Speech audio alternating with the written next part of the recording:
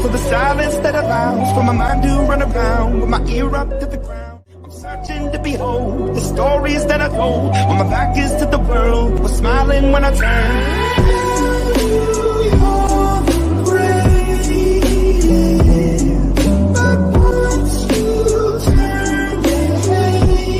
Just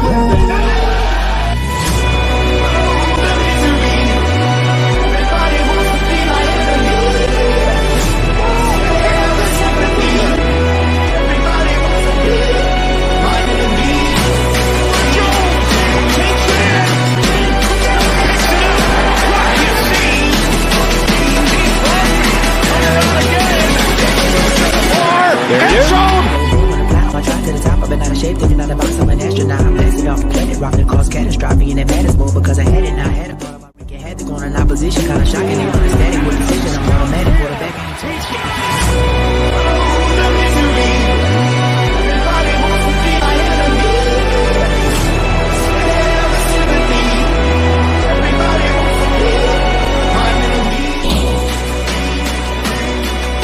Welcome to the Death Star.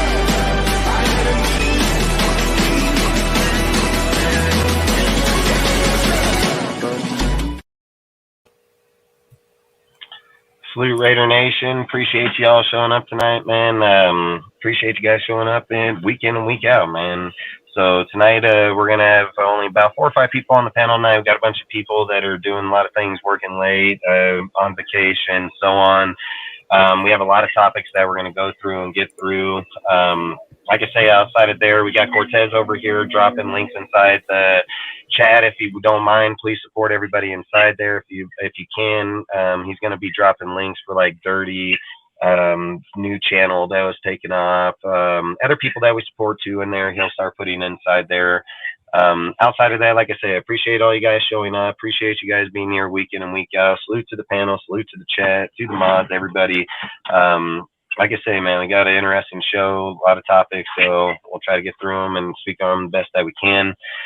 There's one topic that I just want to speak on real quick because I heard numerous people speaking on this morning in YouTube lives, and people keep on saying about Josh's tag. It's an exclusive tag, right?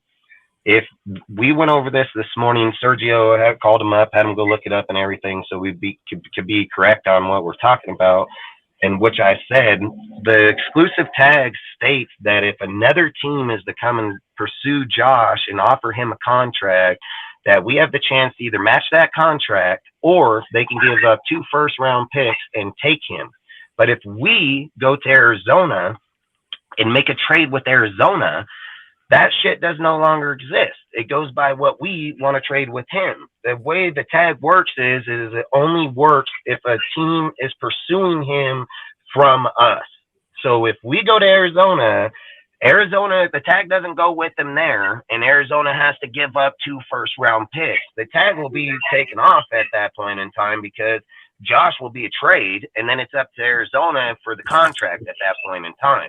So Arizona would tag them and then either give them the tag at that point on their side of the board, or which would most likely happen if they accepted our trade to begin with, they would already have a plan or a contract in place to give them. So I've heard numerous people talk about this today, implying that if we were to trade Josh, then it goes. It doesn't. It only goes. It'll go to the next team if they don't have a contract in place. But I don't even think you can make that trade like that. I think he has to have a contract in place to begin with. So I just want to clarify that so people understand what that tag means. That tag means that if another team is to pursue him, we have the chance to match the contract. And if we don't, they have to give up 2 first-round picks to accept them. If we take Josh to another team to trade him, that shit does no longer exist within the trade. So I just want to make that clear. And appreciate you, Lunatic. Appreciate you, Seth, everybody. Appreciate all you guys, man. Appreciate you showing up, stopping by. But I just want to say, because I heard numerous people talk on it. It took a few seconds just to Google it and look it up and see exactly what it is. So outside of that, I just wanted to speak on that. We could do a trade right now. We'll trade our 7th, get Montez Sweat, and get the 16th pick from the Washington Redskins. I could still call them the Redskins. Or Do you think that's what we're gonna do? Nah, bro, but that's a possibility. Move back. We give up our 7th. We get their 6th. Yeah, but so look, and I'm we gonna get just say Montez why. Sweat is not a slouch. Salute, John. Yeah, salute, John. Yeah, you're right. Montez Sweat isn't a slouch, and he's proven within the NFL. So I guess that's the grass they get. And I think he's only 26, so still a young dude. I'm just say the reason why I wouldn't do it is because I think when you trade back in this draft, you're depleting your draft value. We don't need to deplete our draft value. Like, for one, there's a corner there that solidifies our corner position that we have lacked for years. So trading back does not make sense when you're looking for cornerstone people inside your roster. Like Tyree Wilson, dude, on the opposite side of frickin' Max is generational talent too. He's got all the tangibles to be a great player. So I think when you're trading out that way, look, I would agree if we didn't have Ziegler in them because of proven development. I wouldn't disagree in that trade. Ziegler, and this is why I'm going to go with Ziegler. Ziegler has done nothing but preach about why he didn't want to give up that first and second for Devontae. And he's made it known, like, not just once, but like 10 times. Like, he don't want to make the trade with Chicago because he doesn't want to give up 3 first-round picks and 3 second-round picks for the first 3 years of his career. He wants to show Raiders that he can develop and that he can draft. He's been adamant about it massively. He's been saying it over and over and over and over. I mean, he even posted a link into our Discord because I've been saying the whole entire time that Ziegler wants to build through the free agency to get cornerstone people that put people in, and he wants to build our players through free agent or through the draft. Like he's been saying, as Ziegler says. Ziegler says, I've been saying that since when? Since last year. Ziegler said that. He said this. So this was an actual quote that he said. Is the reality is we're not going to solve every problem and fill every hole in our team in one off season here or one free agency period there. So he said that you can't fix a team in one off season and go to a Super one Bowl. Free agency. Yep. He said it's unrealistic as hell to think that you're going to go to a Super Bowl in your first year. Like, he's even said it out his own mouth. And this is the thing that I'm kind of baffled on is, like, look, dude, he said this shit in the combine, dude. He said this in a video for, like, 30 fucking minutes. And if people say, like, oh, they're Raider fans and this and that, they should have already had that intel. I shouldn't have had to set it on here, 30 damn times, and then other people, like, and then them have to post it and shit. Like, that shit was been out there for a minute. And I've been saying it for almost the whole time because I've watched Ziegler and them and Josh and the Patriots their whole fucking time span. I said in the season that they were going to get rid of players, didn't matter their names, that they were going to go for systematic people, and it didn't matter the cost, and that they were going to go between 2.5 and fucking $10 million, and the only player they were going to surge for was going to be the quarterback. And I said one player, it ended up being the quarterback. Like, they didn't, like, this is the thing. If people just know football in general, they would have known who Ziegler and who those people were before they ever even got here. Too many people on these shows or their videos are putting narratives out there. I say this, and I've even asked my people just to make sure. Like, I always say, in my own opinion, this is how I feel. In my opinion, this is how I feel about that person. I don't speak on a fucking person because I have a natural bias against him and then relay that information to people on this show or anybody watching, because that would be non-biased shit about how I feel biasly. I don't feel biasly. I always say I take biased out. I look at our team as a whole at all times. So when we're sitting here, we've been talking about this shit since week 15, 16, 17 of last season. I've been speaking on it as soon as week 12 of last year. Like, been on top of that shit like fly on Ryan. Then people are sitting here acting shocked as fuck. I've heard people sit and say, like, Josh or Ziegler ain't even making moves over here. Like, he ain't signing anybody. Where's the big signing? Where's the big this? Listen, here, I'm going to give you some history real quick for all these motherfuckers that say they're Raider fans. Every big signing we've had, we've never won. So why the fuck you want the big signing to begin with? You've had a losing season every fucking time we've had a big signing. We've had 3 winning seasons in 20.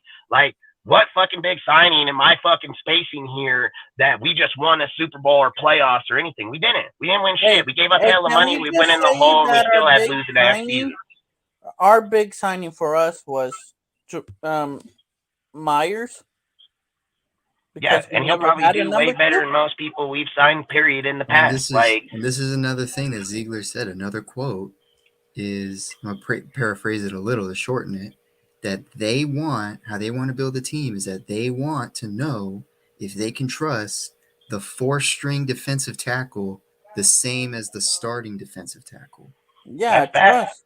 So that's them saying that, and they said that this takes sometimes several years to make.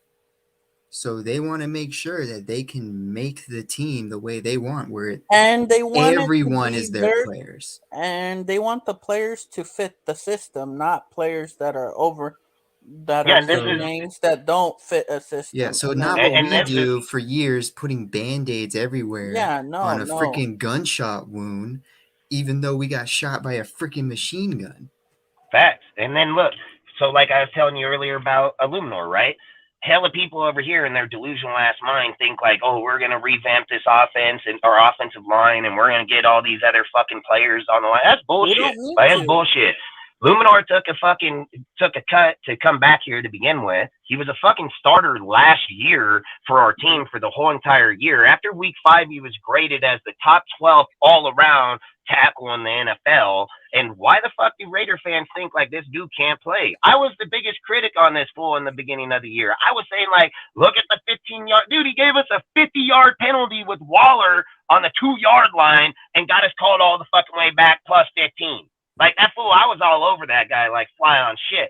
But the facts are is he stepped this shit up and he played better and he did shut down a lot of good players. And I don't like to He say shut go watch down other people's fucking videos, but listen, Joey Sanja, Bosa the last game. yeah, Sanja made a great video on Illuminor's fucking blocking and the players he went against, dude. And like I say, I don't like to go and say other, but that video shows it. So people don't want to go watch it themselves or learn it themselves. Go watch that video. He'll do it for you. Like, that's the shit I'm not understanding. How are so many Raider fans disinformed on shit when so many people have content out there that'll validate any fucking comment you need? Like, that's the shit I'm not understanding, because he puts out a video that'll show you Illuminor is a great fucking player. I've said it even afterwards that he has changed. I went back, watched it. Like, he's been way better. To be honest, so, we don't have to switch our O-line. We're bringing them all back.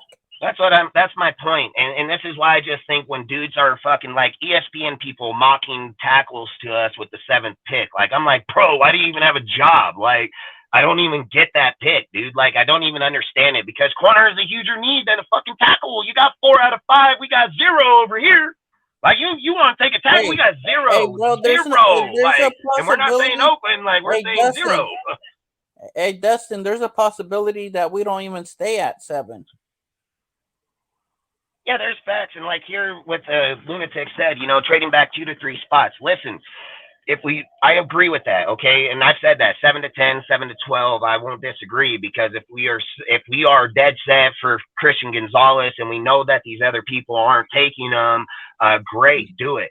I'd also say you can screw yourself doing that shit. Somebody else trade up in front of somebody else, dude, not even knowing, snag your fucking dude. So if I'm sitting here thinking like, why do people think we need more picks? We got fucking 12. Like, why do you need more? Like, when you're in the first round, I've always said, like, if you are going to hit, it's going to be the first round for sure. And at the 7th pick, I would love to just keep my 7th pick, because I'm not going backwards hoping I'm getting better. Like, I would go backwards if I knew my player was there, but I'm not going back more than fucking, like maybe he said, 2, 3, 4 spots. Like, I'm not letting a dude fucking go right in front of me and get my shit. Like, that'd be stupid business, where I think at 7, you just hold pat. Who gives a fuck about the other pick, dude? In all reality, I got 12 fucking picks, dude. Like, if I can't build the team in 12 picks, we got some massive problems. So, and they're probably just doing that because a bunch of other teams are desperate to trade up, like the Titans. So they're probably going to the Titans and they're like, hey, if that QB you want is there, we're going to want a lot of picks out of you. So, and then we don't really lose moving back like that, because they're all quarterback taken anyway. So our players really stay where they're at no matter what. He said, and Myers made so much sense from all aspects. I mean, yeah, he system, he knows it. And again, dude, how many people have spoke on Myers saying, like, massive people have said, like, getting Myers was the steal of the free agency because he's 26 years old. He's coming into his deal. He's actually performing at a better level. And now for the first time in his career, he's going to have an alpha male on the opposite side of him that knows how to dominate in the NFL. Like, he's never had that in the Patriots, you know, like, what was that fucking dude's name on the other fucking side of him? Fucking, Myers and then fucking. I think he also had Aguilar and Tyquan Thornton. He had Aguilar, but he had the other guy, fucking, the fucking younger kid that's fucking good. Well, I mean, I'm not going to say he's good, but, Thornton? Tyquan Thornton? No, is it Henry? Is it not Henry? It's fucking. Hunter Henry's a tight end. Yeah, it's not Henry. It's fucking, I don't know why I'm spacing that motherfucker's name right now. I'll remember it in a minute anyways while we're talking. I'm when I think about it, I'm just going to get stuck on it. It'd be better if Myers was spelled Myers instead. Yeah. Look, listen, at the end of the day, he said basically, what's he saying? He said, because a few of those cats kick out other people's opinion as gospel facts. That's facts, bro. Like, you can't get more move up later like two than the first and third. Second depend on who's sitting there. And listen, so like this is where I'm just gonna say it, and then we're probably not even gonna speak no more about it on the draft because this is the only thing that's gonna happen. Listen, the Texans are now saying that they may trade it out of their position and give up that spot. You have Arizona that's going to give it, dude. So if we're going to go up there and Texans going to give up that pick, then we need to be that pick. And if the Texans stay and go defense and we go Arizona, like if Bryce or Stroud is there, I would do it. But now here's some real trivia that we've been doing all day. And this is just going to validate why you don't go with some of these other fucking people, okay? I've been sitting here having these debates with people about Levis, fucking Anthony Richardson, Stroud, Bryce, Hendon Hooker. All right. And the reality of the facts are, okay, Stroud has got the best QBR of any of the quarterbacks. He's got the second best QBR of all the quarterbacks in college. Bryce is the 6th best. AR has the 30th best. Will Levis has the 59th best. And guess who has the number fucking 1? Hendon motherfucking Hooker. I've been saying this, that he'd be a steal go to the second round. I've even spoke about this numerous times just recently about trading back into the first round to go get that motherfucker. He has the number 1 QBR out of all these fucking players, and he's projected second, third round player. This guy got fucking all the tangibles, and the ACL is going to get this fucker to drop out, which I think is perfect, be perfect for us as a player. You can't take a player with the 30th QBR in the NFL and bring him here with Devontae Adams. It's not going to fucking happen, dude. It's either Hooker, Bryce, or Stroud that you're doing it with. Dustin, I'm just going to be honest. Do not be surprised if New Orleans takes Hooker. There's a big possibility. Oh, yeah. They got to make it there first. Does anyone know that the Saints are looking at quarterbacks, too? Yeah, bro. I mean, why wouldn't you? I mean, fucking, they've been depleted for years. Carr's only really on a 2-year contract on that 4-year. So I don't think why you wouldn't pick up a player. And I spoke on this numerous times. I don't care if they do get a quarterback. If it's not going to be one of those players, then you're just looking at a backup quarterback anyways. I've said this. Listen, I've said Malik Willis was one of the most talked about quarterbacks last year. Got pumped up. Oh, everybody was dick riding this motherfucker. I spoke on it 100 times. Left fucking Auburn, goes to Liberty, and he's fucking garbage. I never liked the dude. He had fucking he overstated his stats, bro. Like, just like fucking Levis. And he even sucked. He left Penn and went to Kentucky and still sucked. But again, that's who they're saying that are good. And they're saying that Richardson's going to jump motherfucking Stroud and Bryce that had the number 2 and number 6 fucking QBR were the best 2. And all of a sudden Richardson in the fucking offseason got better. Motherfucker got better and got better in all of them, right? At the end of the day, that shit matters massively when dude's got a 80 fucking 6 and he got a fucking 71. Like, that massively matters. So where these guys get this shit, they're not researching the actual players. And listen, I didn't even think, I said this. I was sitting here talking about how I felt that when we were talking about Levis, right? And I said, if we were going to say Levis or AR had a better QBR, I said I would have laughed and been cocky as fuck and said Levis all day long. Like, I would never said Richardson. And even 30th is not good, but he still is better than Levis. Like, that's what I'm trying to get to the point of is where in the fuck are either two of these quarterbacks, even the talent of Hooker, Stroud, or fucking Bryce? And dudes are going to say that they're going to let Hooker fall. I would take Hooker at 7 before I took Anthony Richardson any day of the fucking week. So I don't even know where the fuck these guys are coming up with some of this bullshit. And let alone that you're going to copyright a dude, right? So Malik Willis, one of the most talked about quarterbacks. Oh, he's on this. He's going to be the next deal. Look at his build. Look at his height. Look at the way he runs. Look at the way he throws. Oh, look at his deep ball in the combine. 2 of them suck ass in the fucking short route. Fucking guys, garbage, dude, just like fucking Richardson. And guess who wants to trade to the 3rd fucking pick? Tennessee. If Malik Willis was any fucking good of this raw development quarterback, why the fuck are they looking 1 fucking year later to go trade up to the 3rd fucking spot? Because they know that shit's bullshit. They know that shit don't fucking work, and they know that shit ain't gonna hit. And I said it. Name the quarterback outside of Mahomes and fucking Aaron Rodgers that's ever even done that. And Patrick Mahomes wasn't a Malik Willis or a fucking Richardson. Patrick Mahomes has fucking skill. So just name me a Malik Willis or a fucking AR, name me one of them in the history of football that's ever sat on a bench, got developed, came into the NFL and dominated. Like, I would love to know that fucker's name, dude. Like, so when people are looking at these things, it's just, and if it happened one time in fucking 50 years, 57 years, like, I mean, I don't know. I'm not looking for a one-time fucking deal out of, fucking 7 rounds, 32 every round for fucking 60 years or 30 since we've been doing that.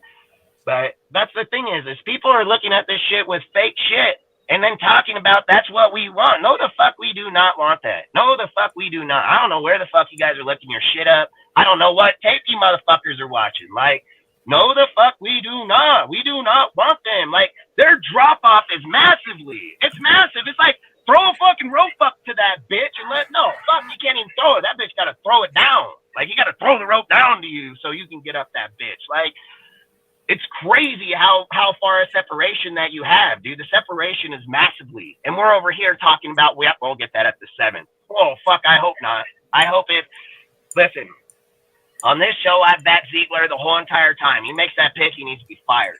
Straight facts, dude. Like I've said, if Jimmy gets hurt, he does not help you. That fucking guy can't even play, dude. It's going to be Chase Garbers no matter what, dude. Like, motherfucking Anthony Richardson don't get the pads on and roll up in that bitch and going to go win you a Super Bowl. Fucking guy can't complete 5-yard passes, can't get it down to his players. He gets pressured under fucking deal, and you're going to bring this dude in as a backup. Your fucking football education is fucking crazy dumb. Like, crazy dumb. Chase Garber's automatically going to be that guy. He knows the system. He knows the players. He has time with the motherfuckers. Like, it is 100% going to be him. But the difference is if Hooker coming this motherfucker, he can most definitely be the guy that replaces him if he goes down. If fucking Jimmy is to get injured and so on. Hooker can come in and play, dude. He had an ACL tear. He didn't lose his skill set, and the motherfucker's still competing at a very high level, and he's probably going to get that shit down right away. There's a big difference between Anthony Richardson just being dumb and can't throw the fucking ball. Like, that's fact. So it has nothing to do with all these other things people are talking. Josh McDaniels' system is 5 and 7 yards, bro. Like that, will you not fucking know your own coach's system?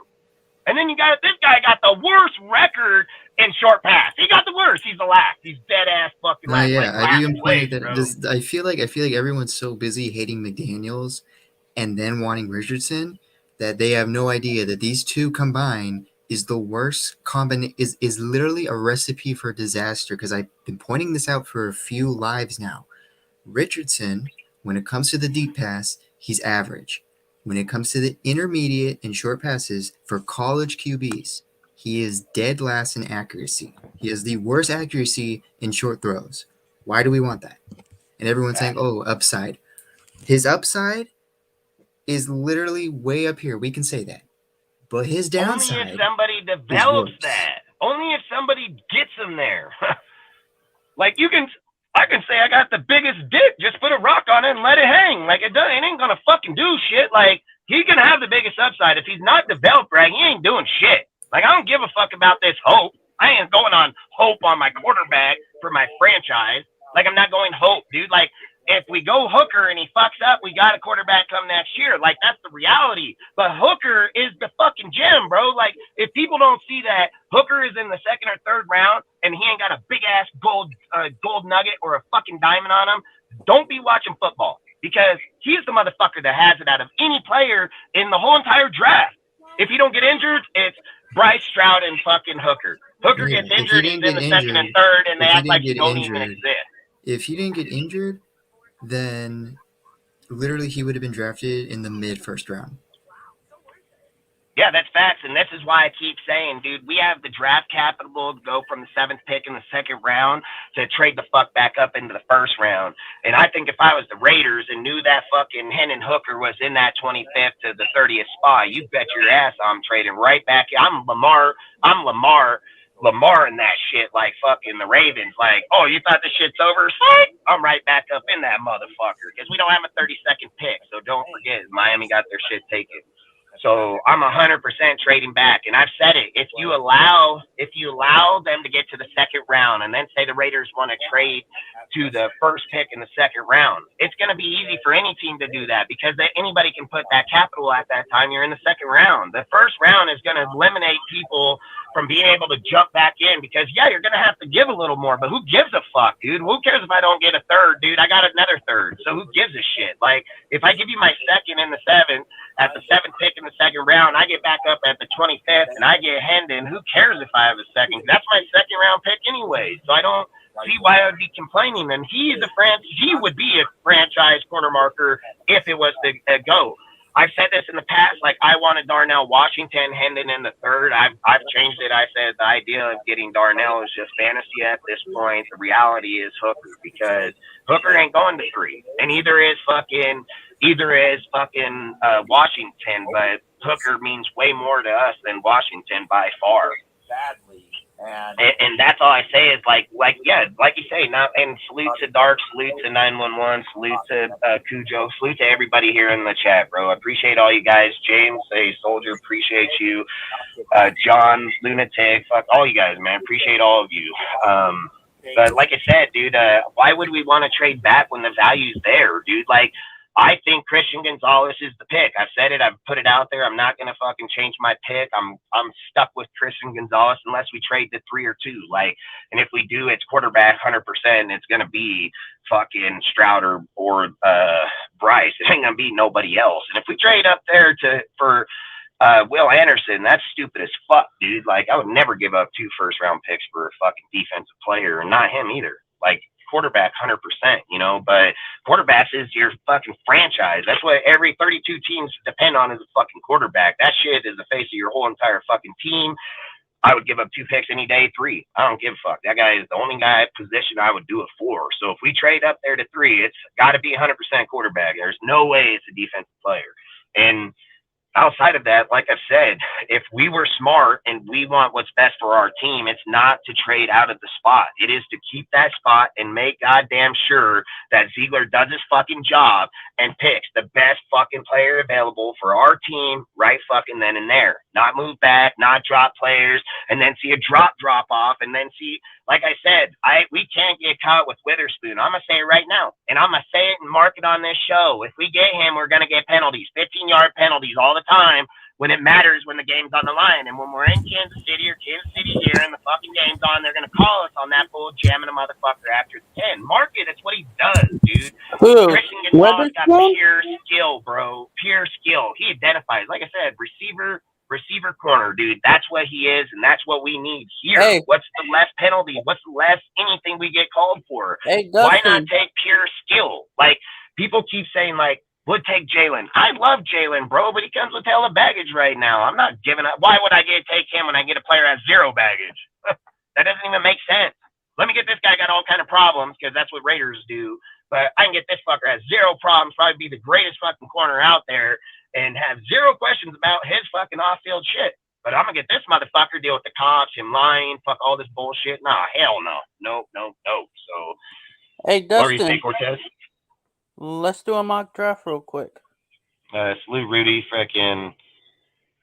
Yeah, I just think, man, like If I you- said, I just think when we look at our team, we can do it, mock. We'll do it here in a few minutes. Probably more around 8 o'clock. I think when you like let's look go. at our team, like you look at our team as a base, to go into this draft with a person like Ziegler that's just chomping at the fucking bit, dude. Like, this is the difference. Mayock never knew how to develop anybody. He can analyze all he wants from a TV fucking show. He ain't never been in the aspect of developing or fucking making sure that player succeeded past the time of him getting projected to a team.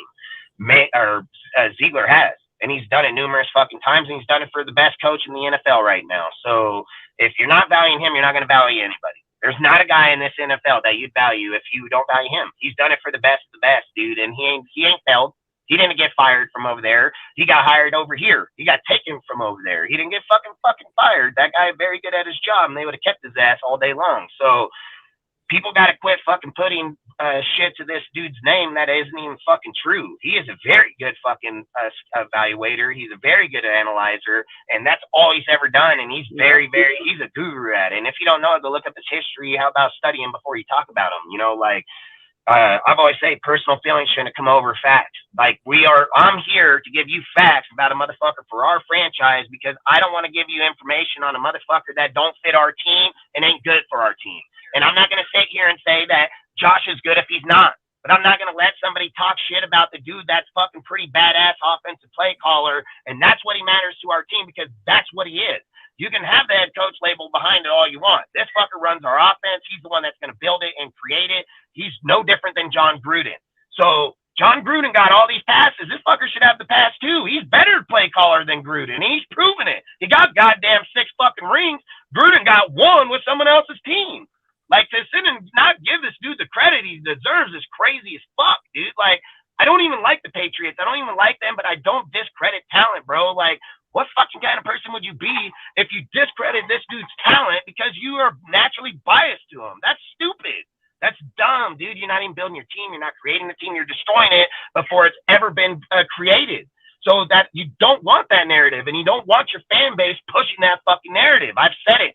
To come out and say, hey, in my opinion, I fucking hate the motherfucker. I don't like him. I don't think he's good for us. Great. That's in your fucking opinion. I have no issue with that statement. But to come out and say, oh, he's garbage. He don't know how to lead. He's lost locker rooms. No, the fuck he has not. Where the fuck you show me an article? Show me one person that said one fucking thing. Why was Robert Woods only in Canada? Bro, the last time that I checked, like Antonio fucking Brown. He said, like, Antonio Brown, thank God I'm free. Thank God I'm fucking free. He was there for 7 fucking games. Here's another thing. Why is it that that basically the captains of our team, Devontae, has said, hey, his system's complex. It takes time to learn. That's all the critiques he said. And it's one of the hardest I've ever been in. Our defensive captain, Max Crosby, has fallen in love with Josh McDaniels and has said nothing but how much he loves McDaniels. And how much they work him and how they work him later into the season and wants to get the best of anybody. And it's the best fucking team he's been on, even including Gruden. And that's from your fucking captain, dude. That's the dude you guys praise. Why don't you take his fucking word for it then? Like, now his word ain't credited either?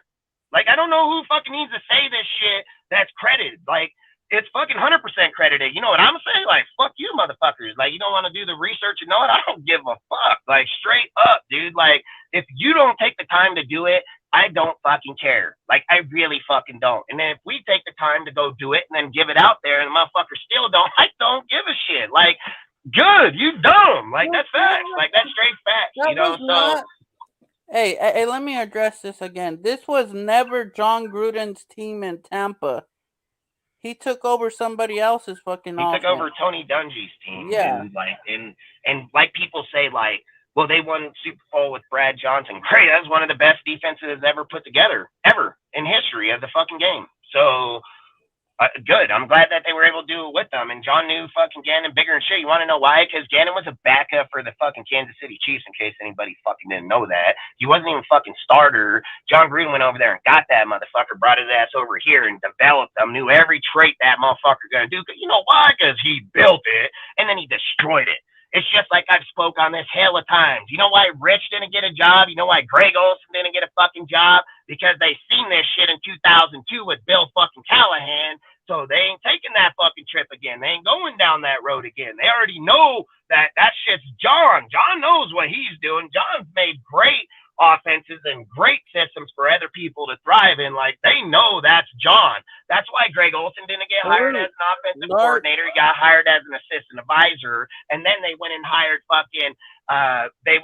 what's his name's brother from the Jets and shipped that fool to the Seahawks to be a QB fucking coach. You know, like, oh, we got so much credibility in Greg Olson. The guy's garbage as fuck. You know, that's why I just say people don't even know what the fuck they're talking about. They don't know the history of the team, obviously. They don't know the history of why they didn't get where they were, dude. Like, when dudes say, like, again, I even brought this up to Sergio earlier, is people were telling me last year Ron Miles should have been the fucking defensive coordinator and head coach. No. I'm like, bro, he's been here for 30 years. He ain't been one yet. Like, why the fuck you want to hire this dude now? Like, that's the shit I'm not understanding. Like, look, I'm not going to say that Rich didn't do good with the circumstances we were, but that was off of Gruden's shit. Gruden built that. Man, Rich didn't come in here and change defense or offense. He didn't change shit. They ran the same shit that Gruden built, like factual truth. So why the fuck would you give him the job? And why would you want him to have the fucking job? When he comes to the table, what's he going to say? I'll switch that special teams around. Fuck, you ain't got no validation to offense or defense. Players can like you. I don't give a fuck, dude. You got to bring some to the fucking table that matters, like Josh brings to the table. It matters. It matters massively, dude. Like, massively. It's not fucking a little bit. Josh is one of the best to do it in the NFL. He's had the top ranked scoring and fucking offense in the last 10 fucking years. He's been first and no farther than fifth or seventh. Like, that fool is a savage, dude. And just to out deplete him, salute Ozzy. Just to out-deplete a player because you have a personal bias against them. It's not right. It's not right. It's not correct. And it's not good information. And you shouldn't be relaying that information as a content creator to fan bases because it's invalid information. It's not true. You should say, in my opinion, this is how I feel, and then say what you feel. Because when you go out there and rant on something about an individual person, but the fact is that the stats can back up the argument, I've always said, why do so many people talk? Hey, Justin, could I drop the link for? Yeah, I don't care, dude. Why do so many people come up with shit about why somebody sucks so bad, but with no information? Why is it so easy to speak that shit, but with no information, no validation? Why don't you come with that fucking stamp that says, "Look, bitch, that's where it says it right there." Now you can't argue it because it's fucking said. But you know why they don't do that? Because it don't exist. They just make it up, and then they want to do this, but there's nothing on it. You know what I mean? Like, that's crazy shit, dude. Like, it's hella crazy. I don't even think it should be relayed. I don't think people should speak on it. Don't talk on it. Your feelings ain't fucking the facts. Like, your feelings are not facts, man. Like, your feelings are your feelings, dude. That's why you obviously ain't got a fucking job with the organization because your fucking feelings. And again, our job, listen, we do this for free regardless if somebody gives you super chats or any type of deal. The information that we go study, the shit that we do, I do it for free. I'm probably more richer than a lot of these fucking guys by a mile, but I do it for free. We take the time because I love my team. I want to relay as much information. I want to put as much out there. If I'm wrong, hey, that's what the chat. That's why my DMs. That's why I'm open to everybody. I don't have a closed shit. I'm not closed. It ain't my way or the highway. My shit's open to everybody and anybody, dude. Like, that's how I say it. I don't fucking sit here and dictate a narrative. I accept any challenges at any point. Salute, bro. What's good? And I expect other people should do the same. You should welcome it because being knowledgeable and being taught knowledge, there's no weakness about it. You know what's weak is the motherfucker that thinks he knows everything. That's weak. That's weak. You don't want to challenge yourself. You don't accept to be hard or to be better at what you think you do know. You can know more. You just limit yourself and then say, I know it all. That's fucking weak, dude. I don't want people like that. I want motherfuckers that are going to educate, bring something to the table.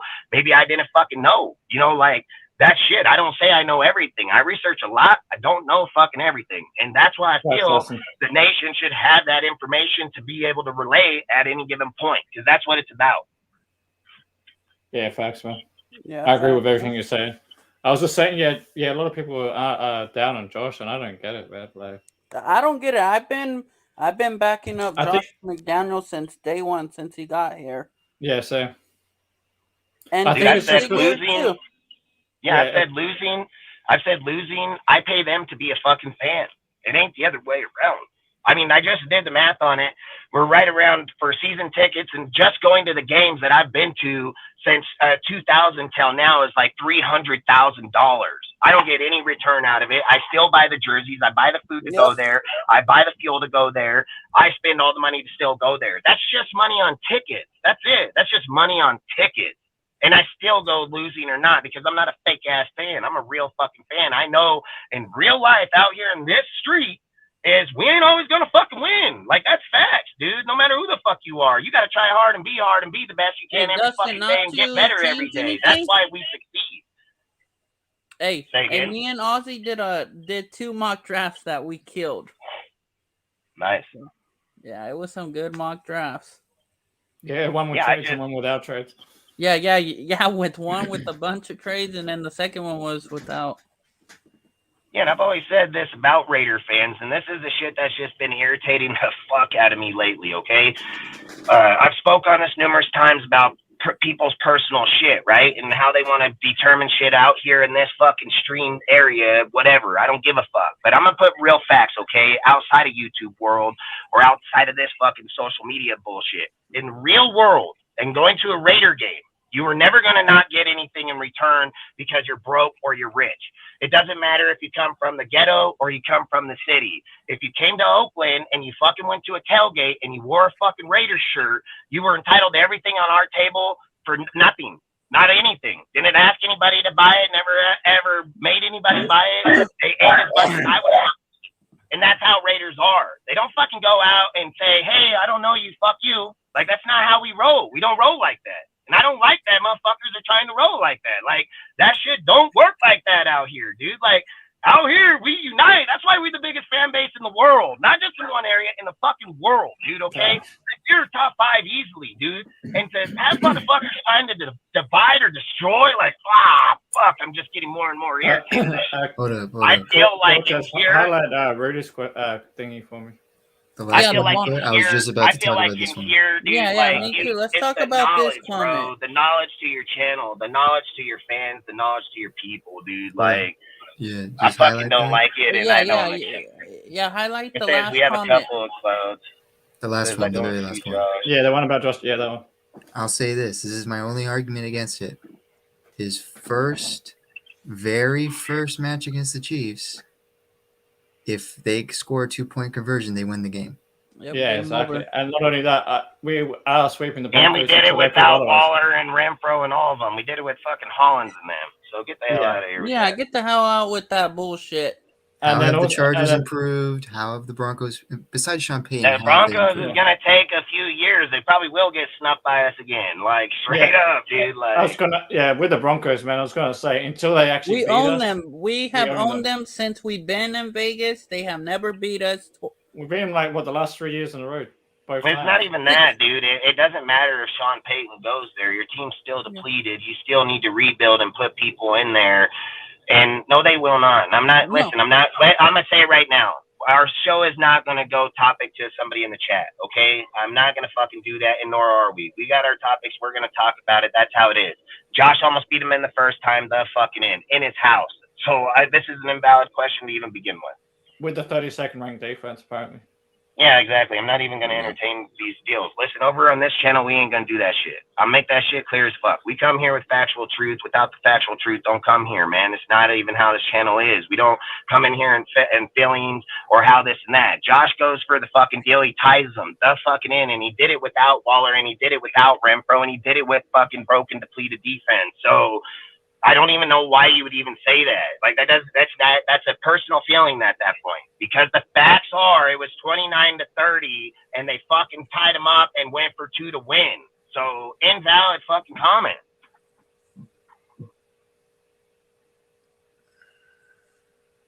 I could argue that Jimmy G is going to be better in this offense than Jimmy G is going to be a stud, bro. Sergio, you want to speak on the topic? Fuck yeah. Sure.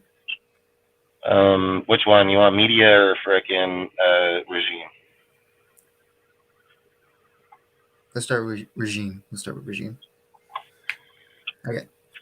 So I put this in our Discord, and I'm gonna talk about it now because this was probably the best thing I've seen is Ziegler going on a full-on rant on how no one knows how to build a team. Like, and by no one, he means fans. How he said that it is unrealistic and not like a real thing that you can fix a team in one off season, or 100%. you can fix a team in 100%. one draft, or fix a team in one free agency period. It is unrealistic. And Josh even stated, Especially our team. Yep. especially our team of all teams. Yeah, definitely. And he makes a callback on how he was on an interview with the boys, how he admitted, and he said it with confidence, this team sucked before he got here. Facts. And he was saying on how this team, this regime, what they believe in is that every single player from the starting position to the practice squad is their player, not everyone else's players. And what they mean by that is that everyone knows the scheme. If the starter goes down, the backup knows the scheme. He may not be as productive or flashy, but he's going to get the work done, kind of like what Stidham did a little bit. Yep. Like where they can trust the backup, not where, say, Devontae goes down and we just turn off the TV because we just know what's going to happen. At least imagine if Devontae or Josh went down last year. Game over. Yeah, we're done. That's all, folks. And the thing that I'm going to say with the regime, they're getting depth players regardless during free agency, during the draft, what's going to happen. We didn't have depth players before with John Gruden here. And here's the thing, and anyone saying that Ziegler has done nothing, one, we have the best draft capital, arguably the best, that he gave us in one off season. Two, he's fixing our cap. That $30 million dead cap that we're also worried about, it's going to be gone. Three, I'm on 3 right now. Every player that he's cut, what have they done? Jack shit. Every player that he's brought in, what have they done? And he got draft picks from them too, and cleared cap. And the players that he's brought in, what have they done? If Ziegler went to any other franchise in the NFL and did what he's doing, he'd have big old OG right on his motherfucking shirt, like fat, bigger and shit. But Raider fans here don't know what winning looks like. So when they see this guy over here doing what he's doing, they're like, oh, he didn't go sign Ramsey. He didn't get fucking Deron Payne, or, well, we can't win because we don't have get these big name players. That's all these motherfuckers do, bro. That's all they do. They just fucking keep cock-riding motherfuckers that ain't never won before anyways. Like, that's the shit I'm not understanding is they ain't won yet. And he ain't won with any big signings yet. He going over here and say, fuck this shit ain't working. This franchise in poverty massively. These are bad fucking deals because you got a TV analyst motherfucker over here trying to write contracts to people. No, hell fucking no. He said, you know what, we'll just flip this shit upside down in 1 fucking year, not fucking 5.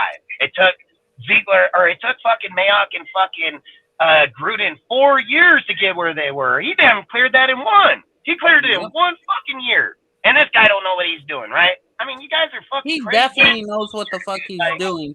Yep. He knows it better than any motherfucker in any chat in anybody's show. By a mile. The only possible bad contract he's done so far is possibly Chandler, but that remains to be seen this year. But the thing going to Chandler, outside of that, know what they I won't argue that one. I always said I Oh. think that Chandler was just more by a friend. You know, sometimes friendship contracts get And you in Chandler trouble. probably But wants to retire. if I'm gonna sit here and say Yeah. that's the only bad deal out of everything he's done, that's just crazy, dude. To sit here and say that we've went through over 35 motherfucking people in the off season and then fucking come back, dude. Dustin, highlight lunatics. This is how we had 31 hoes to fill, and we got 16 players in free agency, and we still have 12 to go. Well, listen, look at it like this. This is simple math. Just say that we had $50 million and say that every free agent was $1 million. It's $31 million, dude, and he signed Jimmy for fucking 20, and he still picked up 11 motherfuckers in the free agency. But I guess he doesn't know what he's doing, right? Yeah. Like, fuck it out of here. It's fucking so stupid. It's not even funny. And not only one, he picked up 53, he picked up 80 players. He didn't pick up 53, he picked up 80. So for people to sit here and say like Josh or Ziegler ain't know what it is, or he knows it by a mile, you probably should go to school and learn it. or he should probably just learn football in general. Don't be a fucking Madden fan on YouTube, bro, because we know real football, and I know Madden too very well, very well. Not even just football, really. Any sport like that has cap and contract. Like it's the same deal. The same deal with like soccer or AFL. You know, you got to have you've got cap space to worry about. Dude, I said this when they signed Waller, right now, and when they cap space right now is $4 million. Which is why I'm kind of on board with what you guys were saying the other day with Josh Jacobs possibly being traded. It's possible. I'm telling you, somebody's going the fuck up on out of this. And then the moment I'm going to hear people say that now, like the ship has right now like sunk because we got rid of Jacobs. Nah, fuck it. They've been saying that shit for a minute. I said that since the first day we talked about it. These guys are fake as fuck in their analytics, dude. Like, they wishy-washy. They change their shit every fucking day. I spoke on Josh being traded in the draft in week 15 of last year. Like, I ain't fucking wait in the off season. I ain't talking about it fucking now and saying, something's fucking brewing. I already knew. I said that shit in the fucking season because I'm a real fucking fan. I hate motherfuckers that are, where are we at in March? We in April 3rd? Motherfucker, it's brewing. Brewing, you fucking late. You late to the fucking party, bro. Like, real fucking late. Hey, Dustin, with Josh Jacobs, I'll take a first and a third. I'll be cool with them. Just take what it gets us to get what we need. Like, what are we doing with him? Where are we going? What's he being used for? You know, like. And then everyone arguing that, like, oh, you can't get rid of that, like, that talent. Listen, running backs aren't successful anymore. He's getting paid $10 million. His talent must not be worth too much. Yeah, running backs aren't successful anymore. Yeah, I love Jacobs, but if you're going to get a first-round pick from when he's at peak value, then that's what you do. Dude, Sincere McCormick got 2 back-to-back seasons at 1,400 yards. I'd rather have 5 of our running backs combined for 2,000 yards than 1. Facts. All day. Been speaking on that for a month now. Like, this is the point is too many people are too delusional as a fan base to zone in on one name. That's what they do. They just zone one fucking name, and then they fucking ride them like, oh, they're the to-be-all. Like, listen, the facts are Derek Carr ain't a winning quarterback. He never was a winning quarterback for the Raiders. He just got by. That's what he did. He fucking only had 2 winning seasons in 9. He got his ass beat by the Chiefs fucking 3-17. He's not a winning quarterback. So if you jocking the motherfucker, it's just personal fucking feelings because the factual truth is, and when you do stats and so on, he did not fucking win. That's facts. So if you want to be a personal feelings to him, Waller had 2 first good years and then 2 bad. Didn't do shit. Didn't even get 300 fucking yards in his last year. And dudes are like, why didn't he get a first play? You want a first play, motherfucker? Like, don't fucking come over here with your fucking Madden shit. Don't come over here saying that Waller only played 17 games in 2 fucking years and he's worth a first. No, the fuck he's not. No, the fuck he's not. And if you're evaluating that, you shouldn't be evaluating because you need to be real about evaluating a player to your people, your content, because how do you sit here on a channel and say this guy's worth the first, but he ain't played for 2 fucking years? That's crazy. That's biased. That's biased as fuck. Get a third. I was glad we didn't get a third-round pick for him. Top 100 pick. A quick explanation for Dogs. So you can trade like picks for a franchise player. You can't trade like a non-franchise tag player for a franchise tag player. Yeah, that's why we couldn't get Devontae with Waller. But I think you can trade like picks and a player though, right? Even if they're not franchise tagged. You can trade picks all you want and a player. If the player is not franchise tagged, you can't be traded. Basically, what he's asking is if a franchise player is tagged, the only way that player can be traded is if it's with another franchise tag player, because that's why the Waller conversation was debunked instantly, because Waller was not a franchise tag player like Devontae was. I'm just asking as a question because I'm not too sure on this. But if you make a trade with picks and a non-franchise, no, can't do it. Can't do it. We gave a first, dude. We gave a first and second to Devontae. So it doesn't matter if you're giving picks; it still has to be a franchise tag player. It's kind of like a swap. It's like a swap. Yeah, I got you. Yeah, you can't take a player on the tag and one off and trade him in any way, shape, or form. And you could get a first-round pick for Josh Jacobs. Could get a 2024 first. I'll be happy with that. Because what he did in last year, like he showed, this is the right time to get rid of him. He's worth his most right now because he's still he's fairly young still, and he's just come off his best still season. an opinion that we have no running game if we don't have Jacobs. Yeah, I'm not even. Listen, he don't come on the show to say this shit because it's the same shit over and over and over and over and over. And I tell everybody, man, like, you're entitled to whatever you want to say here. I don't care. But listen, this is a narrative. It's not fucking facts. It's a narrative. It's somebody's opinion being pushed in there. Sincere McCormick got 2 1,400-yard season. Josh Jacobs sat behind players. He was a third string halfback. Like, why do you value one? The starter, he's devalued. Like, that's crazy as hell, man. Like, the conversations don't even make sense. Like, straight the fuck up. They don't even make sense. You're just saying the same thing over and over, and there's no contents behind it. Like, there's not. To sit and say that Jacobs was more proven coming out of college than Sincere is nuts. This dude got fucking 2,800 yards in 2 years. Jacobs ain't even had that in his whole career. And he was a fucking backup. He wasn't even a fucking starter. He sat behind Najee Harris and other balling-ass halfbacks. Like, this is fucking stupid. This is my point. And this is my exact fucking point about fans. Fans get locked to a fucking individual and suck their dick. Like, that's facts, dude. Like, get on your knees, open your fucking mouth, let that nutsack hit your fucking chin, because that's what you're fucking doing.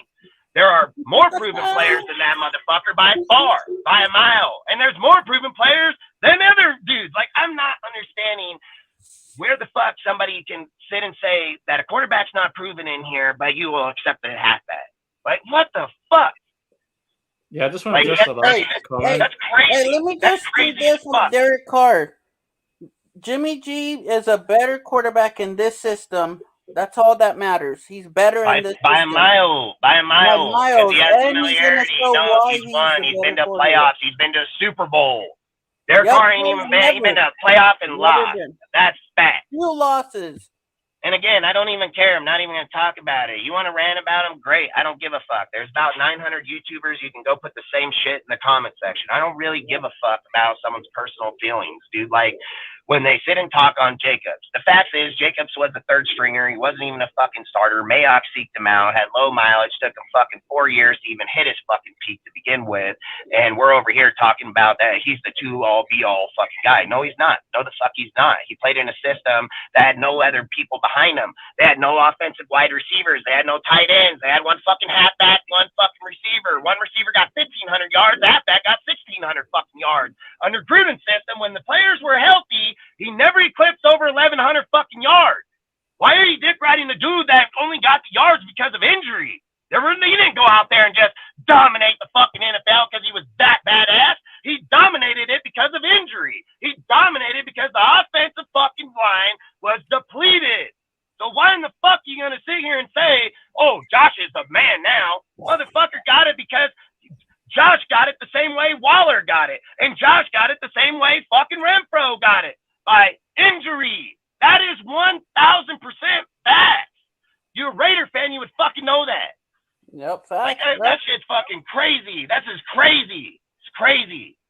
Like, a fucking Raider fan wouldn't say shit like this. This is crazy as fuck. Motherfuckers would know their team. They know what the fuck they're talking about. Like, how in the fuck you putting a dude that was a backup and over dudes that have started and exceeded at very high levels? Where is your fucking information to prove that motherfucker wouldn't exceed over here? I'd love to see it because, man, I'm here all day. You know, like, this is my point. Fucking, they can get Raider fans that get stuck on a narrative and then they want to push it. They want to keep pushing it and pushing it and pushing it. That's bullshit. It's not even fucking real information. It's bullshit. Like, fucking bring facts to the table. Bring facts. But I've been high on Sincere McCormick since we played some. Yeah, bro. I like McCormick. No, that dude is basically a Josh Jacobs. You look at him. If you look at him and you put him in Josh Jacobs' jersey number, I guarantee you people would think that's Josh Jacobs. Yeah, definitely, dude. Bro. Definitely, Sergio. And he's just going to run you over the same way, and he's just going to do it the same way. I've said Sincere's like work done. He just doesn't stop, dude. The motherfucker just keeps pedaling. Fucking just, you're not going to get him, dude. Like, it doesn't even fucking matter. Listen, I'm not going to keep fucking... Sincere's probably got better, like, once he hits the hole, he's got better takeoff speed. Listen, this has to... I'm going to say this fucking comment, and then if you post it again, I'm going to delete it. Listen, it said Derek Carr can work with any system. Derek Carr has had 4 different head coaches, 5 different OCs. Derek Carr is a proven QB with Josh McDaniels, not proven head coach. If Derek Carr had 5 different OCs and 4 different head coach, what year did Derek Carr have all these winning seasons? Tell me, please. Yep. Please fucking educate me on this, man. If you gone through 5 OCs and 4 head coaches, I'm pretty sure there's a problem there. There's a fucking problem there. And to sit and say that this guy got a losing fucking record still. What the fuck are you even talking about? And then, if I'm not wrong, the only times it's been successful was under Musgrave and then under Gruden. And if I'm not mistaken, their systems are similar, aren't they? Yeah, they're the symbol. Same.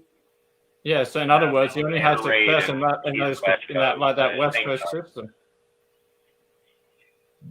Yeah, again, salute to your soul. Appreciate you showing up. But this is the most invalid. This has to validate why Derek Carr isn't good. If he had 4 head coaches and 5 OCs, he should have been good somewhere along the line, man. Like, easily. To sit here and just say, oh, he's been through 5, that's not good. You don't want to put up stats like that, bro. You don't want to go out there and say, oh, he's been through 5 and 4. Like, and he still has a losing record. Like, what if you got to go through 15 or 20 before he finds one? Before he finds one, motherfucker? My God damn, dude. Guys, You'd rather fire every coach that ever come in here because you're never going to have a winning one. That's why some of you motherfuckers shouldn't even talk about it, let alone even think about it. Because in your minds, we're never going to get better, and there's nobody out there that can make us better. That's fact. That's facts. And there's anything anybody's going to say, bring to the table to change that. Because you motherfuckers lock it up in your fucking brain up there until it's so fucking dead cells, you actually believe it. It's bullshit. That's straight fucking bullshit. That's why I can't wait for the season to start, man, and then for Jimmy to actually play and people actually see the difference. Oh, dude, when they go out there and start winning and have successful deals. We were already talking about this. If we get like a winning record or like 8 wins, I got receipts for every single person on Instagram, on Twitter, on YouTube. I'm be like, hey, like I say, man, that shit is gonna come right back on those motherfuckers and their evaluation fucking skill, dude. Like I said, I don't salute Milk. I appreciate you, bro. I've always said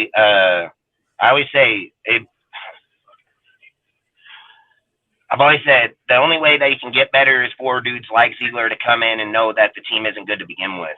And for a guy to sit here and look at something that somebody else is fucking drilling on and fucking just, wiping the cum off their fucking list, he's over here saying it's fucking garbage. And this guy comes from a winning fucking franchise. You come from a poverty franchise for the last 30 fucking years, and that's facts. So to sit there and tell this guy that knows he can do it is the craziest shit ever, dude. You have to take into account that Ziegler said it out of his own mouth before he came here, right when he was getting hired. Facts, lunatic. Right when he was getting hired, he admitted the team sucked before he got there. So he's already saying the team was trash before him and Josh even got there. It was for 20 years before that. So we're over here thinking we're valid judging these guys, yet we're already trash to begin with. We have no validation of even criticizing these guys that they suck because we don't even know, because they have a whole different philosophy than what we're used to.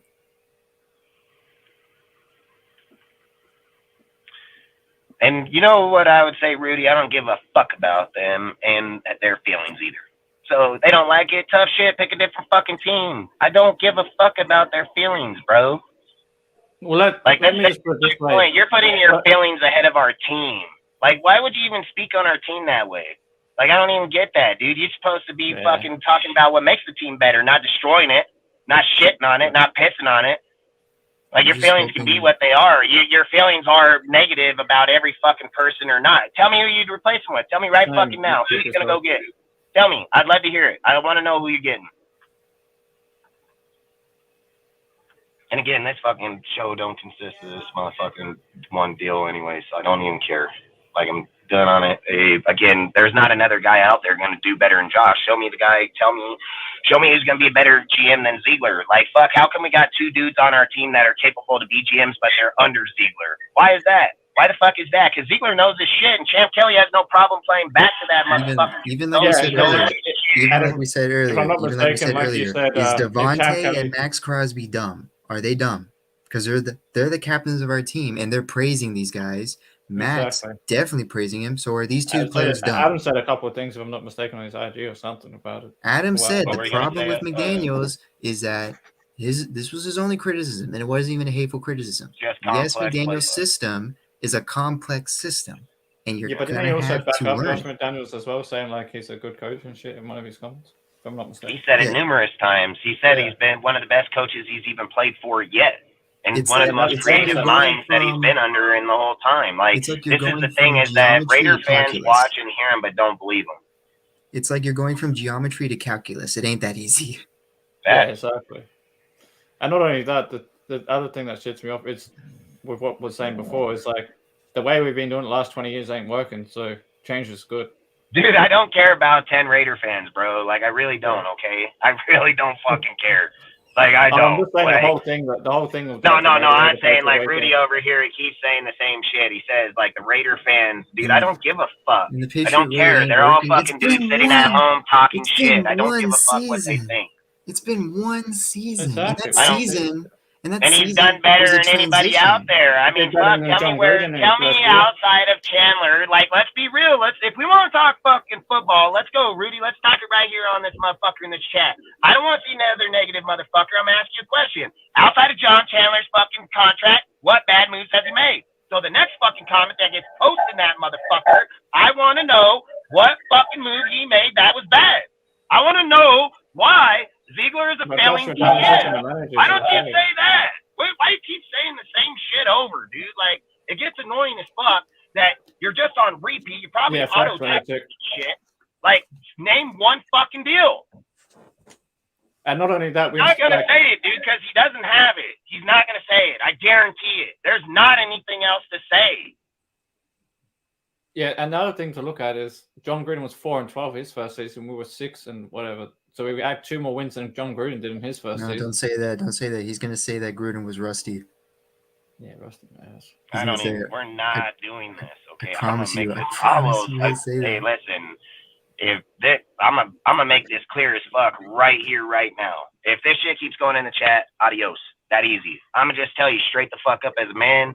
That shit ain't gonna happen here. This conversation on this fucking panel is not dictated by the fucking chat. You got something to say, you know where the fucking link is. Get the fuck in here and fucking say it. Don't fucking sit in that chat and spam this shit over and over and over and over and over and over. And I can go back to 2 months ago with the same fucking comments and the exact same words. Like, we can go back 2 months ago. We can go back fucking 2 weeks ago, and we can look at 6 videos that had the same exact conversation the whole fucking time for fucking 2 hours, 3 hours, 4 hours, how they fucking hate on Josh and how they hate on or love Derek.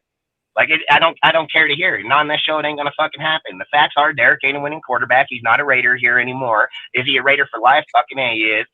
Not any fan's ever gonna determine that because that's Al's philosophy, not a fan's philosophy. So outside of that, if you have issues with it, I don't know what to tell you. Maybe go check in a fucking ward and get some help because I don't know. Because at the end of the day, he's gone. He's not even here. And the funny thing about it is every conversation that he brings up in this chat is about the past. I've yet to hear one thing about what's happening now or what's happening in the future. I've yet to fucking hear. I've heard Gruden. I've heard fucking Jack Del Rio, fucking Musgrave. I heard motherfuckers' names 6 years ago. I have yet to hear a conversation on what's happening right now. Why in the fuck on everybody's shows when they bring up fucking shit, why is every fucking guy get off of where we're at right now and go back to the history that failed the whole time? Like, I even complained about this to Dustin. Dustin even asked me, how do you feel every time we try to talk about a topic? And I said, well, it could be like an example where we talk about the draft. We say, how does this player fit our team? Or how does that player fit our team? And then 2 to 5 minutes later, it's, yeah, but can McDaniels even coach that player? Or is Ziegler even going to do anything? Or can Graham even coach at all? And then we get into an argument about the coaches. Then we get into an argument about the general manager. Then we get into an argument about players that are not even on the team. And then it's right back to the same shit over and over. Josh and fucking Ziegler and Derek. It's like, this is a fucking bullshit. I feel like we're in the Twilight fucking saga. I really do. I feel like motherfuckers don't know shit about football, so they keep talking about the same fucking thing on loop. Like loop, bro. I sit on this bitch for 6 fucking hours and talk football on all levels, not just one. I sit on this bitch for 4 and 6 hours, 3 times a week, and I don't ever run out of shit. You don't see me on no fucking computer. I don't have no motherfucking paperwork. That shit all right fucking here. So why in the fuck is somebody keep repeating the fucking self for 3 fucking weeks in a row? It doesn't make no sense. Go do some work. Like, study your team. Fucking don't study it. I don't fucking care. Like, that shit ain't valid here, dude. Go put that in some other motherfucker's shit. That shit ain't valid here, bro. And I don't see how people say he's a bad head coach when you have like the number 1 running back, the number 1 wide receiver and touchdown. The Colts just tried to hire him 2 years ago. A top 10 to 12 offensive line year 1 with the rotationals on the O-line. A young O-line at that. No, the O-line, definitely. Everyone arguing about the O-line. The O-line. I made a blog about that like yesterday. The O-line was, I think, it was tied for 10th, so it looks like 12th, but it was tied for 10th in least sacks allowed. It was also win rates and stuff. Yeah, it was also top three in time the QB has to throw the ball. Yeah, facts. I said it hell of times. He had 2.3 under Gruden, 2.3 to 2.6. He had goddamn fucking 4.5 here. It's like I say, too many fucking dudes don't fucking study their team, and then they want to talk about the team. They don't want to do the homework it takes to go study it. They don't want to do the research on it to know it. They just want to talk like they do. Like, that's the thing about Raider Nation, that a lot of us content creators need to just tell these motherfuckers, like, go do some work, bro. Like, straight up.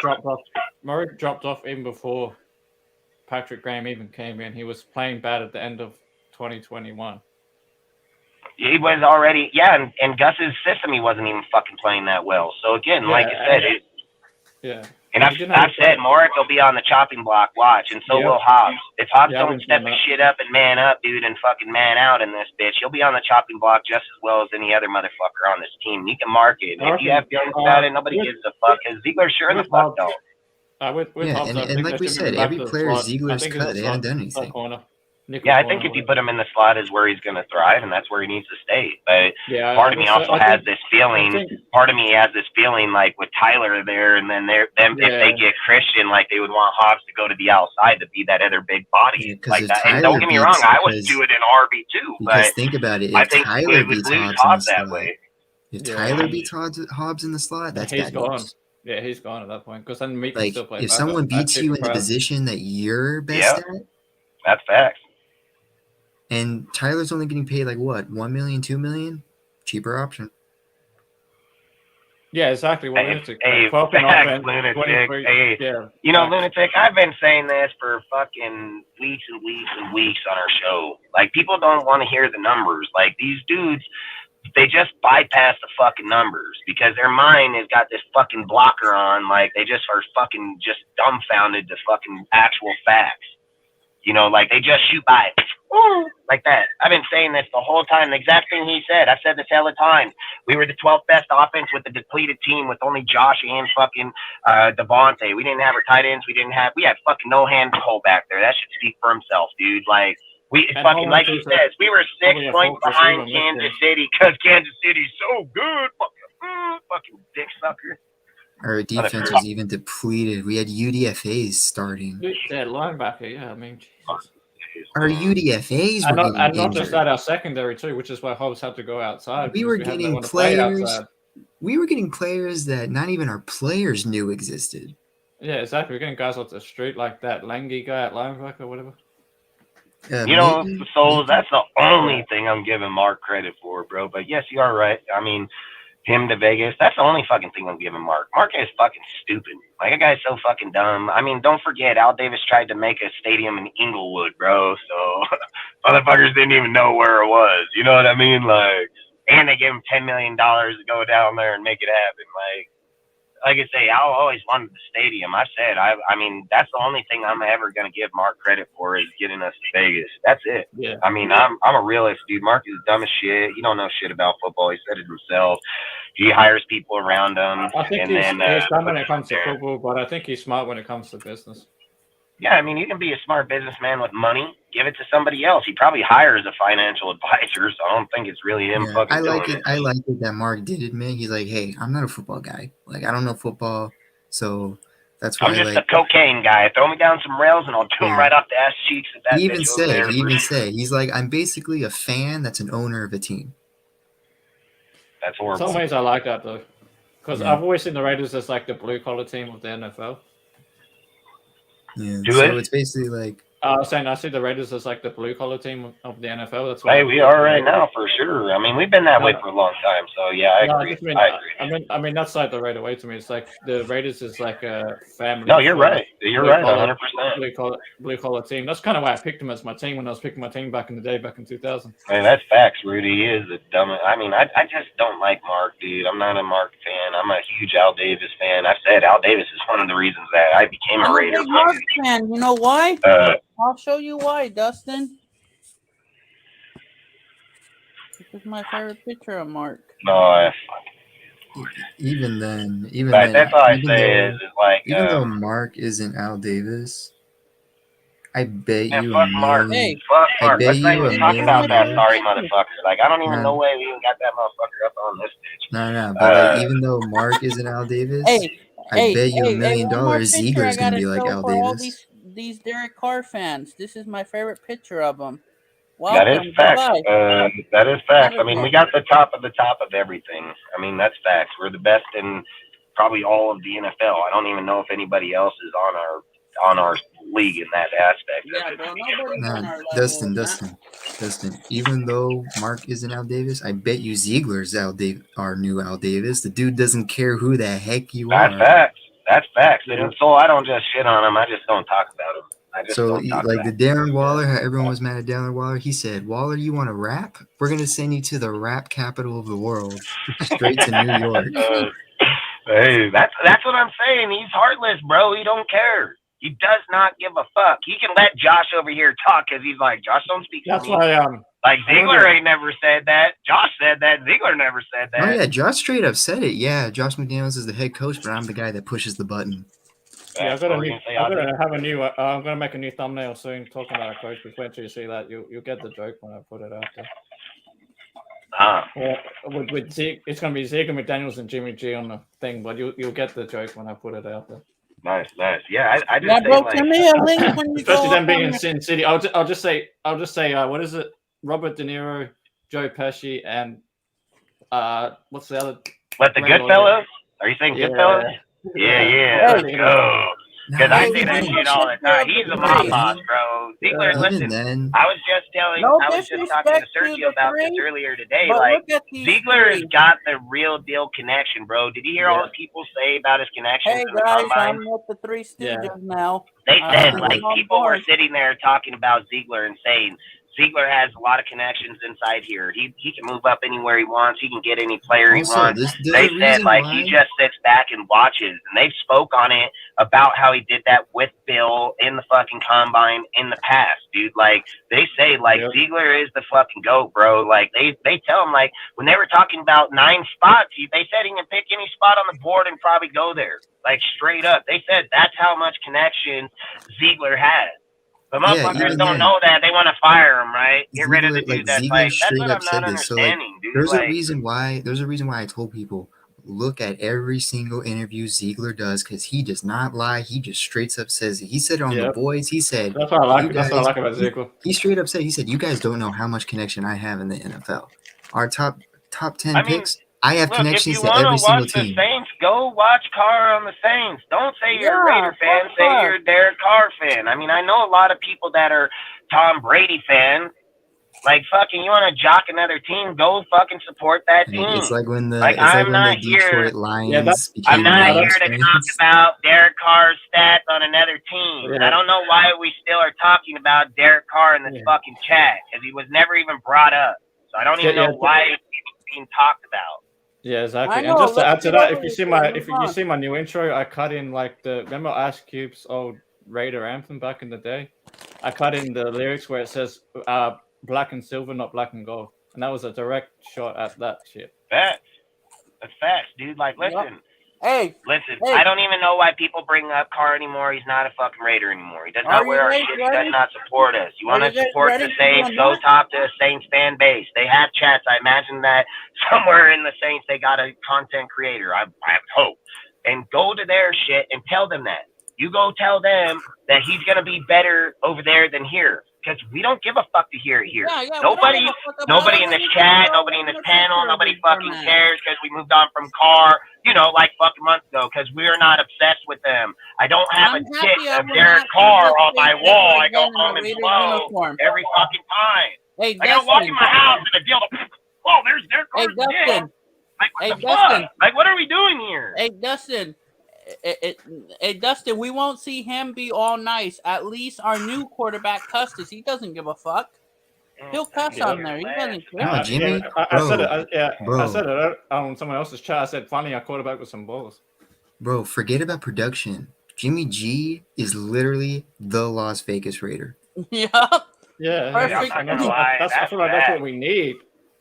Hey, you guys ready to do a mock? No, you're not, Rudy. I put up valid statements and you just debunk them, dude. No, you're not. Like, listen, bro, you're a good friend of mine, and that's never going to change. But again, there are a lot of invalid points with no validation behind it, bro. Rudy, like you make points that have moves no validation behind it. And I've said it. It's just a bias.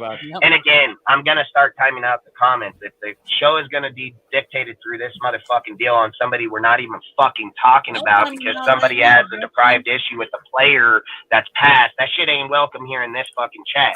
I'm only going to say it one more fucking time, and then I'm going to time me out. So it's you can be here to comment on what we're talking about now.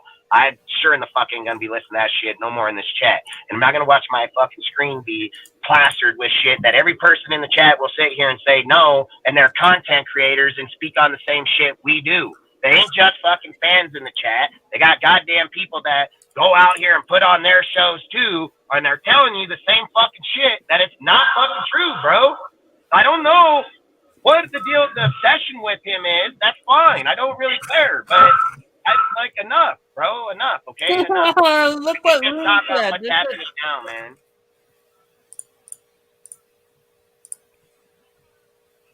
Yeah, I mean, it's crazy lunatic. Like, I'm telling you, bro, it's just crazy. Like, Rudy, I've always tell you, you're welcome. I value your opinions, everything, bro. I just don't want to keep spamming it up in this motherfucker like these troll ass hoes. Hey, like Dustin, troll ass hoes ain't welcome. Let's do a mock.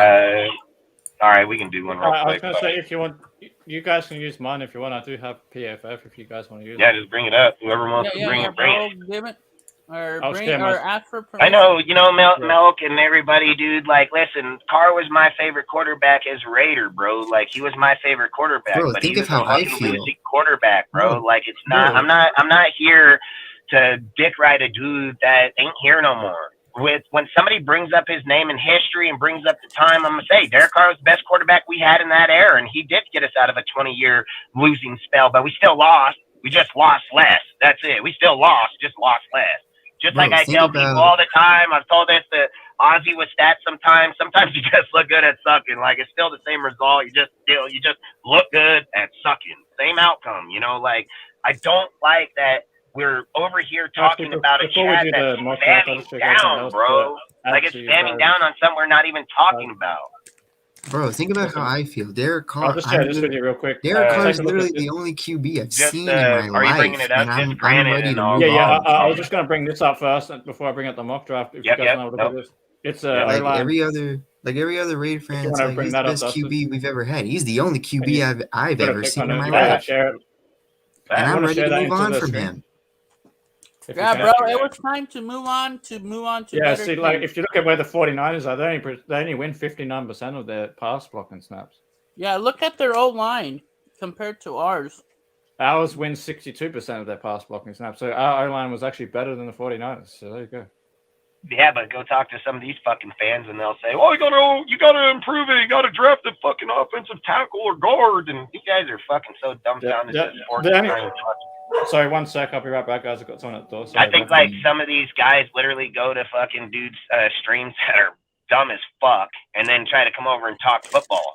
And I'm just like, bro, why would you even do that? Like, come watch our shit or somebody else out here, Lunatic or Dirty or any of them that give out good information. Like, straight the fuck up. Like, why are you watching some dude that's probably sitting in his basement talking about it to himself to the wall. Like, I'm all right. I want to die. And listen, there's nothing wrong with that. I'm just mean like probably crazy like that because some of these conversations people bring up, I'm like, where the fuck did you hear that from? Why do you believe that? Like, why do you really feel that you believe that, dude? Like, hey, bro, just to let you, bro, you know I used to love cards, Dustin. I was a card. yeah, I mean, so have our feelings. Listen, everybody that was a Raider probably liked bro. Like, it was time to move on. No, it's like I should be like. It's literally what I use myself as an example. I'm like 18 years old. Carr's the only QB in my life that I remember. I don't remember Palmer. I don't remember Russell. I wasn't born for Gannon. Carr's the only QB I've seen in my entire life, and I'm ready to move on from him. Yet everyone else that's like 30 years old is like, no, Derek Carr's like the best QB that we've ever had in our lives, and yada yada yada yada yada. And I'm over here like, I love Jimmy G. I like what he's doing. I like the vibe that he gives. I'll tell you guys. Look, I'm just gonna say it like this. You know why Carr's gonna have more wins? He's in the weakest division of all of football. Yeah, bro. He wins, bro. Like, I don't have any qualms with Carr succeeding elsewhere. Listen, Carr didn't want to not be a Raider, okay? Like, I'm not a fucking hater. He didn't choose to leave. Like, Carr did not want to fucking leave. It's just the time for him to leave. Like, that's what people are not understanding. Like, Carr never traded on us. Carr never did us wrong. Carr never fucked us over. Carr gave his soul to this team for the whole time, suck or not. He was always a true fucking Raider, and I've said it. I'll speak up for Carr all day when someone wants to bash him as a person in our team because I'll say he's just stupid as hell because he was loyal. Hey, bro, you already know how. But at the end, he's done, man. He ain't here no more. Then move on. Like, why are we even talking about him? Like, that's all I'm saying is, why are we fucking talking about this motherfucker and he ain't even on the fucking team no more? And he's gonna get more wins on that. I don't fucking care. I don't fucking care. More wins. Guess what? We'll probably lose next year, and I'll still support my team the same and bitch about it on here just as much. Hey, bro. Just as much. Because I look good as black motherfucker, and I'm gonna wear it every day all day. Hey, Dustin, there's some fucking Raider fans out there that's gonna be watching every game going for Carr for the Saints. And when Derek Carr plays the Saints with us, they're gonna go with the Raiders over Carr. But that's still dumb. Why are you following another quarterback if you're a true Raider fan? Doesn't make sense. I mean, I'm gonna watch Carr on the Saints. Like, if our team ain't playing, if my team ain't playing, I mean, I'm not. Why would I not? He's our quarterback, dude. Like, I want to see if he does better there, and we didn't give him the fucking options here. Like, Ziegler isn't fucking what Carr was behind. Carr was behind a team that never gave him a defense. And if he goes over there and they give him a defense and he wins, I'm going to be pissed off at our fucking team because why did he give him $40 million but never build the defense? Like, I'm going to be pissed off at him because if the Saints that were in $60 million cap purgatory fucking signed him and still win, there's a massive problem with our organization. Yeah, but guess who's his head coach? Guess who's his head coach? By a mile. His fucking head coach is gonna fuck up. Carr's going over there to get him canned again.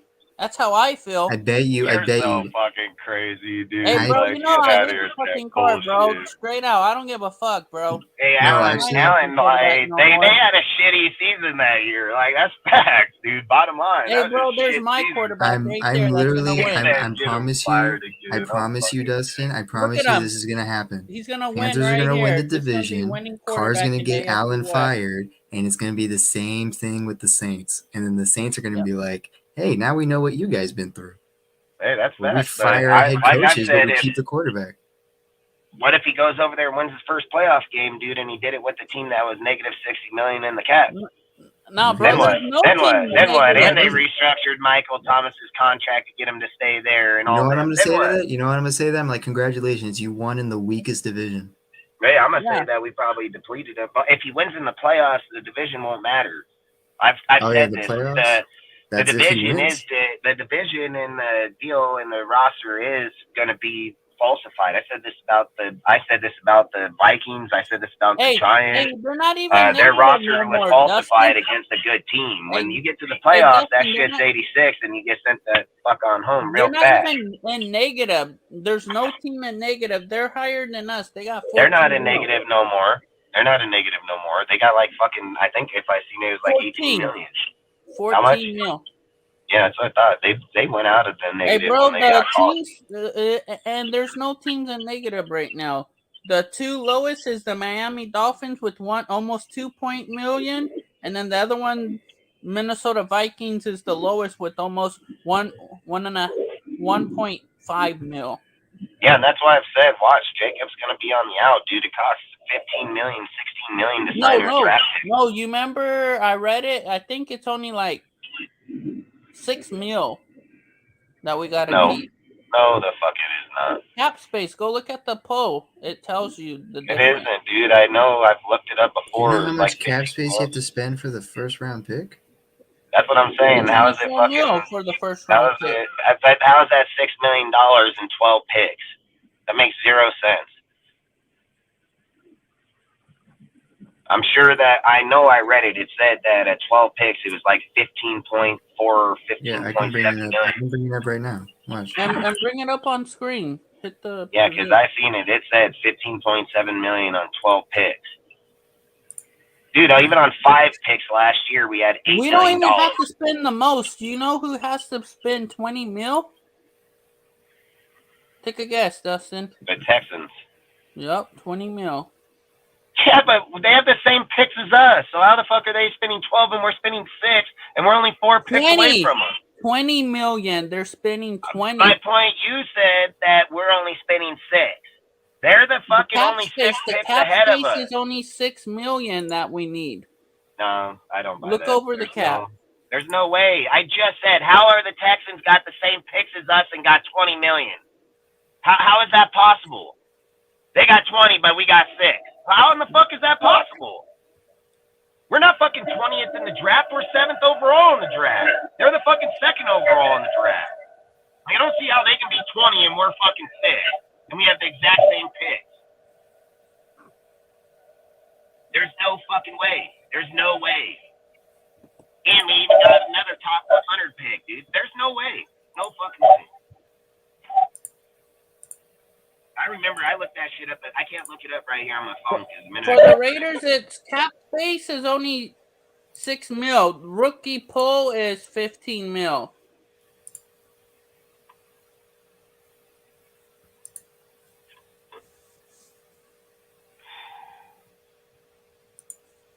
How much did he say? 15 mil?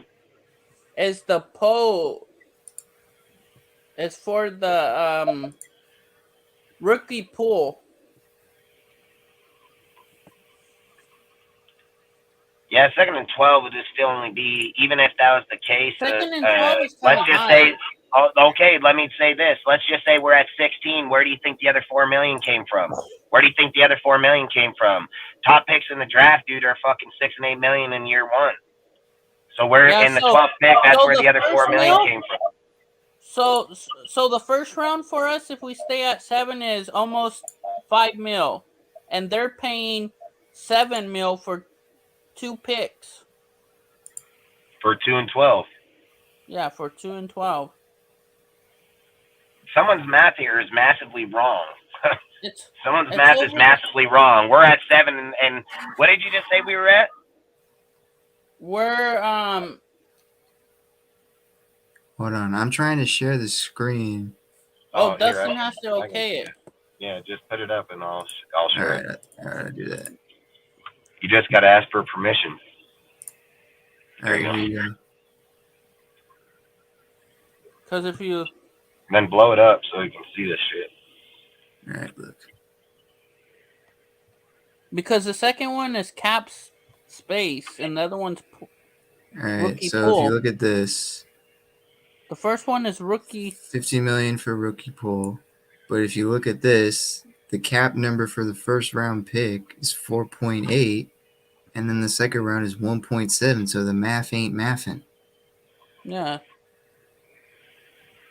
And then all the rest is less than a mil after round 3.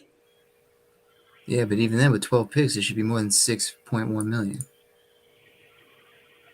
Well, just go to the least amount. What's the farthest one down the pole in the 12th pick? What's the cost on them? For a 7th round, this is basically the cap number 7, 7, 8. So what is the 7th round pick worth? 7, 7, 8 778,000. Okay, and then what? We have fucking 4 of them, so that's No, fucking 3. 2,800. Okay, that's 21 fucking hundred Or right 2. there. 2.1 million just in the 7th round. Go to the 5th. What's the 5th? The 5th is 8. 800,000, and we have 4 picks in the 5th. But That's I think this is 32. all That's added up 32. in one. That's Sorry, guys. 32. I had my That's landlord shop 3.2 million. unknowingly. That already is over the cap, and we've only did 7 and 5. But So that's not a this fucking is valid for number. So all I don't the know where you picks, guys I are getting think. that These number. are I literally just did 2, and they were the worst. I did the rounds 5 and 7, bro. 2, and I just did that. We're at fucking that's $5.8 already million counting all the picks. already. That's already counting all the picks in each division or each round, I believe. What's he saying? They've already taken it off the cap, or what are we talking about? Oh, we're talking about the 3 cap in the space. 5th. Yeah, so is the cap space already accounting for the rookies, or we still need the money? Hey, Sergio, can you? They have to take it out. It has to be brought out of the cap. So how's we brought out the 4 million that we have? You have to have the cap out of the salary 6 cap. million. Okay. Yeah, well, if we look at it, got 4, 1.7, 1.05. So yeah, we probably look have up what the barely poll enough. means. Look, hey, just Google what the fucking poll means, man. Like, why is it 50 million in the poll? Just Google the 15. Why? What is the poll? Oh, so we need 15 million. Is that what it's saying? We need 15 million. That's what I'm saying. I know it's where it's at, dude. I mean, I've read it numerous times. I've seen the depletion off of it. The team has to have the cap in order to even make the draft picks to begin with, or else they have to relinquish the draft picks of the players' cost. The rookie pool is a cap within the salary cap. 16 million of the 53 fucking million. Yeah, so it says that it is 40 essentially million. the money that your team needs to place aside. So for your exactly rookies. what I said. So they already placed that aside, I believe. Yeah, it says How? It's not How? but We had 40 million. When did they take 16 million out of there? It says on the end here, it is not added to your salary cap at all. Yeah, it's not added to the salary cap. So that means they must have to put that aside separate from the salary cap then. That's what I'm guessing. The rookies' contracts are from the salary cap. Yeah, dude. Like, that's why how it's the 6 fuck is mil. that not? That's why it's 6 mil.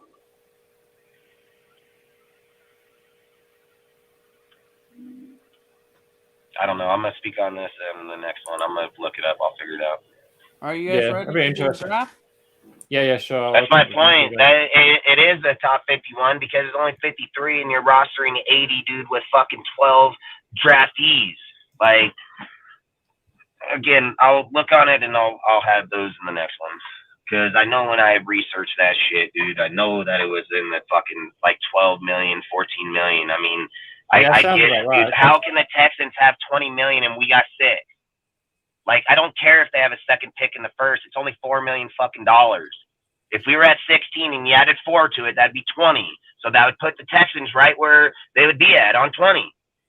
So I don't know how they're at 20 and we're at 6. Like, that doesn't make any sense. We have the exact same draft capital. The exact same. They got 12, we got 12. The difference is they got 1 extra first. That's it. I don't understand that. I don't understand how the fuck they're at 20 and we're at fucking 6 million. Like, this shit don't even make no sense. Like, it makes zero sense. Like, I think Loon might be onto something saying the cap only accounts for the top 51. The 51. But the rookies are on the cap, 100%. The fucking draftees are on the cap, 1,000%. You know what I mean? Like, he's 100% right when I'm curious about he's 100%. Well, he's speaking on right now because we're at 80 or 83. Like, yes, they're only contracting for so much, and a lot of these other players aren't even going to be paid or paid while they're there and fucking gone. Like, they're not even going to get a contract. But again, I don't know the technicality to it, so I'll just wait on it and speak on it when I can go research it. Are we ready to do a mock? Yeah, if you guys want to do mock, we can do mock. If you want to share my screen, Dave, we can use PFF if you want us. Yeah, just like would have more information on it. That's all. I'm not saying anybody right, wrong, or I'm right or wrong. I'm just saying I don't know it, and I'd rather research it before. So you guys can see that, okay? You guys can see it, okay? If you can blow it up just a tad bit, it'd be a little better. Blow it up a little bit, yeah. Like that? Yeah, that'll work. Yep, that'll work. All right. So I'll just enter the draft. Yeah, because they have the 2 and 12. 2 and 12, and the top is you can't exceed 35 million regardless if he's the first overall. Are we doing no trades to start with? They capped that shit because of Jamarcus Russell and fucking Mario Williams. Hey, what were you saying? No trades.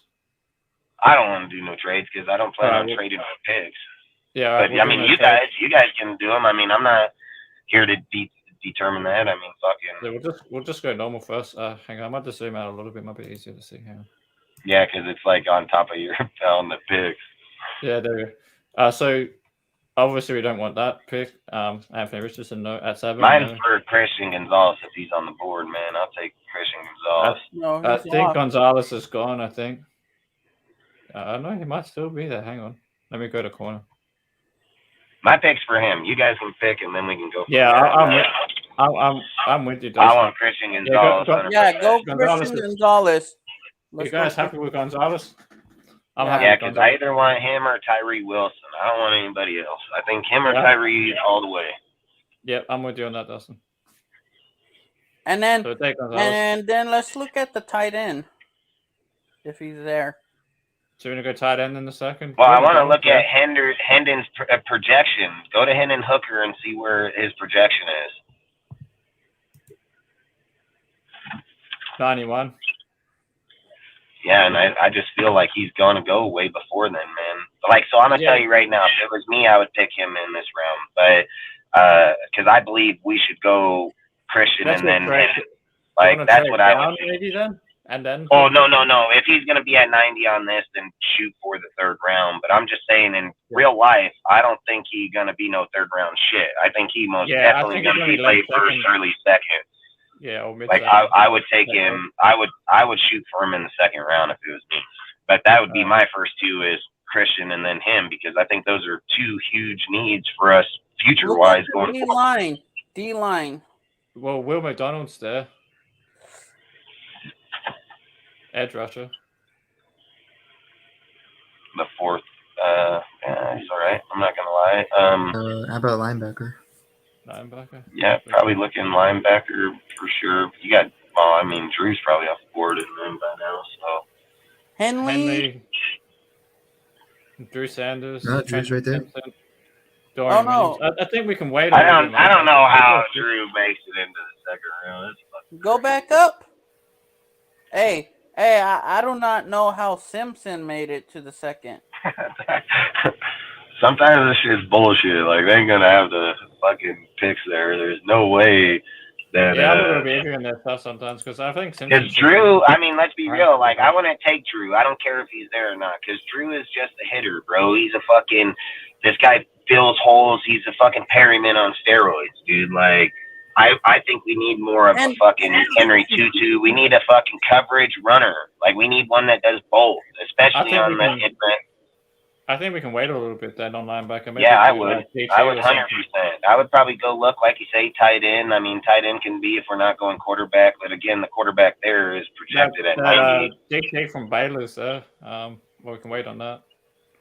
Let's see. Where are we at in tight end? Or what was that? Yeah, I was just saying that Sakai guy was there, that TT. We've got Luke Musgrave, Laporta.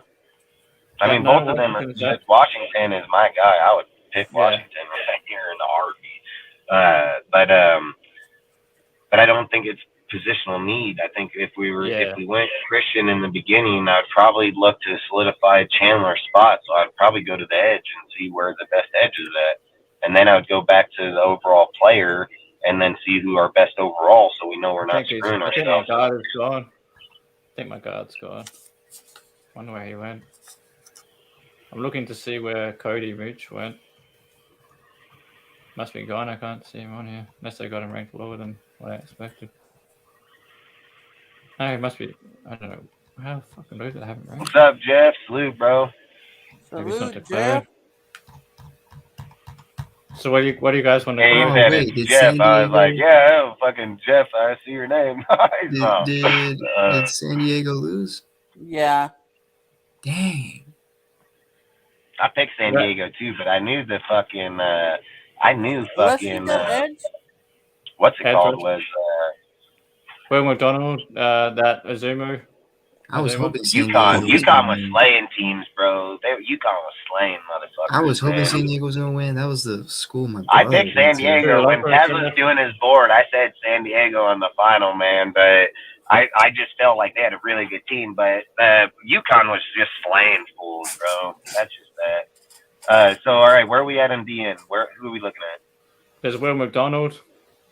He's the best one available at the moment. There's that Felix Izumu guy from Kansas State. That one from Northwestern. And Chulopo from USC. There's no way Andre Carter's still on the board second round. Like, I don't know why they think like this guy, because he's Army, dude. Like, he ain't fucking guy is ruthless, dude. I'd take him. I'd take that motherfucker right now, dude. Like, Andre Carter is the truth, man. Like, that dude's gonna be real. And people say just because that they're worried about him going to be drafted, but they already said that he's not gonna have that issue. They've already said he ain't gonna have that issue. My player comparison for Andre Carter is like Aiden Hutchinson. This dude, Andre Carter's a monster. Fuck yeah, he is. Fucking that dude's gonna be a fucking slayer, bro. Like, I don't even know how he got it. I felt like he wouldn't even make it out of the first round with Andre Carter because that guy's a straight slayer, dude. Like, if you're looking for off the edge and getting fucking power, go watch this motherfucker right here, bro. Like, this guy got it all. So, either way, what's the best available player? Who's the best available player on the board? Will McDonald. And then who's underneath him? That Tan McKee and Felix Azuma. I would shoot for the fucking McDonald, but I'm gonna just tell you, I would take fucking Carter over him. But with them being projected, I like McDonald, honestly, personally. Yeah, I would take him. I mean, I'll take what's on the board, but I'm gonna tell you, I would take Carter over him. What do you guys want to take? Let's go. I would take Carter too, but let's go Will McDonald. Will McDonald? You go with that, Sergio? Yeah, I'm good with that. All right, take Will McDonald then. So we've addressed cornerback and edge then so far.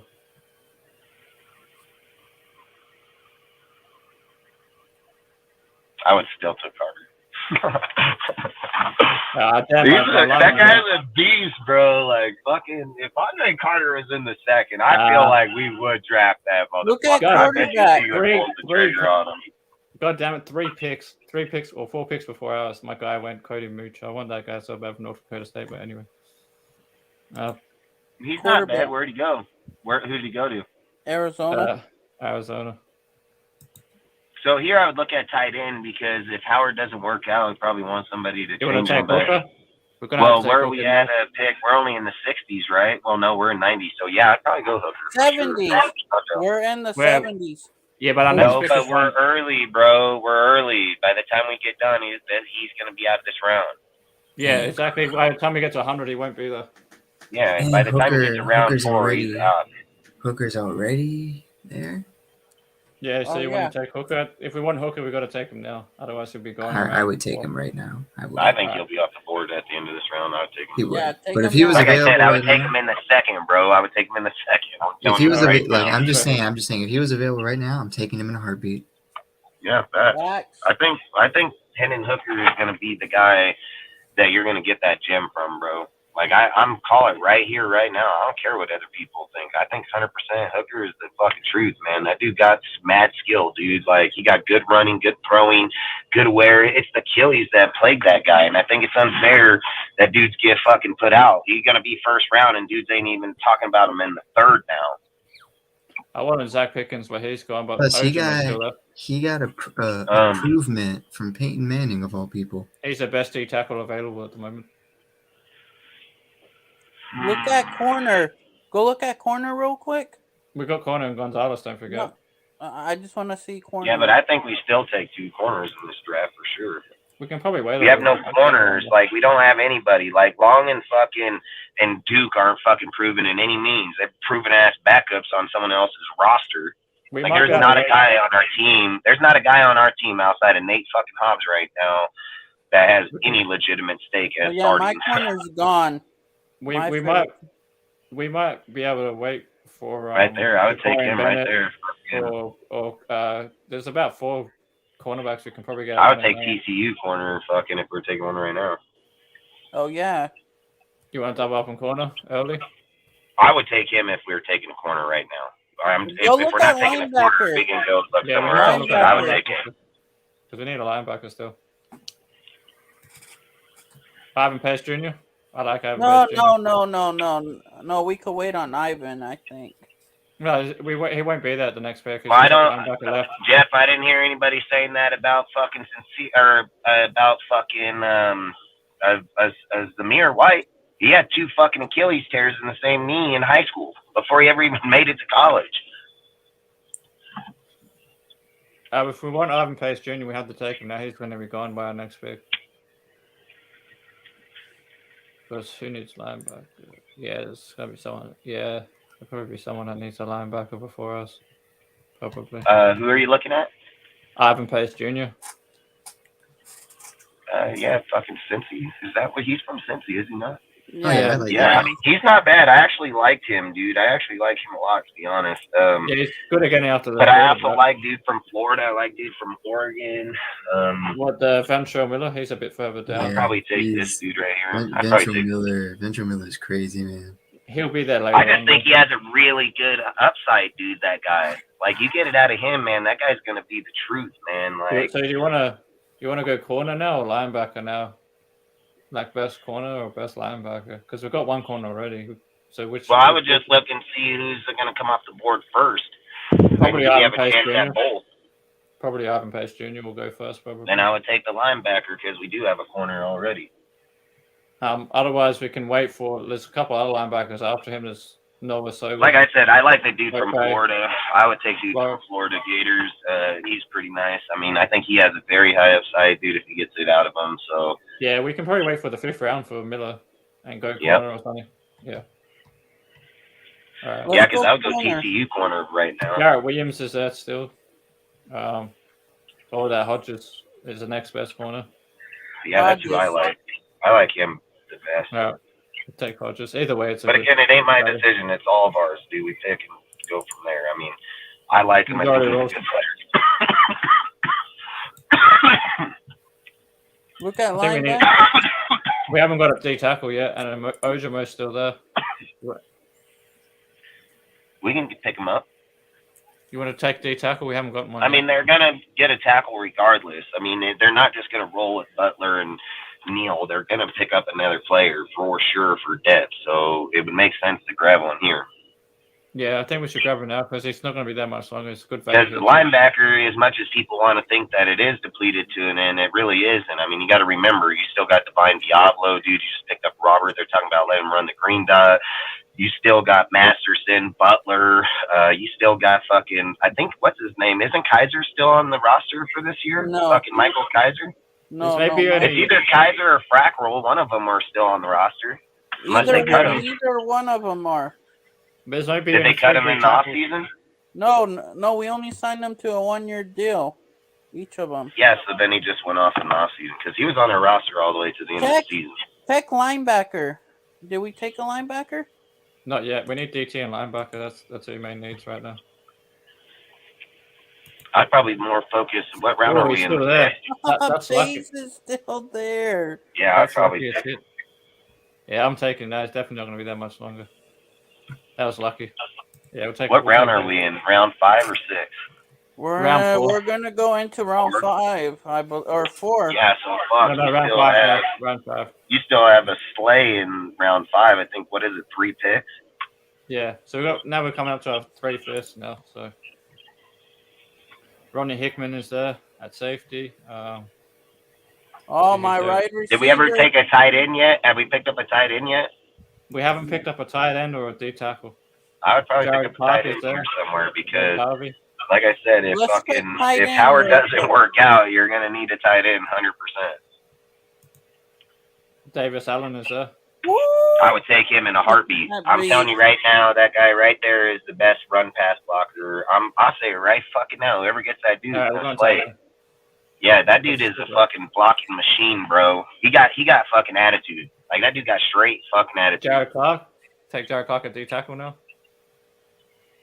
Coastal Carolina. He's pretty good. Well, there's also Tarvey. I like Tarvey, though. Personally, I prefer Tarvey. I'd probably go with him, too. I'd probably go Tarvey over him. I don't really like the other guy. I think the other guy is more a run stopper than a pass rusher. I feel like Tavi's got more higher ceiling of being a pass rusher than Clark. Yeah. Yeah. What do you think, Sergio? On who? Tavi or Clark at DT? I feel like Tavi's got more pass rush ability though. I would rather take. I would rather take the Coastal Carolina guy. Clark. Clark. Yeah, I would rather take Clark. Clark. I mean, Clark's not bad. He's a gap stuffer.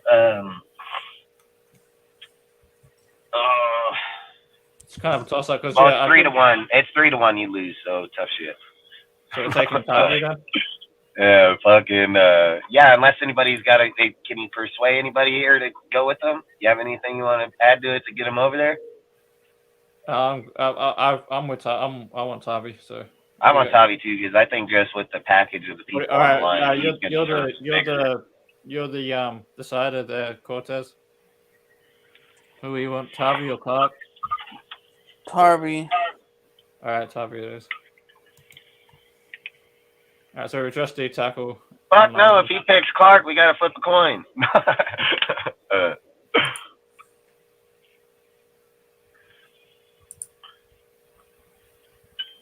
Should we look at safety?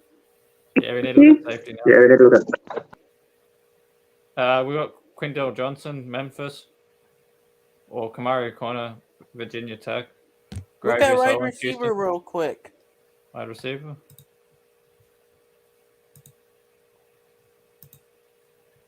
Your Cropper guy is there. That you like. Oh, look where he's ranked. Let's take him. I'm happy to take. What the motherfucker? Justin, what do you think? Who? Look where he's ranked, and look where we're at, 174, and he's ranked 117. I mean, he's not bad. I mean, bro, he's from the town. I know, but I don't just pick people because they're from where I'm from. We've had a losing fucking team every year. I just like how his. I like him. I mean, what are we in the 5th round? I mean, he wouldn't be a bad take. I mean, he wouldn't be a bad take here. I'll just go to. Because he does have good. He is good. I mean, I just don't like picking dudes because they're from. He's the third best. Like, I'm not building my team off of LA people. You know, I'm picking my team off the best motherfuckers. Like, straight up. The only other if I pick everybody from LA, we'd be out there stabbing motherfuckers and beating them up, dude, like straight up. So the only other guy I could consider taking, but he's ranked lower, is Chandler Zavala because we haven't picked up a guard yet. No, we're good on guards. I'm good. I would roll with. I'd go with the receiver and grab a guard later at the end. I mean, let's not forget Jalen Cropper. Ziegler and them. Cropper, Moreno. Yeah, Ziegler and them have spoke on this subject 100 times that they don't pick or offensive linemen until rounds 3 through 5. Like, they've said this out their own mouth like fucking 20 times. We're heading into round 6 now. So. Barham was picked up in the 5th or in the 3rd, and then fucking Munford was picked up in the 7th. You know, like they hit on theirs, dude. Yep. We're in the 6th round. Chandler's, 6th round. Caleb Chandler's there. But it's too early, I think, for him. Yeah, but it might not be. He's the third best guard he's the best guard because the other two are centers. So he's the best guard left on the board right now. Otherwise, where is he projected at though? 122 or 222. Where are we at? We ain't at 200 yet, are we? Yeah, we're at 204. I'll 204 wait. And 222. Fuck, I don't know. That's pretty risky. When's our next pick? Where's our next pick? 214, but he's the best guard on the board right now. I mean, I would probably just grab him right. We're obviously right back up right away, so I don't really think it matters. Yeah, because I'll go to. Hang on, let me go to. Yeah, because he's the best guard available right now. Yeah, I mean, I would just grab him, and guard is probably going to be the position we need. It's not going to be tackle. It's going to be guard. There's a big drop off between him and Bradford. I mean, Bradford's ranked at almost 300. I really like Bradford. I do too, just because he's a big old motherfucker, but. I don't know. I do too. I like him more. I'm not gonna lie to you. I like him. So we're gonna go guard. Or we want to go something else. We look at halfback or offensive tackle maybe. Have we drafted a linebacker yet? Yeah, we drafted one. We can draft a second linebacker. We probably need at least 2 in this draft, I reckon. I mean, we don't probably need as many DTs because you got to remember, you got Mills Earl and Matthew Oh, Butler, and they're both starting this year. I'm getting Ventrell Miller Yeah, immediately. we'll take her. Yeah, we'll take Miller. Ventrell Miller. Well, that's linebacker addressed, but 2 now. So, but that was a bargain where we got him out. Right, let's get back. I mean, at these points, dude, you're just looking at. Oh, he's still there. Luckily, let's take him now. Guard's still there. Yeah, I mean, you're at the end of the draft. You can take the water boy for all I care. Yep. We'll take the guard now. I mean, when we're in these picks, I'm like, flip the fucking coin, really. I mean, throw a halfback in there, fucking let you have 20 of them. Fuck it. Go down. I got a running back in this draft. Oh, yes. I would rather take Hunter. I would rather take Hunter. I'm with you on that. I'm taking Hunter because, no offense, guys, but that's my dude right there. I can't even believe he was still fucking there. All right, who wants to take the last pick? Let's go. Let's go. How about Dustin? Because you know what pick I'll say is I don't give a fuck at this point. Look at long snapper. I'd give the pick away. Look at long snapper. Let's see who's available at long snapper. Oh fuck!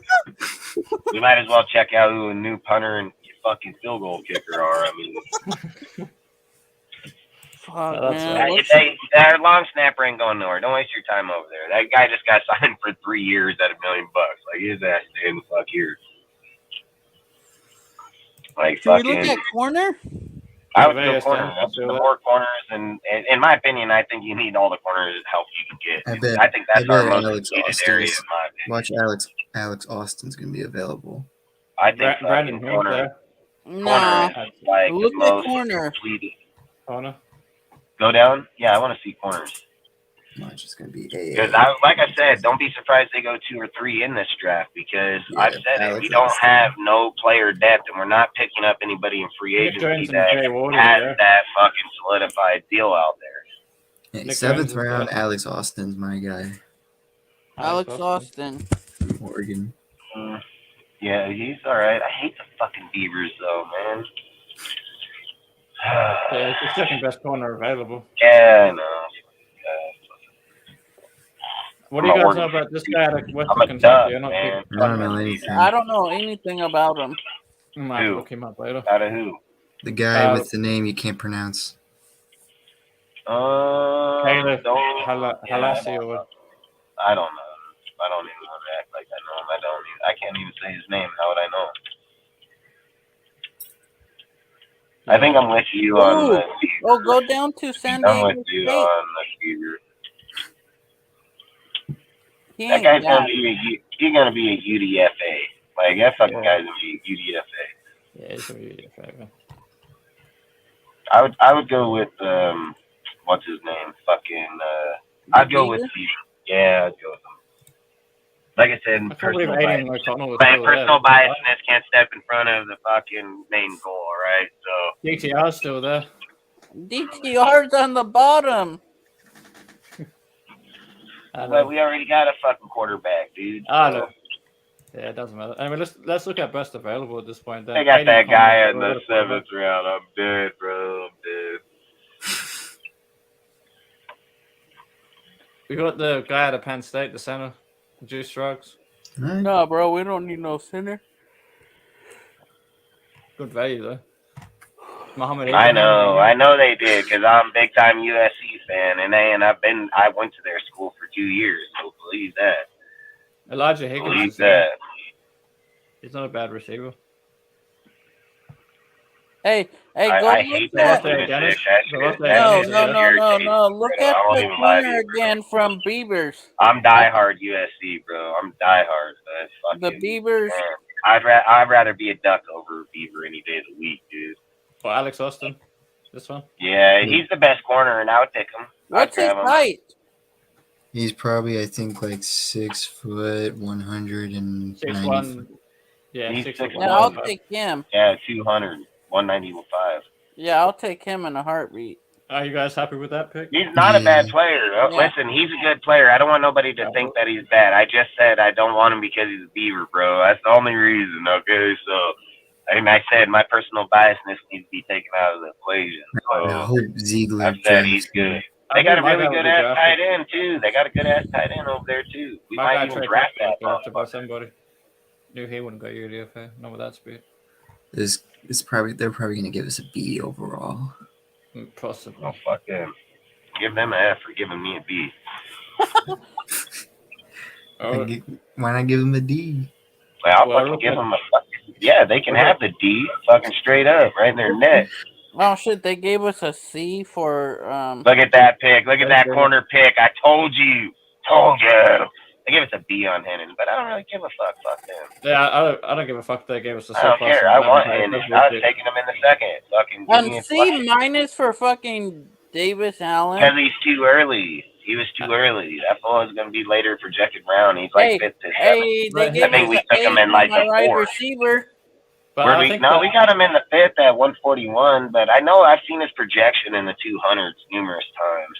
I just But think he's we ranked got at 136. That's what I don't get. They rank him at 136. We picked him at 141, but yeah, but I just think he would have fell farther down the board Yeah. because Hey, I've seen him in a lot of draft picks being the, like I said, between 5 and 7, but a lot of times Venture 7. Miller, that's an A. yeah. Look at my I- right Hell receiver, yeah. A. Steal of the draft right there in the 7th round, Hunter. Look at that, Alex Austin, B fucking plus. Yeah, we got Don't B we plus finish overall. it out with I the- reckon we should have got an A. I mean, Hunter fits for us. I think that's the thing. They can say that overall because there's only 2 fucking groups in the NFL that even play fullback anymore, really. So Yeah. that's The probably thing I like about why. Hunter though is Hunter can be a running back and he can play some tight end too.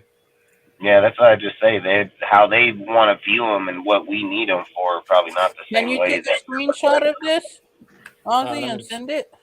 Yeah, let me zoom out a little bit first. Let's see if I gotta try and get the whole thing in. Yeah, see, Dennis Allen, he could have fucking went down. Man, that Urban Pace Jr. too, man, they fucking didn't like that pick either. Allen, like I said, I've seen him in the 7, so I wasn't surprised. I just think, like, I've said it, dude, I'll say it again. I don't like the draft because too many times they project players somewhere and then their projection doesn't match where they're picked up at, dude. Like, I'll try sending I it to you hate on, the draft, dude. I mean, Max Crosby got to be the perfect on example. IG. He picked up in Yeah, I'll the send 7th you an or IG, 4th just round, I got you. and he's one of the best in the whole NFL. You know, so I hate drafts, Hey, dude. How they do Dustin. that shit. Hey, All right, Dustin, guys, this gonna be since- the first mock draft that I'm gonna put out on Discord. This be our first one. Whatever. I don't give a fuck. I mean, we've drafted way better than that, but Fuck, bro, we drafted hella. All right, guys, since we did a mock draft, I'm gonna head out. It's midnight for me. Have a good one, bro. all right, dude. Have a good night, man. Frickin' see you on Wednesday. So I'll hit you up then. Yeah. Talk to you a bit between then and now, but probably see you then. All right. And Dustin, also, I got all of it done. All the scenario posts, they're gonna be done by this week. Nice. Hell And yeah. That's what I love about Instagram. They let you schedule your posts, so Yep. I don't even have to worry about when I have to post them. They're just gonna be there. Nice. I like that shit too. I like that a lot. But no, man, that shit's fire, dude. And you put it out there because a lot of people need to see it, man. They need to see it, study it. Like I always say, man, Sergio here is a real stat dude. This guy don't fuck around. This guy gets his shit done. If you ain't follow him, you need to follow him. Cortez will drop his link out there. Like I said, we're trying to get him to 1,000 followers on Instagram before the beginning of the season. He doesn't put out fake shit. He studies everything he does. He researches everything he does, and he comes up with factual shit. And he don't just come up with one. He comes up with like 8 or 9 different scenarios. So he doesn't just go like a lot of these guys where they say, "Oh, let me get the best player." He goes and does his homework on players, just like I was saying about the Florida Gator linebacker, really good player. A lot of people don't even have him on their boards or anything, and he scouted them through his deal. So long story short is he does the work to go look at players that have value, even if people don't see that. So like I say, give him a follow, man. I'll have Cortez drop it out there. But like I say, Sergio, you do a great job at it all the time, man. So keep it up. Thanks, man. Yeah, it's one of the things that drew me to you to begin with. So I mean, I've watched his stuff for a while, dude, and he takes time, and that shit matters in this shit, and a lot more people need that these days. Oh yeah, so. And also on Friday, since we're gonna have a live, this Friday is gonna be my first anniversary, like my first full year making content. Let's go. Fuck, let's go. Let me go get some party poppers, dude, and pop them off. Yeah. You never know. I might actually do it. So fucking, no, hell no. Maybe we'll do fucking something for that. So 1 year. That's good. That's loyal to your shit, man. Yeah.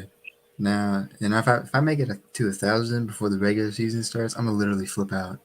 I think you will, because I always say what gains the most growth is being able to come out with fresh content that people like. Like, it doesn't have to be agreed upon or not. It's stuff like you put out factual shit. I don't know how nobody's not going to like it. You know what I mean? So, and that shit matters out there. So I think you'll get there.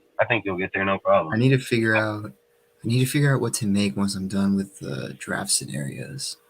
I need to figure that out. Well, then we move on to fucking our team and shit like that, you know? I guess team once the draft's over, it's time to get ready.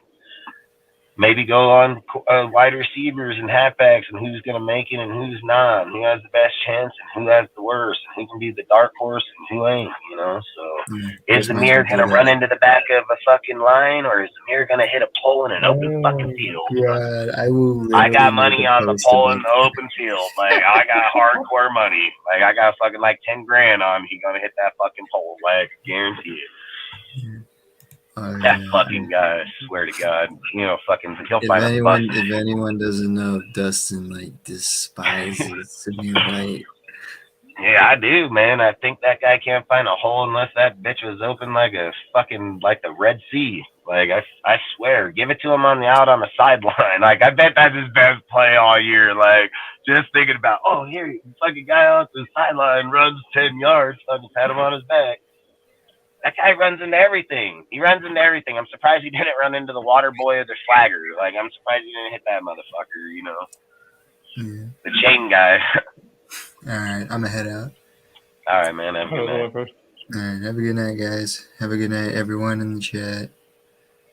Like Dustin said, check out my Insta. It's very, like, I literally just, especially since I live in PA, so right now it might be like 9 or 10 o'clock for you guys. It's midnight for you. It's midnight for me, so that's how loyal I am to this stuff. That's that. So yeah, everyone have a good night, and see you guys Wednesday. Like I say, people more loyal to their shit, man, and dedicated. That's what we need, anyways, and that's what a lot of people don't do. So they just want to speak, just want to be spoken, and not do the research on it or study it or.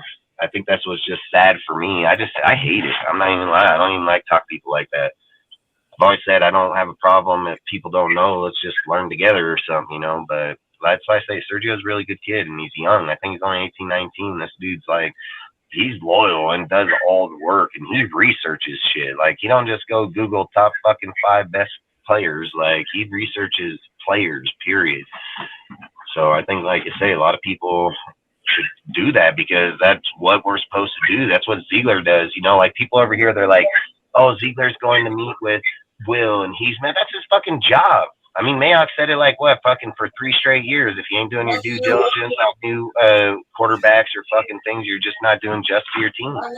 So it's not just because they're meeting with them. I mean, Cortez made a valid point. What if they just meet with them so they can know all their tendencies when they face them? Like, that's a pretty good fucking strategy right there. So, and it ain't a bad one. So I just think frickin' there can be a lot more to why they need what they're doing. I mean, like I said earlier, if somebody asked me earlier if Will Levis or Anthony Richardson, who had the better QBR, I would have laughed saying it was Will Levis. But fucking Anthony Richardson, dude, as much as I hate that guy, he still had the 30th ranked QBR with a 70.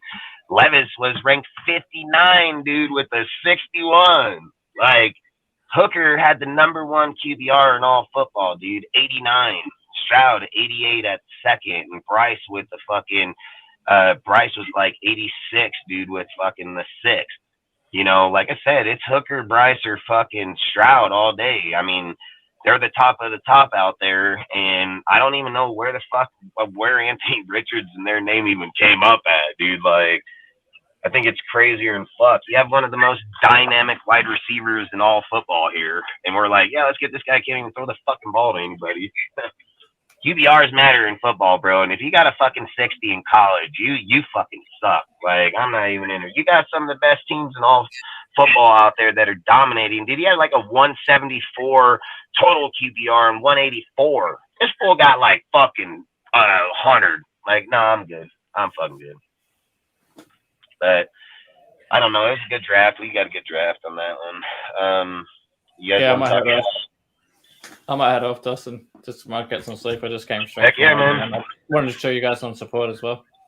Nope. Hey, I appreciate you, bro. Anytime that you want somebody over there or us, hey, I'm always down to come over there. So I appreciate you showing up. Dude, you show up all the time here in our chat and everything. I appreciate it a lot, man. So yeah, I appreciate you, bro. Yep, thank you. And you're always welcome, bro. You know that. So just say drop the link. Oh, good, brother. You too, man. Hell yeah. Have a good night, man. Have a good night, brother. Gotcha. Heck yeah. You too, man. Cortez. He's over there watching that fucking donkey midget porn again. I don't know.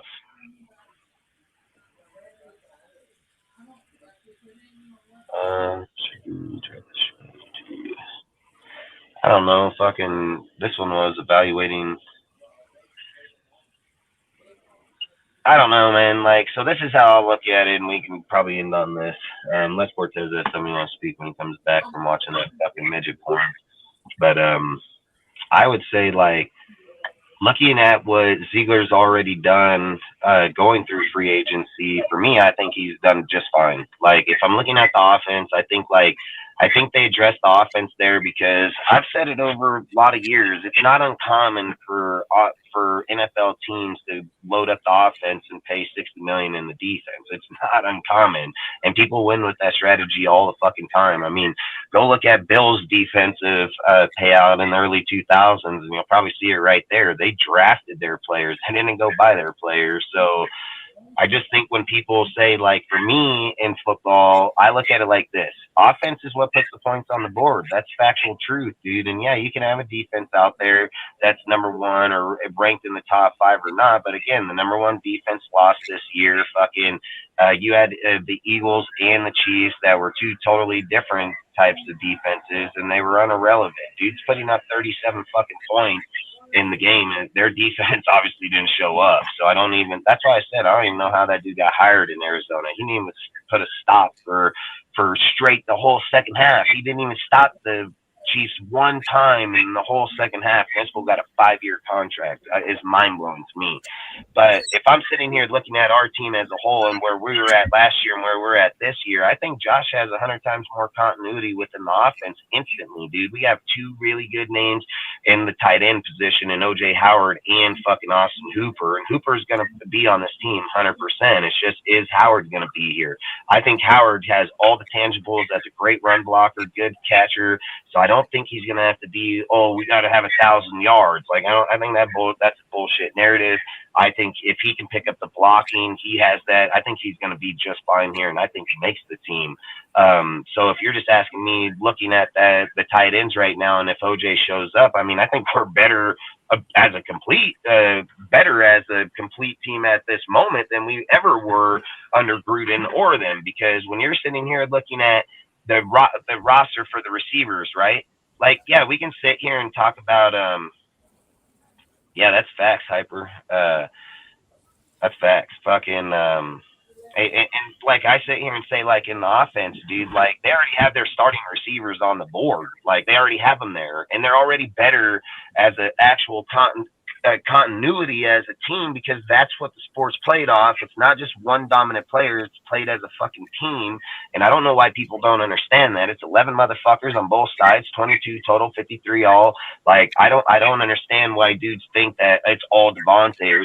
It's not. It's all the fucking players. And when you're sitting out here and you're sitting here jockeying 3,500 yards, 26 fucking touchdowns between two fucking players, and you ain't only got but 5 fucking wins or 6 wins, well, guess what? That's not fucking winning. And that's the two most dominant players, and that's what they produced here without any other fucking team here. So, like, when people sit here and say, like, well, Josh got 2,000 all-purpose. Yeah, he got 2,000 all-purpose yards because there was nobody else fucking running the ball, and there was nobody else catching the fucking ball either. And you were going through from fucking Foster and fucking and No Hands Cole and Matt Collins. Like, of course the motherfucker going to get those type of yards. I said this about Waller. Waller got 1,000 yards because guess why? Everybody else was fucking hurt that year. Why did fucking Renfro get 1,000 yards? Because everybody else was hurt that fucking year. The slot receiver got 11 or over fucking 111 fucking receptions. Those are wide receiver 1 numbers, not fucking slot receiver numbers. Like that, those are fucking. That's what Waller got. He had 111, 113, and he got damn wide receiver 1 numbers too.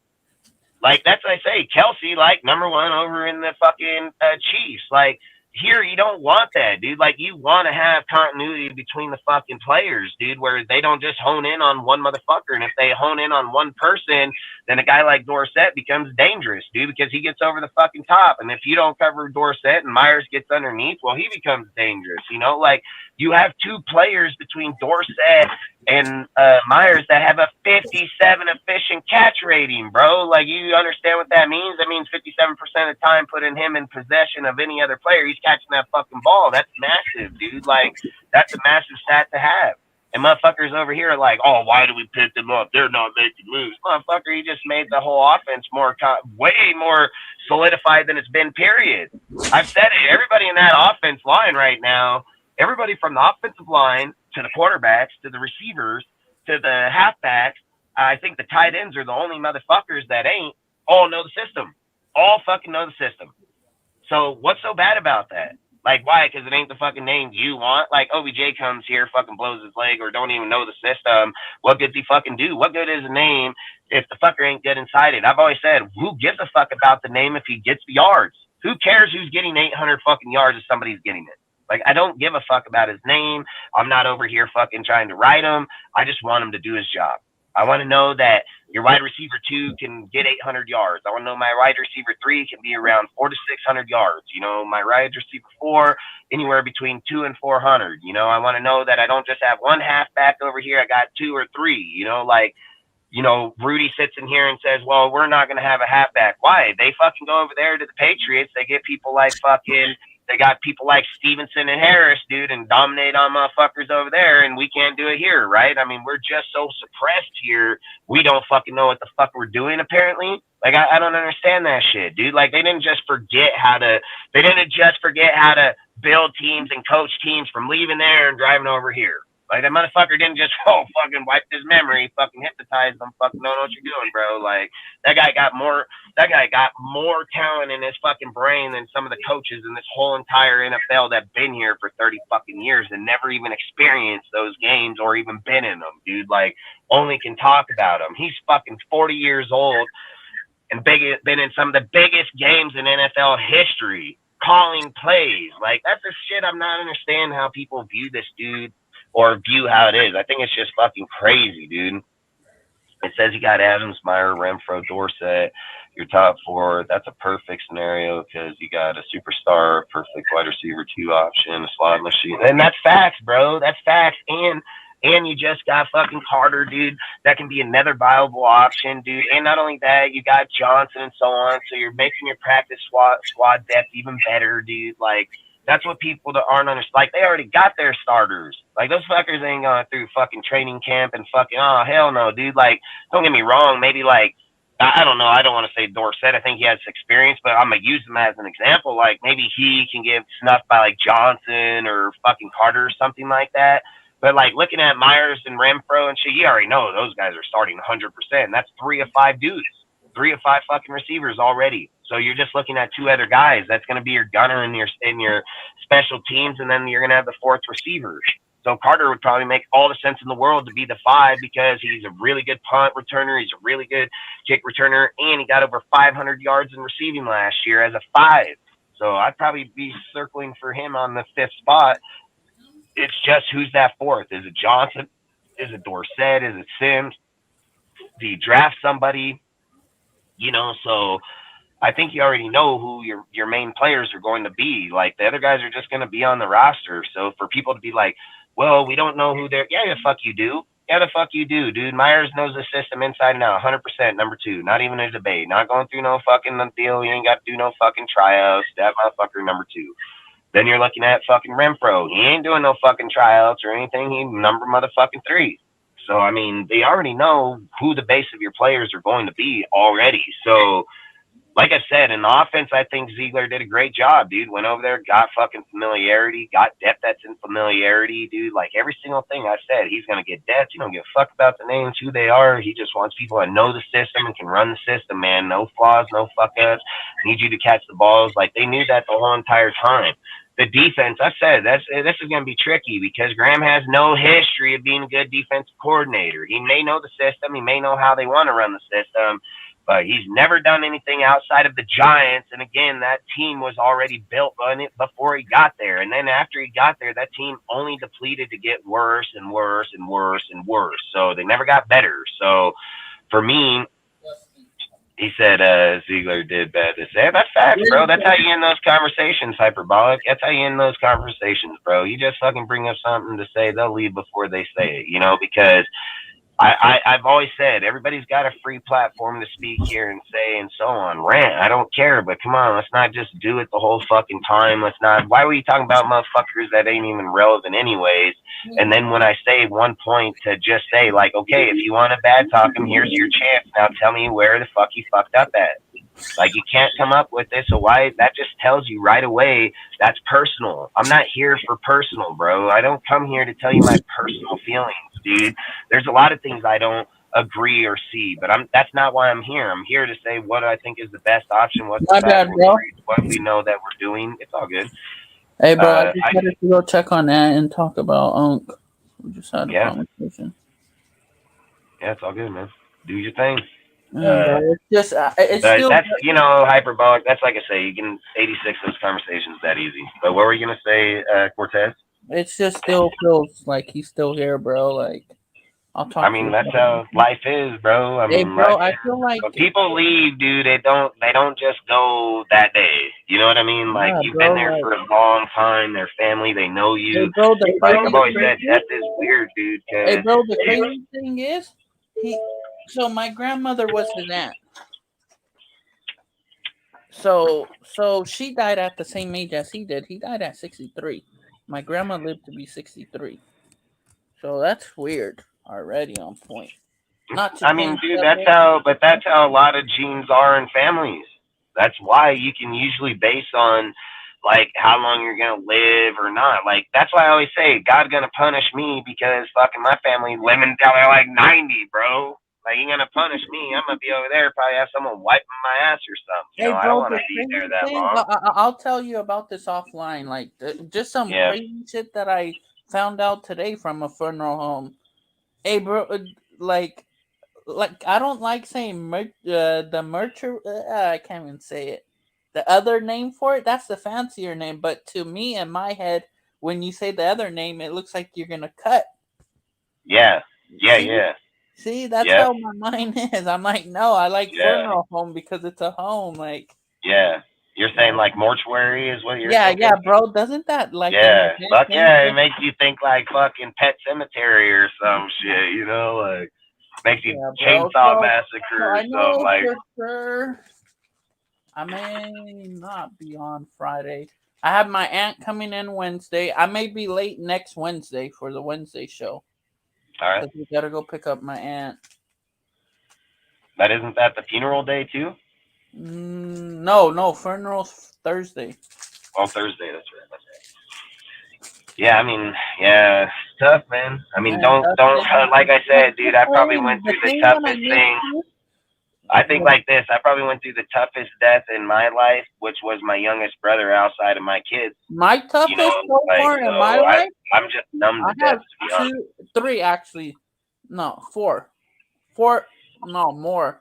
But the toughest was losing my mom. But losing my uncle here, I didn't think it would be hard on me, Dustin. But it took a hold because I took care of him. That's the thing that got me. That's the point, is you're in the house all day, every day, and that's why I told you I wouldn't let it get like that, because you're fucking 20, you're 28, you over here taking care of a grown-ass man, dude, that's fucking living out his life. Go ask any other 28-year-olds that would do that for any of their family members, hey, bro, let alone their own. Kind heart, Dustin. Since day one, I have always had a kind heart, bro. You just but that's what this world lacks, and that's why you're one of my best friends, because I like that and I enjoy that.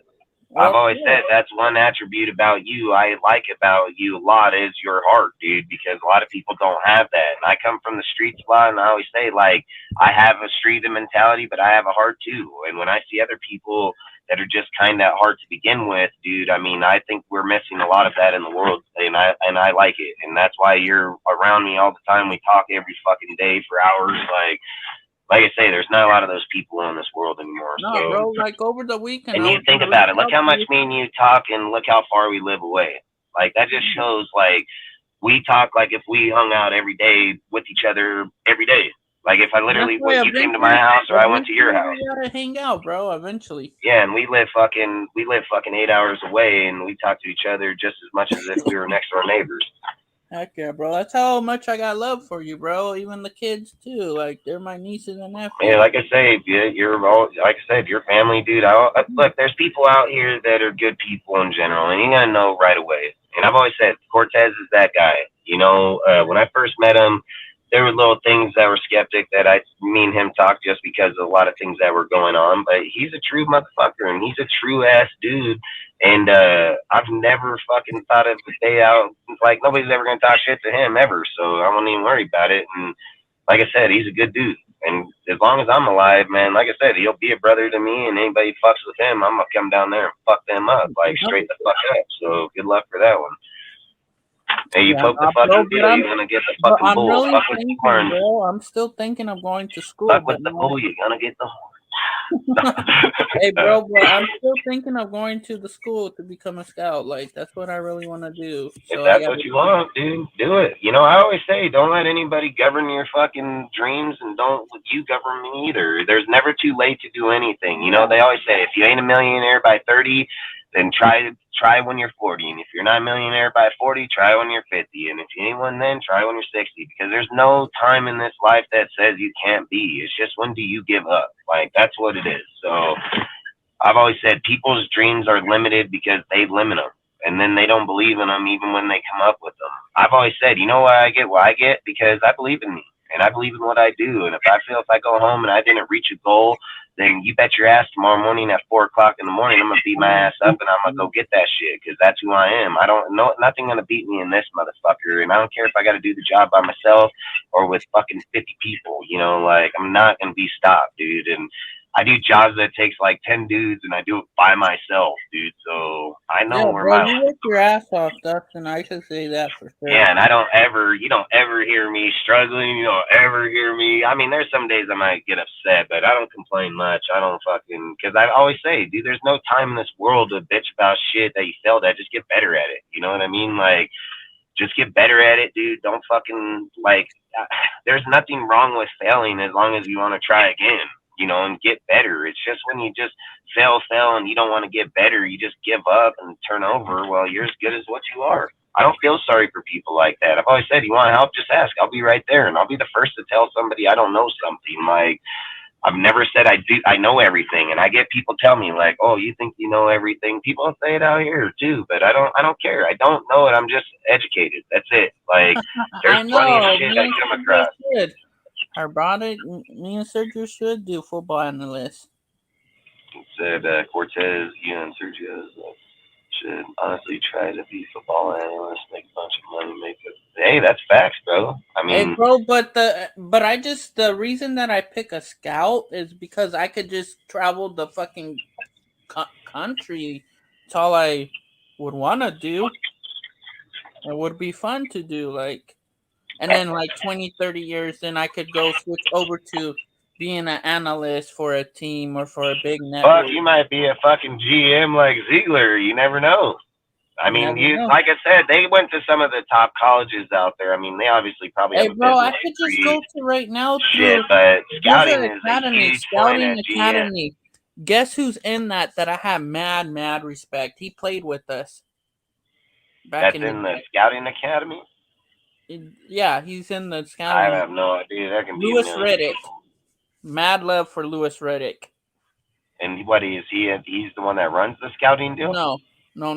He's like a instructor or some type of deal, and they're like instructors, like to help you get through it. So my first course will take 6 months. He's just gonna basically tell you what he's saying on fucking TV. That's what he's gonna do. And my first course is 6 months, and it's all nothing but film. You just break down film. That's tough. You'd be very surprised how many times somebody watches the same fucking start off of line and replay or forward, reverse, just so they can see a tendency of a dude just move his fucking foot this goddamn much, dude. You know, like, film breakdown is hard as fuck when you're going to do real breakdown, because a lot of people look at it, turn it on, and just watch people move. Not people don't watch it 11 different times, watching every individual move and not focus on anybody else. Like, film breakdown is pretty fucking tough, dude, to be loyal to seeing the same shit over fucking 20 times, 500 times. I like it. I see it all the time. I'm good at it. I think I'm really good at it. If I didn't have what I had, I'd do it in a heartbeat. But for the fact that I got me, I'm not fucking, I can care fucking less to do it, But I would love to do it. I would love it in a heartbeat, dude. So. Yeah, bro, that would be fun for me to do. But yeah, because I love football. That's why I'm already doing this shit, bro. I watch these players. Like, there's at least 2 players that I like in this draft. One's a corner, and one's a receiver. And what receiver? From Fresno State. I know. I knew you were going to fucking say that. Because the only reason is because he came from a small little town out of Fresno. I'm going to tell you high school. Go, finish. No, finish. My bad, go. And went from a little school he was born in, went to a little bigger city outside of Fresno. It's in the subdivision of Fresno. It's called Clovis. He went to Buchanan High School, where one of our former players played there as a safety and was a stud in the NFL in my eyes. Matt Giordano. He became the head coach and taught Moreno Copper to be a receiver to get picked up by Fresno State and played there for 4 years. And now he's going to come into the NFL. Yeah, that's true. I mean, I have mad love for Christian Gonzalez. Since I watched that just one game film, caught my eye. How he played. I said the whole time. I watched this bro, I compare him. He will never be a Charles Woodson, but how he plays style, like he could jab at the line of scrimmage. He is not no Weatherspoon, bigger than Weatherspoon. I don't like Weatherspoon because we'll get flagged with him. Me and you feel the same way with Weatherspoon, Dustin. Hey, that's facts. I mean, hyperbolic, I mean, that's facts, bro. We were talking about that shit long before anybody even brought it out. And again, I've just said, like, I think fucking sitting there saying, like, going into the NFL part of it. Jimmy G's my quarterback. Since day one, since we got him, I backed him up 100. And I mean, the second he puts on the uniform, he's our quarterback. So I'm gonna give me a Jimmy G jersey, Dustin. Real talk. I'll get it just because I've gotten every quarterback on our team, even fucking what's his name from the Saints back in the day, Aaron fucking Brooks. Yeah, I got his. I got all theirs, dude. Got Kerry Collins, sorry ass, fucking. I got everybody. I remember Kerry Collins when I was a kid, bro. I remember. I got Dante Culpepper. I mean, I got all Tony their jerseys, bro. If you're Raider, you're Raider. I've always said. I remember Tony Osopo. Hey, bro, no Tuiasa disrespect Sopo, right bro. now. Tuiasa Sopo. I remember that motherfucker Hey, bro, like a right motherfucker. now I have I actually liked him too when we were young, man. I have a Trayvon Mullen jersey right now, autographed, just in a box, and it's already hung up in the box. I just never hung it up, and like I'm not gonna do it now. Yeah, I got fucking Ruggs. I didn't get Morix yet because I didn't really like Morix. I wanted fucking Hollins. So I wanted Hollins. I got Abrams, I got Klee, I got Third and Renfro. Who else did I get? I never bought Cleese. I bought Abrams. I got Ed Jacobs. I got Renfro. I got Waller. Fucking. I got Colt Miller. I got Andre James. I got frickin' fuck. I got everybody in our team pretty much for the most part. That was good. Yeah, bro. And plus that, I'm a big fan of Marcus Epps. Love that dude. That fool, he's gonna be a baller. Secret pick. And plus the money, I'd rather pay him before I pay Jesse Bates. Yeah, that is facts. You know, Hyperbolic's talking some truth over here real quick because that's sad that your own fan base would rather them fail so they can act like they're smart than see us succeed and be better in the long run. Like, I don't get this. Like, look at this, dude. There's some dudes that a lot of us don't support, you know, YouTubing wise, that talk mad shit on these dudes. Okay, they talk mad shit on Ziegler. They talk mad shit on Josh. And I'm gonna tell you right fucking now. Watch when we get to the regular season and they got to start out the season fucking 3-0 or 4-0 or 4-1, 4-2. Watch how fast they're gonna be talking about, oh, how good these guys are. No, man, these were the great pickups. And man, I can't believe we didn't see that till just now. Like, it's bullshit. It's straight fucking bullshit. That's the shit that I keep telling people. No disrespect. I tell Rudy, I tell everybody that do not like Josh McDaniels or Dave Ziegler, keep that same energy. Once we start winning, keep that. Keep saying shit about them. We all know who they are. They're not going to keep the same energy. They're going to flip.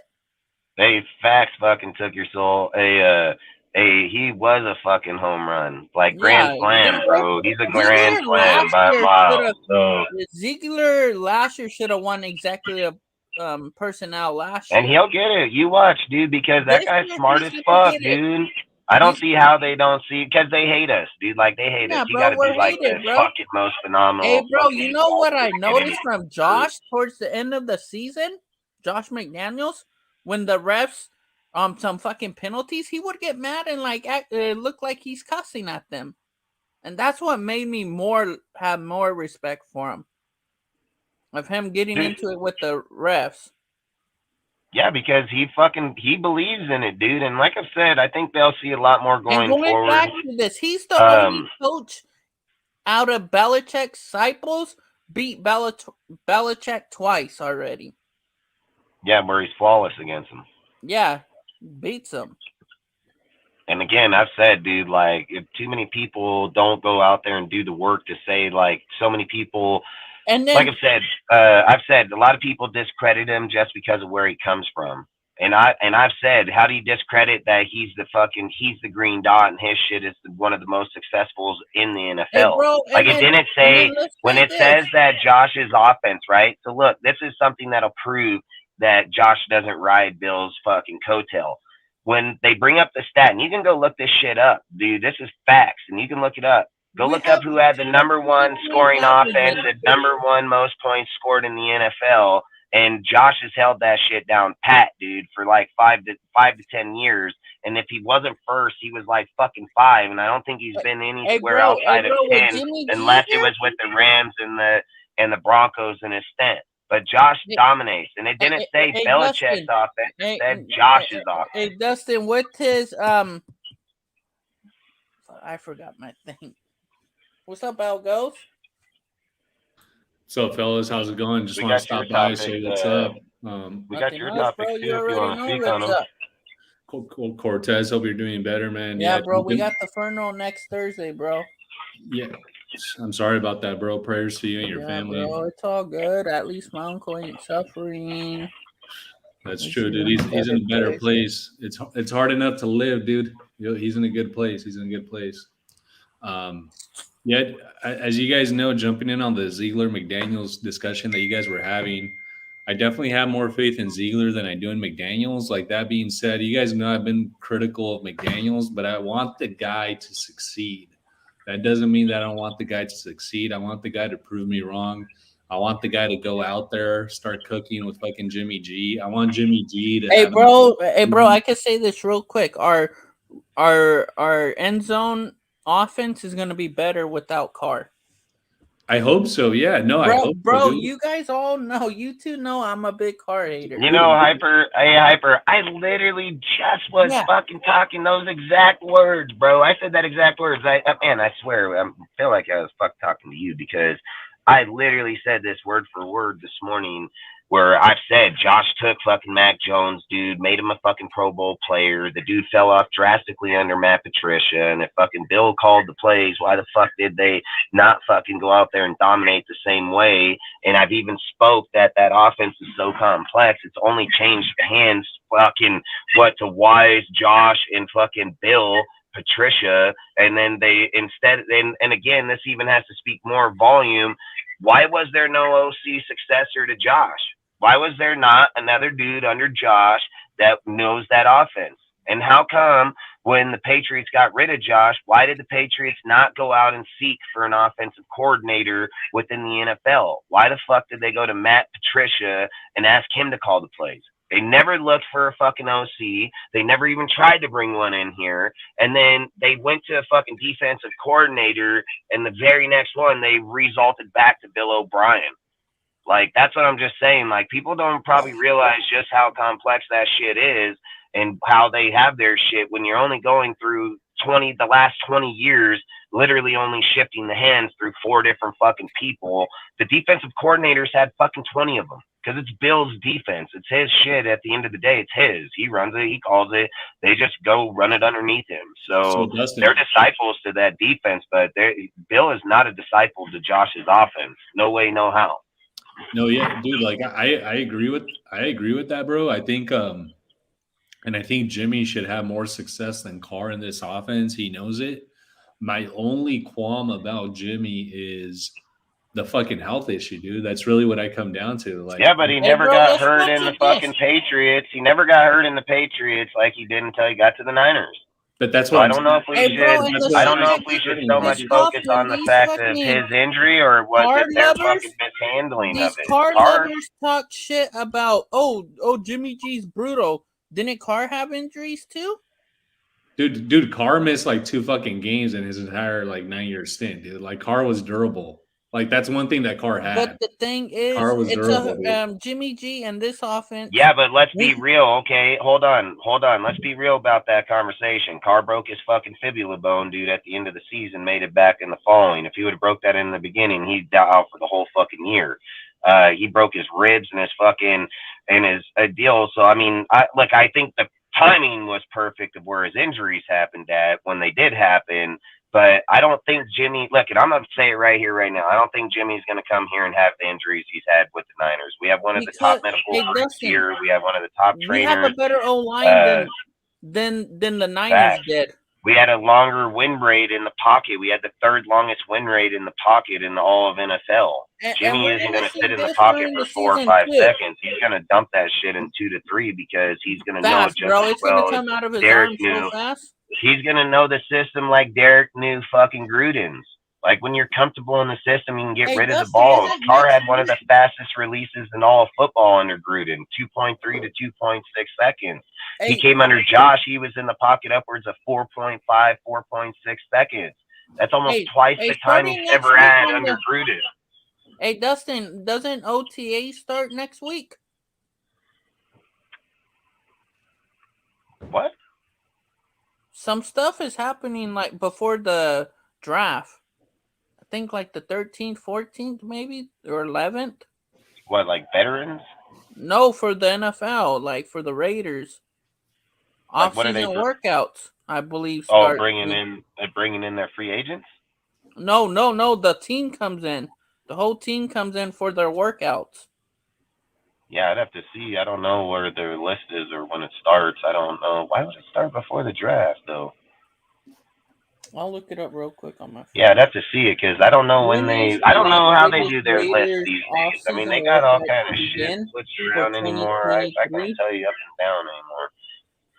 I would think that shit wouldn't be until after the draft, The dude. So they're bringing in 17th. of May No, April 17th. or and then for OTA start in yeah, but for who? for us. I'll No, tell but you all what the players? Like what players? Is it the I'll whole? tell you all the list right now. All right. So on Friday, the league announced the off-season workout date for all 32 teams. The Raiders program is set to begin April 17th. Voluntary workout program broken up into 3 phases. They're just doing the same thing they did last year. Yeah, 3 weeks. So voluntary being 4 weeks. But you see how fast we're already back in the beginning of the season? Like we're already Bro, back. the season already started back since the new year started in football. I know, that's Like, what I think. You know, I used to watch football and be like, man, it takes so long to get back there. I feel like we're just right here. Like we're already ready again. Like I truly feel The that. summer's the longest, dude. The summer's the longest for me. Yeah. Because like right now we're amped up for the fucking draft and all that, but the summer's long for me, dude. But the good thing is, Yeah, because you're hey, right. Because after the draft, dude, you lose everything until you're back into OTAs and shit, pretty much. Yeah.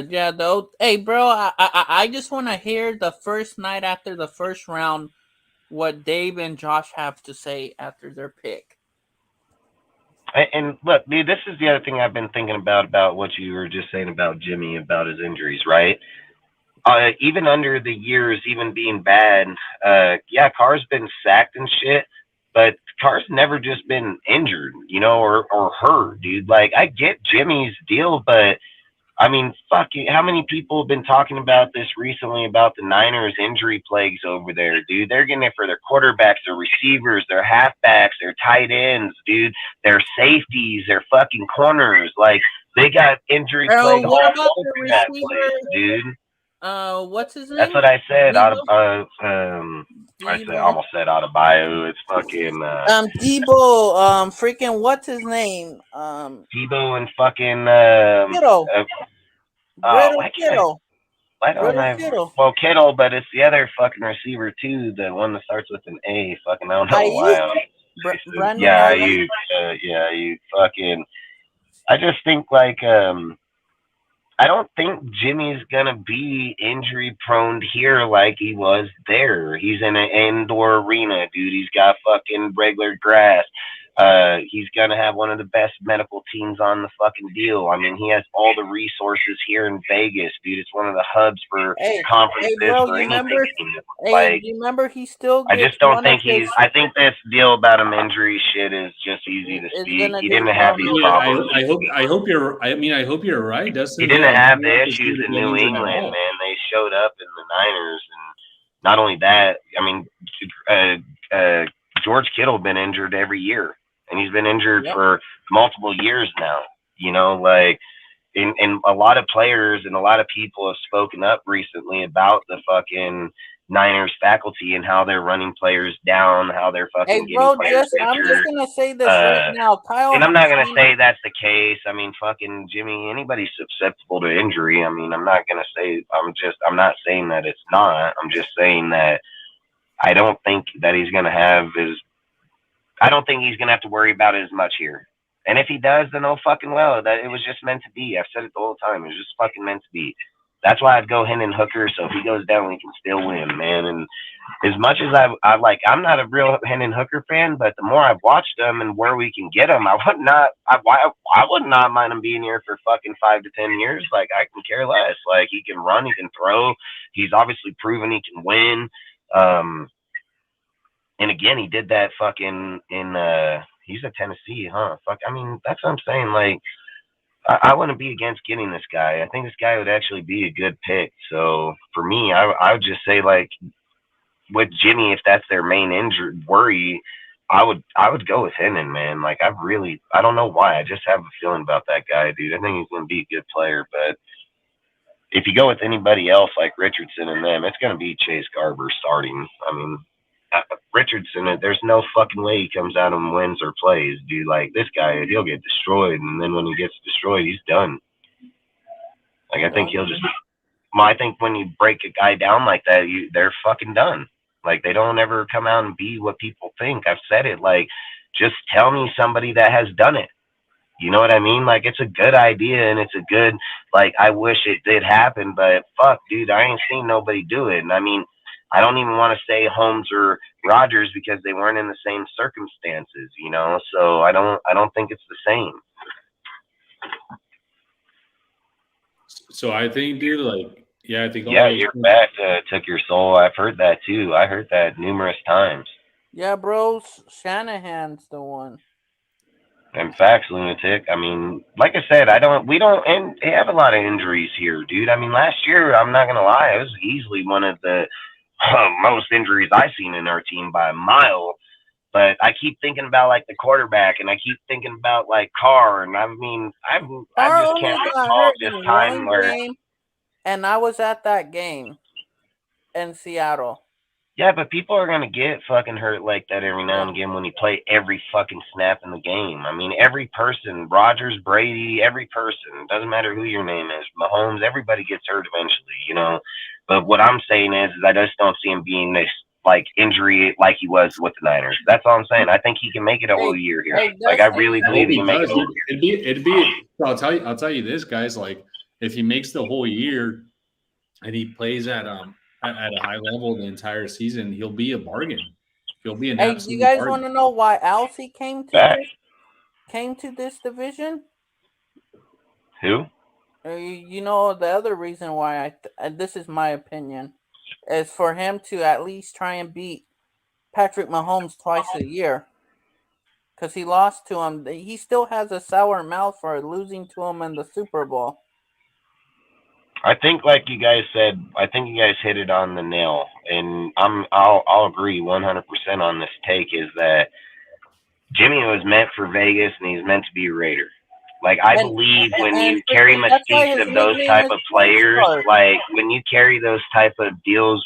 So listen, like the Snake and Plucky and all them, when they came here, they had that mentality. Like, you know what I mean? Like, they already had that mentality. And a motherfucker was smoking cigarettes out there. You know what I mean? Like, they had the mentality. Blended, all of them. So to sit here and say, like, when you're sitting here looking at Jimmy being here, I would say, like, he fits the mystique, man. Like, I think he fits the mystique. He fits the Raider way. I think he's everything about it. I mean, when that dude stepped up on the podium, when he was sitting there talking, I mean, he's not here. Yep, he's not here to he's not here to try to be like on the face and this. I'm just gonna do it like it's supposed to be. If you like me, you don't, you don't. Like that's me all day, like straight the fuck up. So I think when you're just looking at him, the way that he carries himself, the way when he comes in, the way that people look at him already, dude, and he ain't even played a game on the field. More people already cherish Jimmy more than they cherish Derek. And this fucking guy ain't even thrown a fucking ball for us yet. So I think sometimes even like people when they watch Stenham and then they seen his woman up there and they seen like how they carry themselves. Like a lot of people were like, man, he can be a Vegas guy. Like he has the mentality. He has the good looking woman. He's got the mystique in his deal. But Jimmy fits it perfect, like to the T. And not only that, it's like, what other quarterback would you win after? Like, I was thinking about Baker would have been the only other guy. Like, if I was like, okay, if we have to get a quarterback here outside, Baker would have probably been my other option because if Josh was able to get him off those interceptions, Baker can be a dangerous player. But I didn't want him. I was just saying that's who I would have probably thought of if anybody in there. But in the reality of Jimmy, like at the end of the day, Jimmy has a 40-17 record as a starter. You know, he's like 54-20 record as a player. Like we can have our personal feelings about him, but if he's in the right system, he's gonna win that game. Like he's gonna win. So I think you got to look at that. And then you're looking at the Niners where, like, yeah, he's that playboy mentality over there. He made that team gel. Kittle, fucking, what's that tackle's name? The left tackle, the fucking dominant motherfucker, Trent Williams. He fucking came out and said when Jimmy was hurt, dude, when they were talking Brock this and that, he was like, fuck, Jimmy's the leader. He's the guy. Like, he's the captain. People don't realize what Jimmy carries in the locker room. He's like, we wouldn't even be where we're at if it wasn't for Jimmy.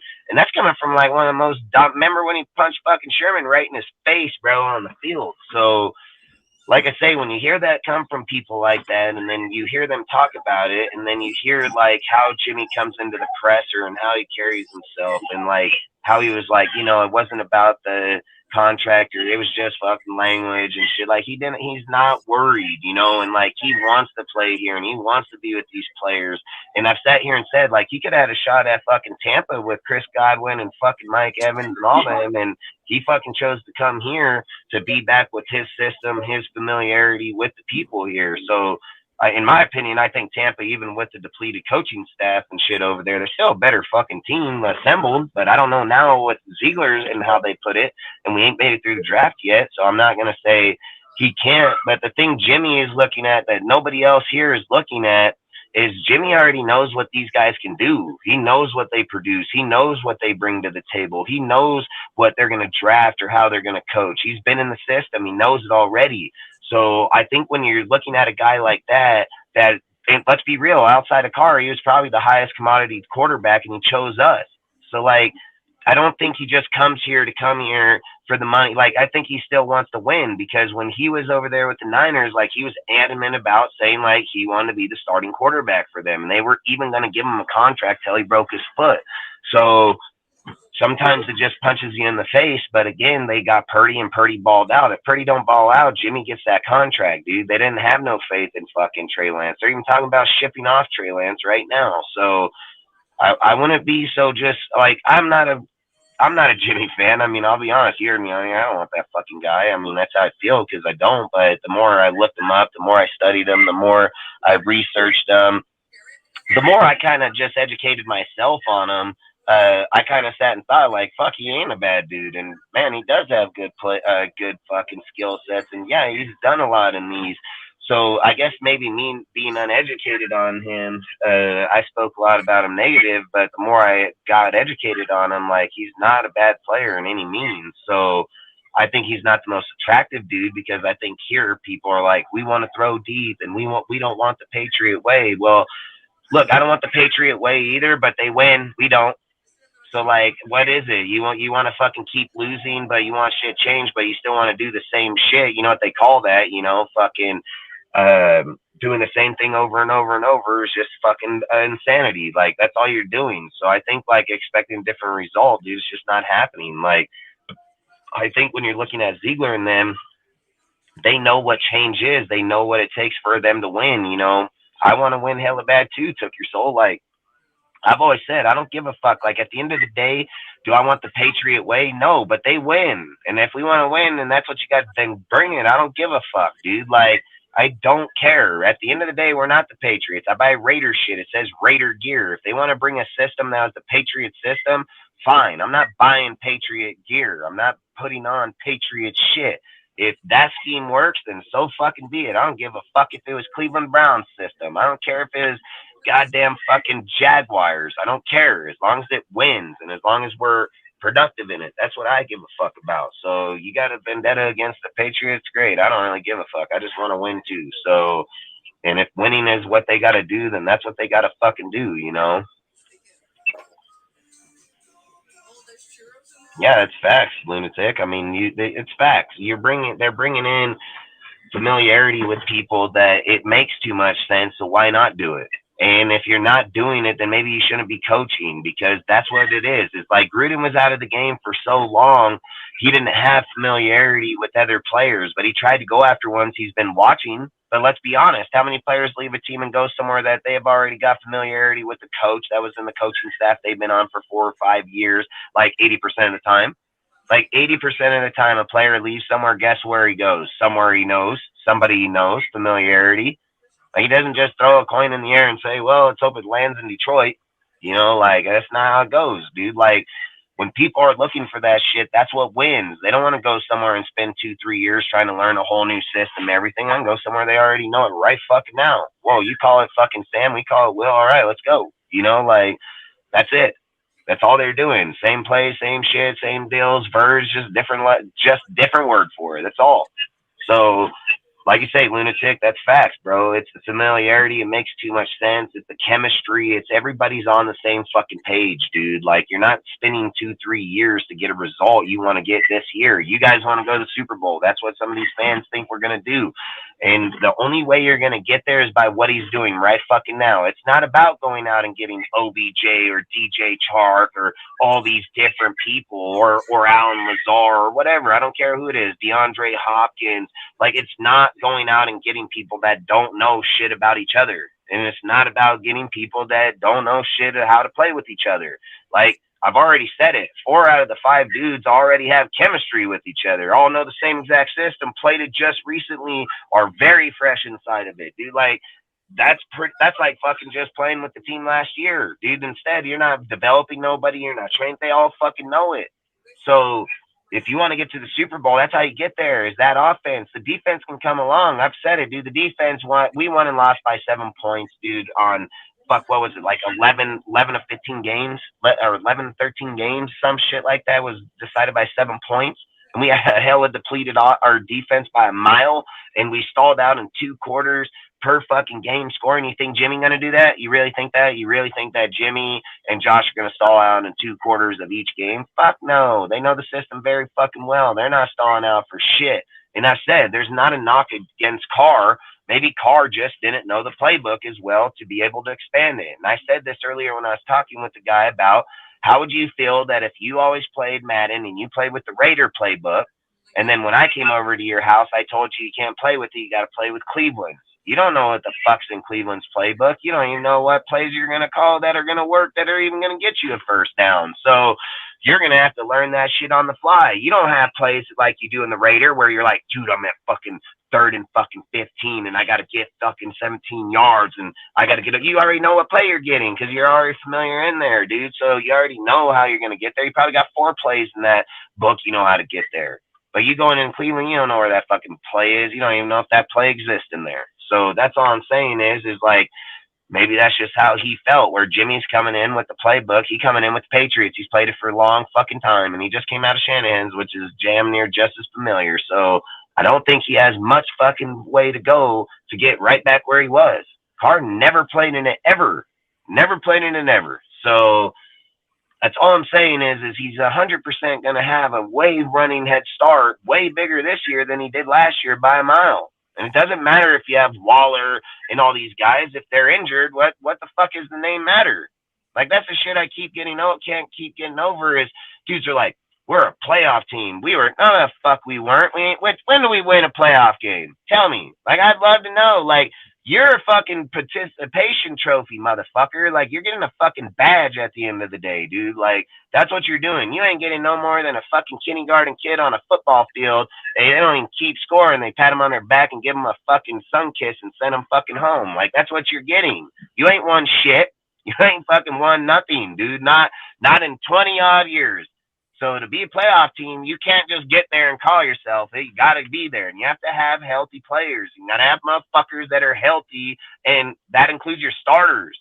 Like, to get there and say, well, playing with Matt Collins and No Hands fucking Cole and Foster fucking Moreau, and I don't even know who the fuck's over there in defense, fucking Amik Robinson as your outside 2. We got fucking Butler and fucking Masterson and fucking, I don't even know where this fucking guy come from, Langy. I mean, we got motherfuckers you don't even know, like, straight up. So, I mean, I don't, like I said, dude, I think like this year going with the way that they built it, the way that they're going right now, we're going to be 100 times better by a fucking mile, dude. So, I don't know, man. And the thing I really get, like Hyperbolic said here a little while ago, you know, like if somebody wants to say something so bad about the team, but then you ask them just one deal to say where that person's done bad, and we can't even get the response. Like, that's my point. This is my whole point about what I talk about on the show as a base, why we created this channel, why we do what we do here is because I'm giving you the platform to say it, bro. Like, I'm not here, I'm not fucking suffocating you. I'm not telling you that you can't fucking say, I just say what I ask. That's all I'm asking. And then I'll leave you alone. You can rant off all you fucking want. But if I ask you a fucking valid question and a fucking rant that you're saying, that you should have a valid point to it. And if you don't, it's just bullshit then. It's no different than my woman talking over there half the time on some bullshit ass shit that I can really give a fuck about. Like, I can care fucking less. Like, straight facts, dude. Like, I'm like, you're sitting there thinking in my head, like, what the fuck you come up with that shit? But I'm gonna look this way and keep watching TV and just act like I don't even hear this shit. Because if I look over there, I don't even know what I'm gonna say. Because I'm gonna really be like, you really think that? Like, do you really think that? You know, like, that's what I think sometimes what people say, man. And I'm just saying, to be real, like, fuck, be real. Like, it is, I know in this world it's hella easy to be fake motherfucker, dude, like, straight up. But just be fucking real, man. There's nothing wrong with that. Like, nothing wrong with it, dude. Just be real. Get straight up. I fucking hate fake people, man. And I just say, like, our team ain't fake. Like, I fucking lose with my team, bro. Like, I have no fucking problem with it. I have no problem losing with my team because I back those motherfuckers. I hate it. Fuck yeah, I do. But fuck, I'm not going to spit on them. I'm going to spit on my fucking shit. If I seen someone spit on in front of me, I'll probably punch them right in their face, dude. You know what I mean? Like, fuck, I feel how you feel. Don't fucking disrespect my shit, bro. Like, straight up. I'll fucking fuck.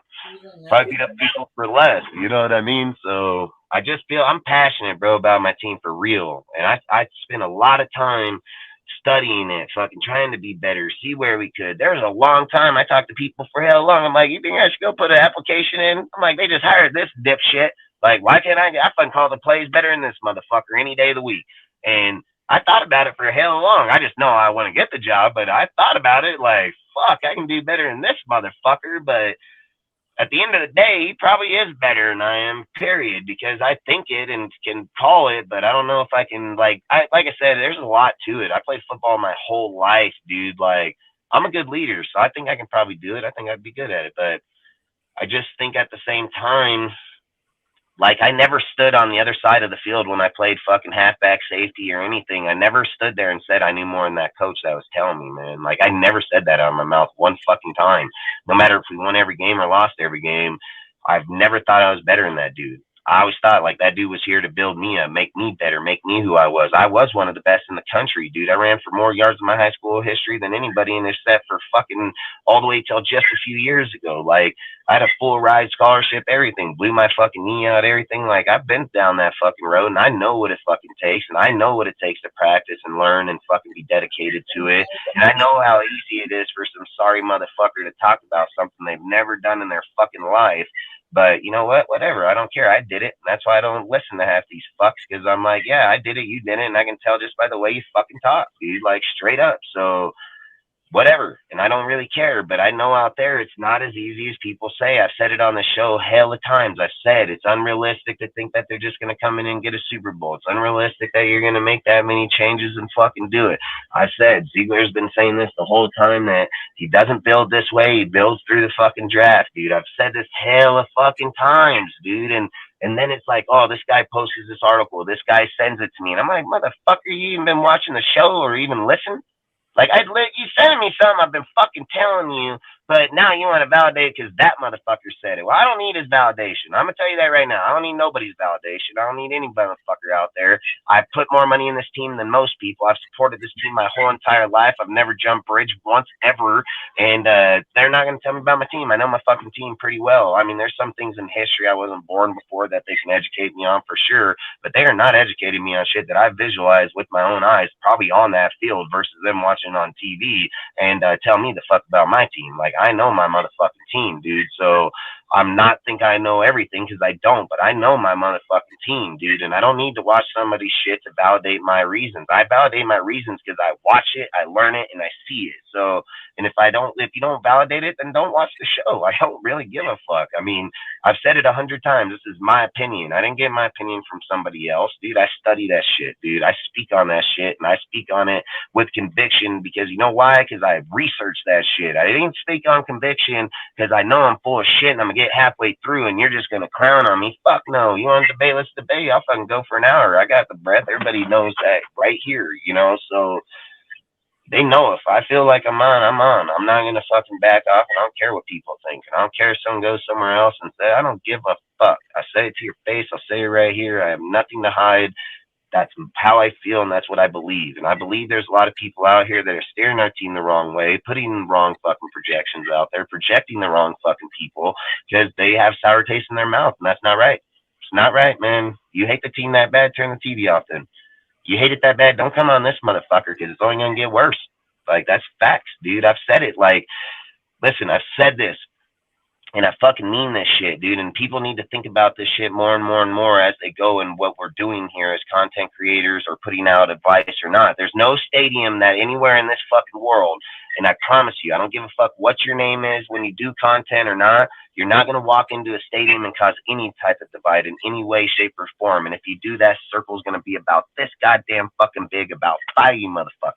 That's facts, dude, because out here in this world, when we walk by a motherfucker, we acknowledge him. We fucking respect motherfuckers, even not knowing that motherfucker. He supports the gear, has a sweatshirt, a hat, a sock, a shoe, a fucking rag, or any goddamn thing that has a motherfucking Raider emblem on it. We acknowledge him. We acknowledge it worldwide, not fucking just here in the U.S. We acknowledge it all across this motherfucking globe, everywhere we motherfucking go. And it ain't gonna fucking change going in that motherfucking stadium. And it ain't gonna change on this motherfucker either. And I promise you that. Listen, the best YouTuber on the stick got 100,000 motherfucking followers. Well, I got some sad news for you, bro. Raider Nation ain't 100,000 people. Raider Nation, multi-millions. Multi-millions. Not just fucking 100,000. It's multi-motherfucking millions. So create your shit here. Do what you want. I can give a fuck. But out here in that real motherfucking world, when we show up in that motherfucking stadium, that shit don't exist. Because it's not even it's not a reality there. Because it don't exist. They don't even know who the fuck it is. And that's where I think it's disgusting. I think it makes me sick to my fucking stomach that a motherfucker would rather not fucking have a unity versus anything. I don't like that shit. I think it's bullshit. You don't own the team to decide that. Nobody gave you the fucking rights. Show me the rights. I'll say right here, let's get a lawyer. Show me the fucking right that gave anybody the entitlement to that. Nobody did. Nobody has it. You don't own it. Not any motherfucker here alive, period, has it. So for somebody to do that, it's not even your fucking right. And if you have that personal opinion, get the fuck off. Like, straight the fuck up. Like, I do not feel like, I've said, the Pac-12 has a better unity in fucking collaborating and fucking doing shit with people than Raider Nation can with their own shit. Like, that's fucking crazy. The Pac-12 is the most rival in all football, and these guys have no problem. And then you got other motherfuckers out here that are trying to divide something that they don't even have a right to. Like, don't even have a right to even speak it, say it, or anything. Like, that fucking should be like, click, unfollow, adios. Like, who the fuck you think you are? Like, you ain't fucking nobody. No more than I am, motherfucker. Like, that's the shit I think is crazy as fuck. Like, I think it's so crazy, and I don't like it. And I think it's just even crazy that they fathom that type of shit, period. Like, I ain't walking in somewhere and say, well, all these guys on the left and all these guys on the right. No, that shit don't exist in allegiance, bro. It's not even, they don't even fucking know what the fuck you're talking about. So I just think it's crazy that we come on here to hear, listen, I watch a lot of people's shit, dude, and a lot of people are really good, man. And they know who they are because I fucking go and talk to them because I like them. And I don't do that to a lot of people because I give a fuck about a lot of people. But there are people out here that do have good deal and have good intentions and that are for what we stand for. And that's what I believe, man. I come from the streets. I come from that life. And when people talk about that shit means shit to me, dude. Like, it means a lot to me. And I speak about it out of passion all the fucking time on here, no matter who the fuck's here. And no matter where the fuck I go, no matter what show I'm on, because that's how I feel. That's how I was raised. That's who I am. That's in my blood. That's like, you fucking with them. That's like fucking with my sister, dude. Like, I'm gonna fuck you up. Like, that's how it is. There are certain things in this world you just don't fuck with, and it's my goddamn Raiders and my family. Like, straight the fuck up, and they're two of the same. So, and when people say that, and then they don't mean it, that just makes me feel like you a fake-ass motherfucker. Like, instantly. Like, where I come from, people like you get your ass beat, like, probably right then and there. Like, that's where it comes. You'd be lucky you can even walk out of this motherfucker, dude. Like, they don't accept that type of shit. And it's like fucking here. It's like it's fucking granted, bro. It's granted. Like, it's fucking granted. And I think it's the craziest shit. And when I see it, I just don't accept it. I don't accept it. I don't acknowledge it. And I tell them straight the fuck up, because I don't think anybody should accept it. Like, I don't think you should accept that, dude. Like, I'm gonna be real, dude. Nobody owns these motherfuckers besides Al, and he's dead, and he still owns those fuckers, and he'll be the owner of this motherfucker for life. And you think you want to fucking divide, huh? You think you want to divide in YouTube or in life or anywhere along that bear the Raider in them, right? That's what you really fucking think? You psycho ass motherfucker if you believe that. Like, he ain't never want to fucking divide. He never wanted to fucking divide in any shape, way, or form on any platform or anywhere at any given time. And then the motherfuckers to sit and say that it's like, yeah, no. You don't have that right, motherfucker. Go buy them. Go buy the Raiders. Show me the deal, and you can say whatever the fuck you want. Like, I don't really give a fuck. But to speak like you own it, or speak like you created it, or speak like you're the one that determined, no, the fuck you do not.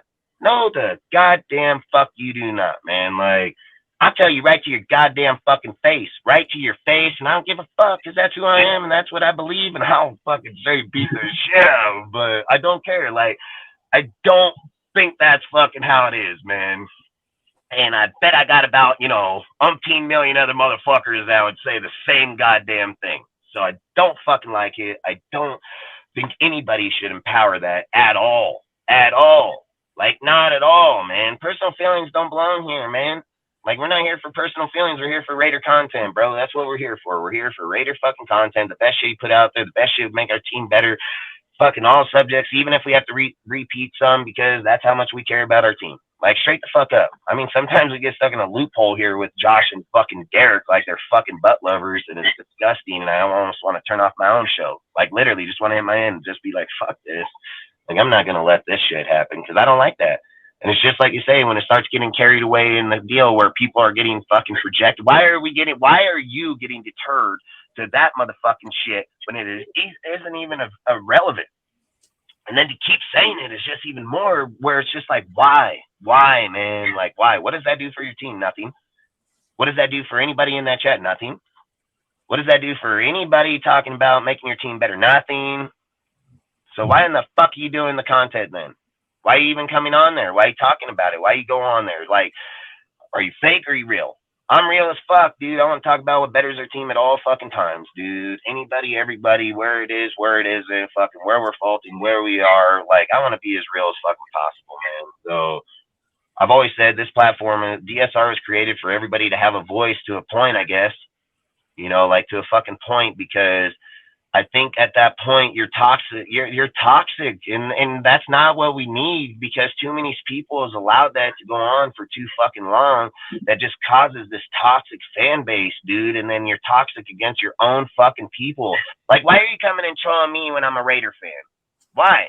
Like, I don't get that. And I'm not saying that to me, but I'm just saying that to like any motherfucker. Why are you fucking trolling any motherfucker? You a Raider fan? Like, that shit don't make sense, bro. Like, it makes zero goddamn sense.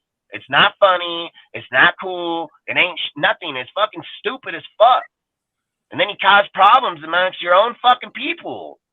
Like, I don't get that. I don't get it, dude. I don't just walk out, kick my friends in the face, just walk out and be like, what's up, bitch? Bop. How'd that feel? Fuck it, let's go to the store. Like, what the fuck is up with that shit, dude? I do that around me and get tied up to the back of my car. I'd drag you right down the goddamn fucking road, dude. Like, straight up, dude. I'm gonna get out with my rope. I'm gonna rope your motherfucking ass, calf tie you down on the fucking ground, and put you on my ball hitch on my truck and be like, boo, fucking 50. Like, that's what I'm gonna do. So bet your ass on that. Like, that's how it's just crazy, man. It's crazy. And it bugs me a lot, because I didn't think it bugged me. Like, I'll be honest, I didn't think it fucking bugged me. But over the weekend, it's bugged the fuck out of me, dude. And I just sit here and think, like, I've thought about all the games I've gone to, all the fights I've been in Oakland or LA, and all the shit. I've never been against a Raider, motherfucker. Like, have I put drunk dudes in their seat? Yeah, fucking A. But I've never, dude, it's always another team, always another deal. I've just, like, sometimes, don't get me wrong, I mean, I've seen Raider fans fight. I mean, it's not like it's never happened, but not like that. You know what I mean? It's not like that. It's not like people think. You're watching a video on a show that's been fucking shown 5 times over history. You know, like I've been in that stadium fucking as much as that thing's been up for most I can think. And there's a lot, but a lot against other people, dude. So that's all I'm saying, man. I just don't like it because I've been there a lot, and I've been like where they're fucking loyal as fucking family for real, dude. People think like I keep saying that shit where a rich man can eat just, or a poor man can eat just as much as a rich man. That's the truth. That's not bullshit. They don't fucking look at you like you fucking homeless or fucking rich. If you wearing Raider shit and you're out there, you're getting fed, bro. You're getting beer, you're getting shots, you're smoking bud, dude. Like, how many of your own friends are cheap as fuck on dab or hash or fucking anything? Oh, yeah, fuck, you can have a hit, bro, but you can't. Like, your own friends are stingy as fuck. You go there, fuck, bongs, bro. Oh, fucking bud. Oh, fuck, you want a gram dab? Fuck, here, you know, like, motherfuckers ain't bitches. And that's the thing I just don't understand, because it tells me when I see that shit up on here is it tells me, one, you ain't probably never even been to a Raider environment to begin with. And to even put that type of mentality out there just shows like you really ain't for us, because that's not who we are, man. Like, we don't do that shit. And I speak from it because I've been there for most of my whole life. So I don't think that, why would it be accepted here? You know, like, that's all I'm saying is, why is it accepted here, but it ain't not accepted out there? Like, that's not how it works, dude. You got a problem, beat someone's ass straight up, the fucking in. Like, outside of that, it's no place for that here, because, again, it's not personal. It has nothing, dude. We are here to talk about our fucking team. Live and die by the fucking sword, dude. Go down with the ship. Fucking bleed black and silver, like fucking silver and black. I mean, like, you're not fucking here talking about your fucking personal shit. Like, that's the thing where I think you just got to draw a fucking line or have your own shit that says personal bullshit, you know? Like, I'm not telling anybody what to do, okay? Don't take it out of context that if I'm saying what I'm saying. I'm not singling any individual. I'm just saying, like, it bugs me because I don't know why, you know, and I don't think it's right. And that's what I'm saying. Like, and if other people out there, like, I don't know why you want to feel the same way, and I don't know why you want to say something and speak up. Like, I'm not afraid of motherfuckers, and I don't got to go with the script, bro. I'm not like a lot of fucking people. If it's right, it's right. If it's wrong, it's wrong. Like, that's that. And you don't like it, oh fucking well. I don't care. But you still got to have people in this world that are not afraid to neutralize it or speak about it or say it how it needs to be said. I'm that motherfucker. I ain't afraid. I don't give a fuck, because I believe in this world we don't have those motherfuckers no more, and that's why we're in the problems that we have these fucking days. It has nothing to do with anybody else. I don't think it should happen. The fucking end. Now, I don't give a fuck what the reason or not. I don't speak on that. It's not my shit. I know a lot of it. I don't care. I just think, like, fuck, that shit belongs somewhere else, man. I don't like turning on shit and turn it off because I don't want to hear it. I want to hear fucking how we are. Look, I don't like people negative about our shit, bro. Like, I already get it. We suck. I get it. I hear it. I hear it all the fucking time. I don't need to hear it in our own shit. You know what I mean? Like, I need to figure out, like, when we're talking, what's better. Like, that's why I like what Loon does in the mornings, dude. He spends his time after working all day, comes in there, analyzes the draft, analyzes deals. He don't just come in there to bullshit you to talk. Like, that's a lot of fucking work, and especially that early in the morning to be able to do that type of stuff after working. That's what I do. I do that shit, too. I slay my ass, bro, and still fucking put it on and still fucking do it and never fucking late to make sure it's always on time, even if I'm fucking 10 minutes before we're starting. And then I still roll with it. And I've said I talk it for fucking 3-4 hours nonstop, dude. Like, I love football with a passion. And when I see other people that have that same deal, that's what made me watch or love football. Why do you think I love fucking the Raiders so much? Do you really think it was their gear? It was Al Davis, bro. It was the way he carried himself, the way he was, the way he talked, the way he said about it. I was like, yeah, motherfucker, that's me. Like, that's me, motherfucker. That's who I am as a human being in this world. Like, why do I care? Why was I Earnhardt fan so bad? He was just like me. Came from broke ass nothing, dude. Wanted to be the best at everything and tried his heart out. Like, that's me, bro. Like, that's why I like these motherfuckers, because they're just like me. Like, that's who the fuck I am, dude. So when I see other people that succeeded in life and see where they're at in life and where they've come from and what they've done, I sit and say, if they can do it, I can do it. Like, that's what they give me the option. And that's why I've got where I'm at in life, is from that mentality, dude. Like, I didn't sit back and say, well, I'm fucking just broke and I come from the ghetto and I'm not. No, fuck no. I said I'm educating myself and get the fuck out of this bitch. I'm going to go do something else with my life. And I did it. And I didn't fucking hold anybody back. And I didn't cry about it. And I didn't sit up at night and say, oh, fucking poor me. And, oh, they don't give me this. And, oh, fuck, I don't know why I can't have that. I said, nope, identified where the problem was. And I fucking worked to get out of it. And I did. And then from then on, I identified everything, every situation, and tackled it from that day on. Like, that's facts. So you can sit around and be poor fucking me and have nothing, or you can fucking go do something with your life. I always say there ain't no suppress anybody. You suppress yourself, dude. And there ain't no fucking deal where it says, well, this guy gets that or that guy. No, you get what you get, bro. I don't give a fuck who you are. I hire plenty of people, no matter who the fuck they are, no matter what color they are or not. You get what you put out, motherfucker, and that's facts. And there ain't nothing else outside of that. I've never been somewhere in this world, in the U.S., that have said, well, because of who you are or not, you can't have that. It's because you don't do the fucking work. That's why you don't have it, dude. And that's facts. And you can point the poor me fucking card. Good. I don't give a fuck. I just laugh at you and keep going on because I'm going to get my shit because I work. Because I work, I know what's important to me and what's important to my family and what's important in life. I know, and I know I'm going to die one day, and I know I'm going to work all this shit. I'm not going to have none of it at the end, but you know why I do it? So I can have it. That's why I fucking do it, because I'm not going to live on this world fucking out of bags and have nothing, and I live there. I already experienced that. I'm not going to end my life there. You know, I've experienced on the street. I've experienced being cold as fuck, dude. That's why I'm sitting in this car with fucking 12-degree weather, fucking freezing my ass off, and still talk football for 3 fucking hours because I love it and I don't give a fuck, you know. So I don't want to go back there, but I'll never forget it either, and I'll live through it because I've been through it already. So it's not new charted territory for me. I've been through that shit like my backyard. I just don't want to go back there. You know, it's a door. I've always said it's a house that you lived in when you were young and you closed the door and you never seen again. It's like, that's just how shit is in life sometimes. Just one door closes, another opens, and you never go back and you never see it. And maybe one day in 15 years, you might be strolling down the fucking road and so happen to go by it and remember it, but that's what it is. It's a memory, man. It ain't nothing else. So, and you can be that dude that when you see that memory that for the next fucking 5 weeks, you fucking soap on it and fucking, oh, I don't know why and how come and yeah, well, fuck that. You know what I say? I say a lot of good memories, a lot of bad. Now look what I got now. Like, I don't fucking carry the past, dude. The past ain't good. We're all gonna die. You can take the past with you in the afterlife, you know. Like I always say, I'll sleep when I'm dead, dude. I don't do no drugs outside of smoke weed. I don't drink. I don't fucking do any hardcore drugs. I just work my ass off, drink a lot of coffee, soda, fucking smoke weed, dude. Like, I just live, dude. But I don't know. I don't let weed get in my way. You know how many people say, like, oh, that guy smokes weed, he can't. Fuck, I'll work anybody smoking weed all day. So I just think if you use it as a crutch, it's easy crutch. And I always say, like, all this shit results back to our team because all of it, everything out in life and not, dude, it doesn't matter how I see or not. You can use anything as a crutch. Like people use Josh, like people use fucking Derek. Easy crutches are easy, dude. I've always said it's easy to tear a motherfucker down. It's easy to tear a building down. It's hard as fuck to build it back up. It's hard as fuck to appreciate somebody for what they do because that might not make you look good.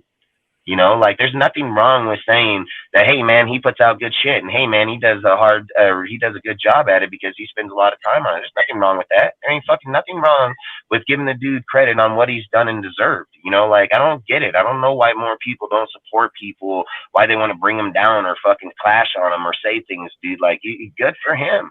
Like, good for him, dude. I say this every time. If dudes come to DSR and they get known here and their fucking pages grow bigger than us and they become bigger, then great. He must have did a lot of fucking work to get there, dude. And I appreciate that he started here. And I'm never going to say, oh, we gave him a start or no, he fucking was part of us. That's what it is. And that's the way it's going to fucking die. And when people bring him up and say that, hey, man, you were part of, it's up to him to say, and I'll say, yeah, he's a Philly. But I'd never say words like we created him, we built him, we made him what he was. Like, no, that's not my fucking place to say that, dude. I don't have the right to say that, dude. Like, we did this as a team. We did it as a unity. We did it as a Raider fucking group, dude. Like, there was no I, because in Raiders, there is an I in Raiders, but my point is like in the Raiders, dude, it's us. It's who we are. We stand for the Raiders, dude. So when I sit here and look at that, I just don't think 12 total draft picks.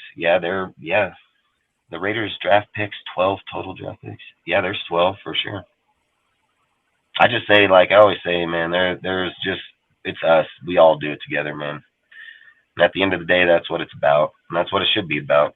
And I think more people should support it and encourage it because I've always said here, that's what we're about, dude. I went out here, I picked all these dudes, handpicked them all, fucking went to all different platforms, all different places, and picked every last one of these guys. None of these guys were affiliated with any YouTube fucking channels.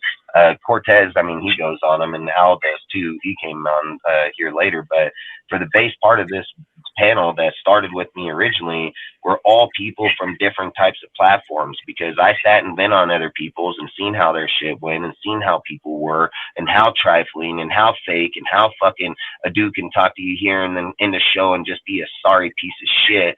And I was like, dude, I'm not fucking affiliated with these sorry motherfuckers. Like, there's no way.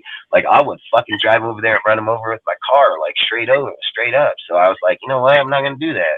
I started monitoring people on Instagram, Twitter, Facebook, fucking all over the fucking place, dude. Didn't care where their platforms were. Started seeing, oh, he does graphics. Oh, he does fucking stats. He does fucking funny shit. He does Raiders. He does football content. Started talking to them all individually. Started to say, hey, this is what my plan is, where I want to be. I want to have different platform, different views, different points. I want to see it from different ways, dude. And then guess what we created? We created this. And it's worked great because every person that's come through here, everybody that's been on here has been welcomed just as open arms as anybody. Nobody's ever been banned. Nobody's ever been criticized. Nobody's ever been fucking judged, dude. Well, people have hot takes. Fucking A. That's what we do here. You know, you can't take that. You don't belong here. You know, that's facts. And I've always said, you throw a hot take out there, you better fucking be ready for it. And if you ain't, I'll just get the fuck out because that's what it's going to happen here. And people should encourage it because I've always said, dude, that, like, we can't get better unless people put ideas that maybe we never even thought of or seen or looked at or not. Again, I just say, like, I talk about it a lot because I think it needs to be encouraged more. And I don't mean to ramble on about it. I just mean, like, I think more people need to focus on shit that what really got us here in the first place and why we started and why we did it and how can we like hanging out with our friends and why do we have such close relationships, dude. This wasn't personal. This was fun. This is why we did it, because we loved it. We all sat down in our garage one day or we're sitting there talking and was like, dude, I love Raiders so much. You want to do YouTube? Yeah, fuck it. You like it? All right, let's do it, you know? And then you go around, look at our panel. Our panels are full, 9, 10 people, even more. I got more people that can't even get on the motherfucker. And all the fucking time. Every fucking time, dude. So I always say we must be doing something fucking right. Because why the fuck did they all want to be here if it wasn't? And it's all diverse. And it's all about people can have their platforms. People can come here and rage. And people can come here and talk facts, you know. And again, today, like I said, Rudy is a really good friend. Like, I don't have any personal feelings against Rudy. And everybody knows that here. So I'm going to talk to Rudy tomorrow the same way as I talk to him every fucking day. I've always said football is going to get people passionate about shit, especially when you're putting shit out there. Like, there's nothing wrong with that. I don't dislike Rudy any more than I fucking liked him when I started the show. You know, like, there's a lot of times where people look at shit like that and think like, oh, fuck that guy. No, it's not like that here. It's like sometimes we're just not going to agree, and that's facts. There's nothing wrong with that, dude. So, and he's going to be welcome back on this motherfucker just like again on Wednesday, just like I'll text him and say, you're going to be on there Wednesday, because that's how I feel it should be, dude. It shouldn't just be like he sees it, he don't see it our way, fuck it. Or he sees it this and that. Well, good, I get it, dude. You like Carr. I'm not going to tell you not to like him. I'm not going to tell you who to like or not. I get it. Get it out of your bones. Let's go talk about something else now. You know what I mean? So, and he will, and he's a good ass dude, and he's passionate about his team just as much as anybody else. And just because we can move on so fast and go on and go to the next guy doesn't mean he has to, and it doesn't mean he needs to. Like, he likes Carr. He fucking listen. I don't care if people like a person. That's not my space or anybody else's. I mean, God says in the Bible not to judge. Who are you to fucking judge? Like, you ain't. Just like I said, who the fuck are they to say that on here to begin with? You know what I mean? Like, that's not what we're here for, dude. And to sit here and say my belief or what other beliefs are, I'm not telling anybody that you believe my belief. I'm not believe that. I'm not say that at all. But I just say, yeah, exactly. A lot of people like Derek Carr, and there's nothing wrong with it. And nobody should hate a motherfucker that liked a Raider player. Like, this is where I just think it's so crazy that you'll get a motherfucker that bears the same emblem, the same brand, and trash you like you don't exist because of a fucking player that was on your team. Like, that, where in the fuck is that right, dude? Where's that cool? Like, where's that all right? I'll fucking punch you right in the fucking face, dude. Like, That ain't fucking cool with me. I don't give a fuck how big you are or who you think you are. I'm gonna fucking throat chop your ass just as fast. Like, I don't give a fuck. Like, there's shit, dude, where I feel like you can have your opinion, dude. Like, why do you feel like you can't? Like, I can't, or why do you feel like if I say something, I'm not right, but you are? Like, your shit don't make sense. Mine does, and you're telling me I'm the one that don't make sense. Like, what the fucking drugs are you on? You know, like, what medication do you need? You know, that's all I say, man. I just think it's just. I don't know. I rant on it because it irritates the shit out of me. I don't mean to rant on about it, but it really bugs me about certain things. And I always say, like I said, the platform, but man, let's be real. That shit bugs me. I don't know, man. I don't know. Because it does fucking bug me, man. Because I do know our team ain't good. Like, I know we suck, and I know that we've been through bad times, but Ziegler is not them, dude. Like, Ziegler is 100% bring change with him, and we won't know it until we're on the field, man. My words are no good as anybody else's until we're on the field. And just because I speak passionate about him, and just because I bring stats or not, doesn't mean he's going to go out there and win. I just think we have a high success chance to win. That's what I believe. I gamble a lot. I win a lot. I'm a big time numbers. I'm about to head out, bro. So, all right, dude. I'm gonna hop off here in a few minutes anyway. So, all right, or bro, I'll stay on, but I'm gonna go do something real quick. I'll be right back. What are you gonna go do? Lick penis? No, I thought that was until 11. No, bro, I'm about to go make me something to go eat, bro, and then I. What are you gonna make? Quesadilla? Fucking. Nah, bro, I'm not. Nah, you're probably gonna make some Mexican street corn. You're gonna make Mexican street corn. Nah, fuck no, I ain't gonna eat that this time. Nah, I'm gonna go warm up a fucking cup of soup. Yeah, bro, it seems lonely, bro, without Uncle here because we would have our snacks at this time. Yeah, party time. We don't go to inn. Huh? Said it don't got to end. Go buy the snacks and party on. You got the general in there. She probably in there watching fucking. What is she watching? Fucking. Oh, is she? Yeah, bro. She hasn't been sleeping well, so I'm like, sleep, General. Well, that's good. I would too, because I was gonna say she's always watching that fucking. What is that one fucking show? The goddamn catfish. Catfish, bro. Look at Loon, bro. Much love. He's going to watch midget donkey porn. Hey, facts, Loon, facts, bro. Hey, I said that shit earlier when he disappeared. Hey, I said that fool up there watching midget donkey porn, bro. Nah, bro, that's Tori. Remember that fucker? Yeah, hey, if I ever hear in the background, oh hell, I'm gonna be like, what the fuck, bro? Like straight up. Hey, you hear Wee Man in the background? Get back over here, fucking. Oh hell. Okay, I'll be right back. Fuck, that's funny shit, fucking dude. Loon said that on his show the other day. I was fucking crying laughing, bro. I'm not even gonna lie. I was crying laughing because he was like, yeah, you know, when you said this, he was like, yeah, it's like that guy don't have a fucking donkey in his porn, fucking his midget porn. I was fucking rolling, bro. I ain't even lying. I was fucking crying. That dude, hey, that guy I was over there with that day, he's like, why are you laughing? I'm like, you won't get it, bro. Like, straight up. That it was funny as fuck. I know. Cortez got that shit on rap, bro. He's got all 112 episodes of them. You're fucking retarded, bro. Nah, bro. All right, go make your cup of soup and then, well, you gotta just put your cup of soup in the fucking microwave, don't you? You use the microwave. Yeah, bro.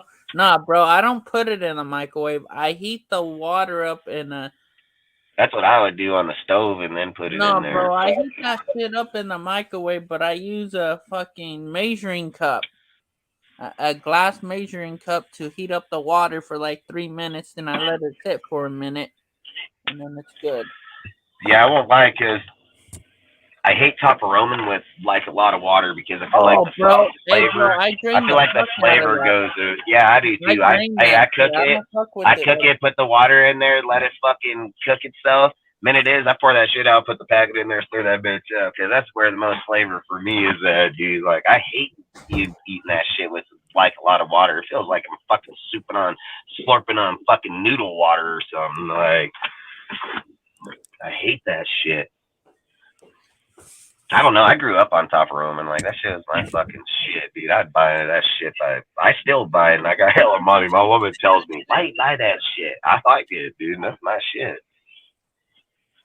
You don't got to buy top of Roman. My woman's motherfucking prissy ass motherfucker sometimes. You don't got to buy top of Roman. I've been fucking raised on that shit since I was like fucking 3 years old. Like, I was running around with the top of Roman packet, putting the flavor in that bitch, eating that shit raw, you know, like.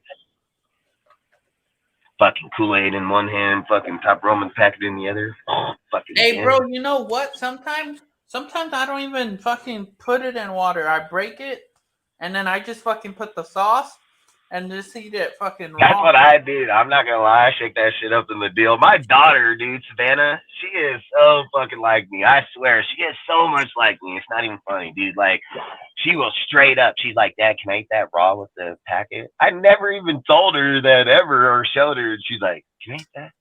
It's like fucking 7 a.m. She's like, Dad, can I have top Roman? Like, what the fuck, dude? Like, fucking 11 o'clock at night. Dad, can I get top Roman? She's just like me, cereal or top Roman. Like, I think it's so crazy, dude. I'm like, you're a fucking spitting image of me. And I don't even know why. Well, I know why, but I think it's just so for me, like I have my mom's heart, but I don't look exactly like my mom. My sister's the Zach twin. She's the oldest. She looks exactly like my mom. She's my mom's twin.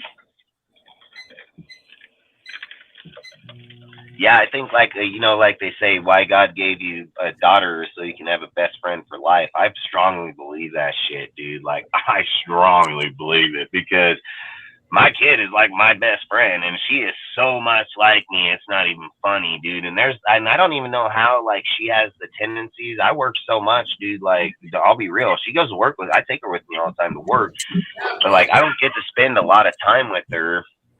And fuck, dude, she is just spitting image, and I think it's awesome as fuck. I ain't gonna lie. Like, I love my kids to death, dude. Like, Savannah is a soldier, bro. Like, she is awesome. I'll lay a motherfucker in his grave if I ever touch my kid, but she is awesome.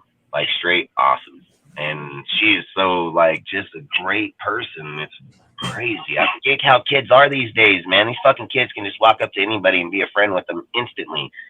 Motherfucker got a lizard in their hand, like, hey, what are you doing? Oh, I'm a pet lizard. You want to see? Oh, yeah, let's go fucking play over here. Fucking today, motherfuckers, dude, can't even do that. Fucking tweakers can do it. They're like, oh, look at my lizard. Want to go do line? Let's go. Yeah, bro, like, nowadays, bro, you can't do that shit, bro. I remember that shit back when I was young. Yeah, I think it's just crazy where we're at. Hey, bro, you know what? I don't even think kids play marbles anymore, Dustin. Fuck no. My kids will be over here, dude. They're like, you want to play I Spy? Asking some dude in the store, don't even know. I'm like, all right, let's go. Like, that's what I just think. Like, I've always tell people, like, they ask me all the time. They're like, you're like a kid. And I'm like, I'm a kid at heart, dude. I'm going to be a kid at heart till I die. Like, I didn't choose to grow up, dude. And I loved being a kid. Like, that was my favorite time in life, bro, dude. Like, shit, when I watch my kids do it. Nowadays, Dustin, ain't the shit back like when we were young. No, but you know what I get to do now, dude? I got 3 kids, so I'm like, let's go play in the sand. So it doesn't look weird when an adult's like, I'm gonna go play with some Tonka toys or something in the sandbox. I got my kids now, but now I'm older, so I get some badass shit building, and I like it, dude. I'm not gonna lie, I love it, dude. Like, I love playing with my kids, dude. I love doing shit like I did when I was younger, and I think too many people get away from shit like that and think like, oh, you gotta be this. No, fuck. There's times for that. There's times to be those people, dude. But I enjoy being the person I am with my kids. Like, I never enjoyed being the person I was in the streets because that was just survival. Like, that's just who you are, you know. I don't not accept it. I just, like I said, I would rather be with my kids. And I think, like, when I see my kids do things or doing things for the first time, it always makes me think, like, I don't remember when I was a little kid, and I just wonder, like, when I see them do things, I'm like, fuck, I wonder how I did that, or if that's how I felt, or was I that passionate when I was that little, you know? I'm fucking 40 years old. It's hard as fuck to remember what I was like when I was 5. 21 years ago? It has to be 21 years ago. My uncle that just recently passed, Dustin? Yeah. I remember I went to their house when they lived closer to me back where I'm from the Fresno area. They lived outside of Fresno. We're coming back he was taking me home because I went for like the weekend to their house. And we stopped and we were taking fruit and shit from these Asians because out in the valley they have these stands and the shit. stands, yep. And we had it to go use the number one. So I went and did it. And then my uncle, the one that just recently passed, said, hurry up, the cops are coming. So I hurried up. Like shit like that brings me back, man. Yeah. Hey, I mean, memories, there's nothing wrong with memories, man. I've always said, I've went through probably one of the toughest deaths in my life with my brother, and think about all the things that I've done. And he was young as fuck, and that's the youngest one of 5 kids, that shit sticks with dudes fucking bad. And I've always said, I grieve differently, man. I just, like I said, I believe in the Bible. I believe in a lot of shit that happens in this world. And I think, like I said, we're just lucky enough to be here to begin with. And I don't have time to sit, but there's a lot of things that I see that remind me of them on the daily, and memories and talking and shit. And sometimes, I try to just push through, but sometimes you just can't avoid it. And I don't think you should avoid it. Sometimes I think, trying to do sometimes what I do ain't healthy. But at the same time, I can't let my kids, I don't have time to do that, man. I don't have time to, my kids, dude, don't know, and they understand it, but I don't want them to know, listen, dude, we all going to have it happen. It's all going to happen. It's going to happen to some of us way more times than others. Some people are only going to see it 4 or 5 people in their family. And then there's people like me that's going to see it 20 different times in my family. And I'm going to hear it for years and years to go. And I'm 40. So guess what? In the next 10 years, guess how many phone calls I'm probably going to get?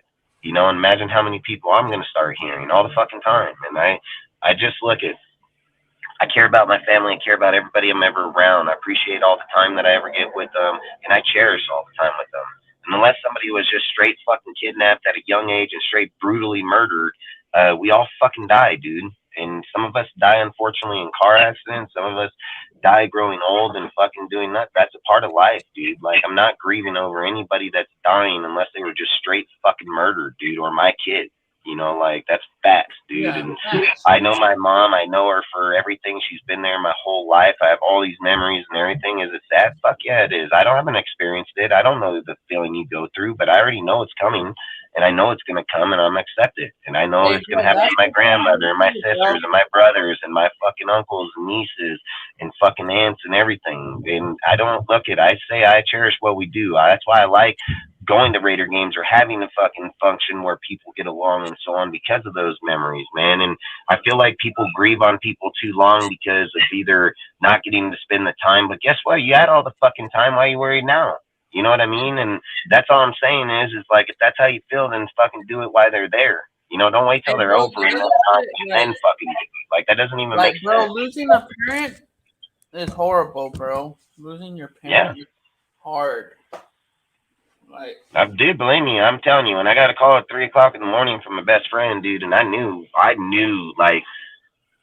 moving here and doing what I was doing, I knew I was gonna get a fucking call one day. I just never thought it was gonna be him. Yeah, and bro, I didn't even answer the phone, dude. I looked at the but I think it was 1 a.m. that I texted you and told you about Uncle. Yeah, it was bro, that's how close we are. I tell you about my personal life.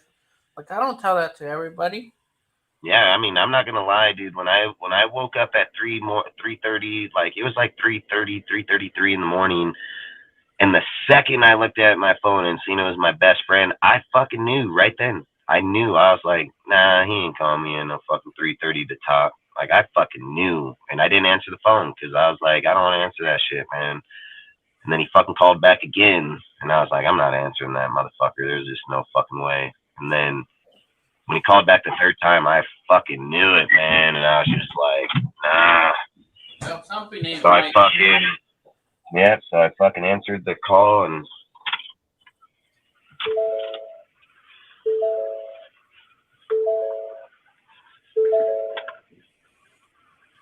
Yeah, shit, it's already. Like I said, I answered it, and when he said it was my youngest brother, I just fucking felt like my heart hit me.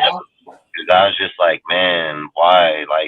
he was such a good ass kid, dude. Like, he made fucking people like me look like a piece of shit, dude. Like, he was a good ass kid, dude. And I always said, like, he was such a mama's baby, dude. And fucking, like, he was a good ass fucking kid. And I always think, like, why fucking dudes like him, man? You know, there's so many piece of shit motherfuckers in this world, and you go fucking take dudes like that. And then, I don't know, it's fucking tough because I don't know, man. Fucking just sucks because he's a hell good ass kid, dude. And why him of all people, you know? And that's the thing I just live with every day, thinking of why is about, or when I think about him, period, because man, there's so many people that I don't wish death on anybody, but there's some motherfuckers that need to die in this fucking world, man. And then people like him don't need to die because that's something we don't have anymore. And it's like, you believe in like God, heaven and hell, dude. Like, we're gonna end up in hell because we ain't gonna have enough people like these motherfuckers. And some people look at them like they're the bad dudes. They're not. It's like sometimes you need them to understand, like, maybe you are a bad dude. Like, I did. You know, like, there was hella times I just thought I was the best and there was nothing better than me. And when you see somebody like him, you get mad. Like, it makes you mad because you're like, why are you such a bitch, you know? But you know, as you're growing up, and then as you see him grow and see what he does and what he goes out for people and shit like that, dude, like, you just think like, man, that kid is fucking savage because every person respects him. Every person knows who he is. Like, he don't care if you're 80, he don't care if you're fucking 10. Like, he went out, he'd help people on his own fucking time, dude, where other people don't even want to help anybody, not even their family. This motherfucker load up, go to the old lady's house, help her move. Like I say, man, he's a good ass kid. And then fucking there's not a lot of people with nice hearts in this world, Dustin.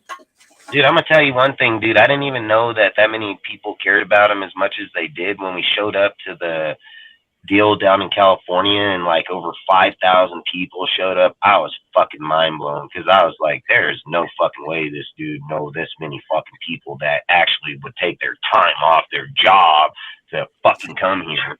Like, you can't even get your friend to come over for dinner, let alone to your fucking funeral. You know, like, that's why I just thought, like, when we were at the church, dude, and they had motherfuckers outside because they couldn't even get people in, and we're in a big ass church that's fancy as fuck. And I was just mind blown, and it hurt hella bad, dude. I don't think I cried ever that much in my life, dude. And like, what I cried the most was when I dropped dirt on his casket. Like, I get goosebumps right now. I want to cry right now. Like, that was the worst feeling ever in my life, dude. Like, I never felt like that, and I don't ever want to feel like that again, and I don't think anybody should. And I just think, like, it's bad, and I don't like it, and I feel bad right now. Like, I just don't like it. And like I say, fucking, I think, I don't know, man. You don't realize how much people care for people until you see it, I guess, because I'd never thought that, and that's my own fucking brother. And I know we know a lot of fucking people, man, but I think at the end, like, when I sit back and look at it years later, like right now, the thing that always comes into my mind was this, man, we probably had over 5,000 to 6,000 people, and where in the fuck did they all come, and how and why? Why? Like I said, you can't get your own friends come over for dinner sometimes, or go to fucking somewhere, and you get all these people just pop up. And I sit and think, like, it's one thing if it's your family, but goddamn, you know. And then it just makes you realize, like, when you hear people talking and how they feel, like, I know we don't have that in everybody, man, and I was fortunate it was in my family, but my family ain't that good. I have a brother that's a fucking straight crackhead, in and out of prison everywhere, fucking take anything and everything from anybody, just fucking don't give a fuck. I have a sister that's like drama-fied. I have another sister that's a working ass machine, you know, that fucking works out, has her own companies, like, just good ass person, you know. And then, like I said, my grandma is one of the most hardest working people. My mom's really hard worker, but she's also on the lazy side too. Like, you know, I mean, just weird. It's weird how life is, man. I don't know. It's hella weird. I don't even know why we're talking about this shit on the Raider deal, because I think it's weird, but I don't know, because I feel hella bad now, because, like I said, just people in this world fucking take it for granted, and I don't take it for granted. And that's why when I come on here, I make that clear, and I make it clear to everybody here. Like, I don't want people pushing fucking things that are wasting people's time. I don't want us wasting anybody's effort here. We're not fake here, man. Like, we don't have an agenda of coming here. Like, we don't have this agenda of coming to social media or YouTube. Our agenda in YouTube was we're all Raider fans and we all love talking it. That's it. You know, there's no fucking hidden prize. You're not gonna play stupid games and win stupid prizes here. You know, like we just fucking do it because that's what we care about and that's what I'm passionate about. And like I said, dude, I don't have a lot of free time, and even the free time I spend, I don't even go home. I spend it right here with you guys Monday, Wednesdays, and fucking Fridays. You know, and my woman tells me, but she respects it and she knows. But I feel like everybody needs an outlet to talk. Everybody needs an outlet to be able to get, you know, have their peace. Like I've even spoke with numerous people in here, out of here or not. Like we all deserve our space to vent our time or enjoy our sports or be able to talk with other people that understand what we're talking about. Relationships and people shouldn't determine that. If they care about you, love you, and enjoy you, they're going to let you do what you're doing as long as it's not taking up all the time, you know, and that's where you as a man need to know when it's time to do that. I do that for my family and she gives me the respect to do it. And would she want me home? Fuck yeah. She don't want me out here, but she still lets me go out and do it because she knows I'm very passionate about it. She knows that I try to do good for everybody that I come across. I try to help anybody and everybody, you know, so I just say like, yeah, 3 years. Dude, that's fucking crazy, bro. My brother died 3 years ago in fucking August, dude. 13th. The 13th. Fucking, yeah, 3 years, August 13th. Fucking. But, yeah, I mean, it's tough, man. And a lot of people don't know, like, a lot of people close down and fucking go into these places, and I didn't because I know who my brother was. I know the talks we've always had and the conversations we've had getting drunk and fighting or sitting back and talking. Like, he don't want that no more than I want it, man. And I think, like I said, I mean, I believe in the Bible. I believe that we're just vessels in these bodies, dude. There's no way I'm 40, but I feel like I'm 20. You know what I mean? Like, I believe that we have souls. I believe that you determine your own outcome. Like, I strongly believe that shit.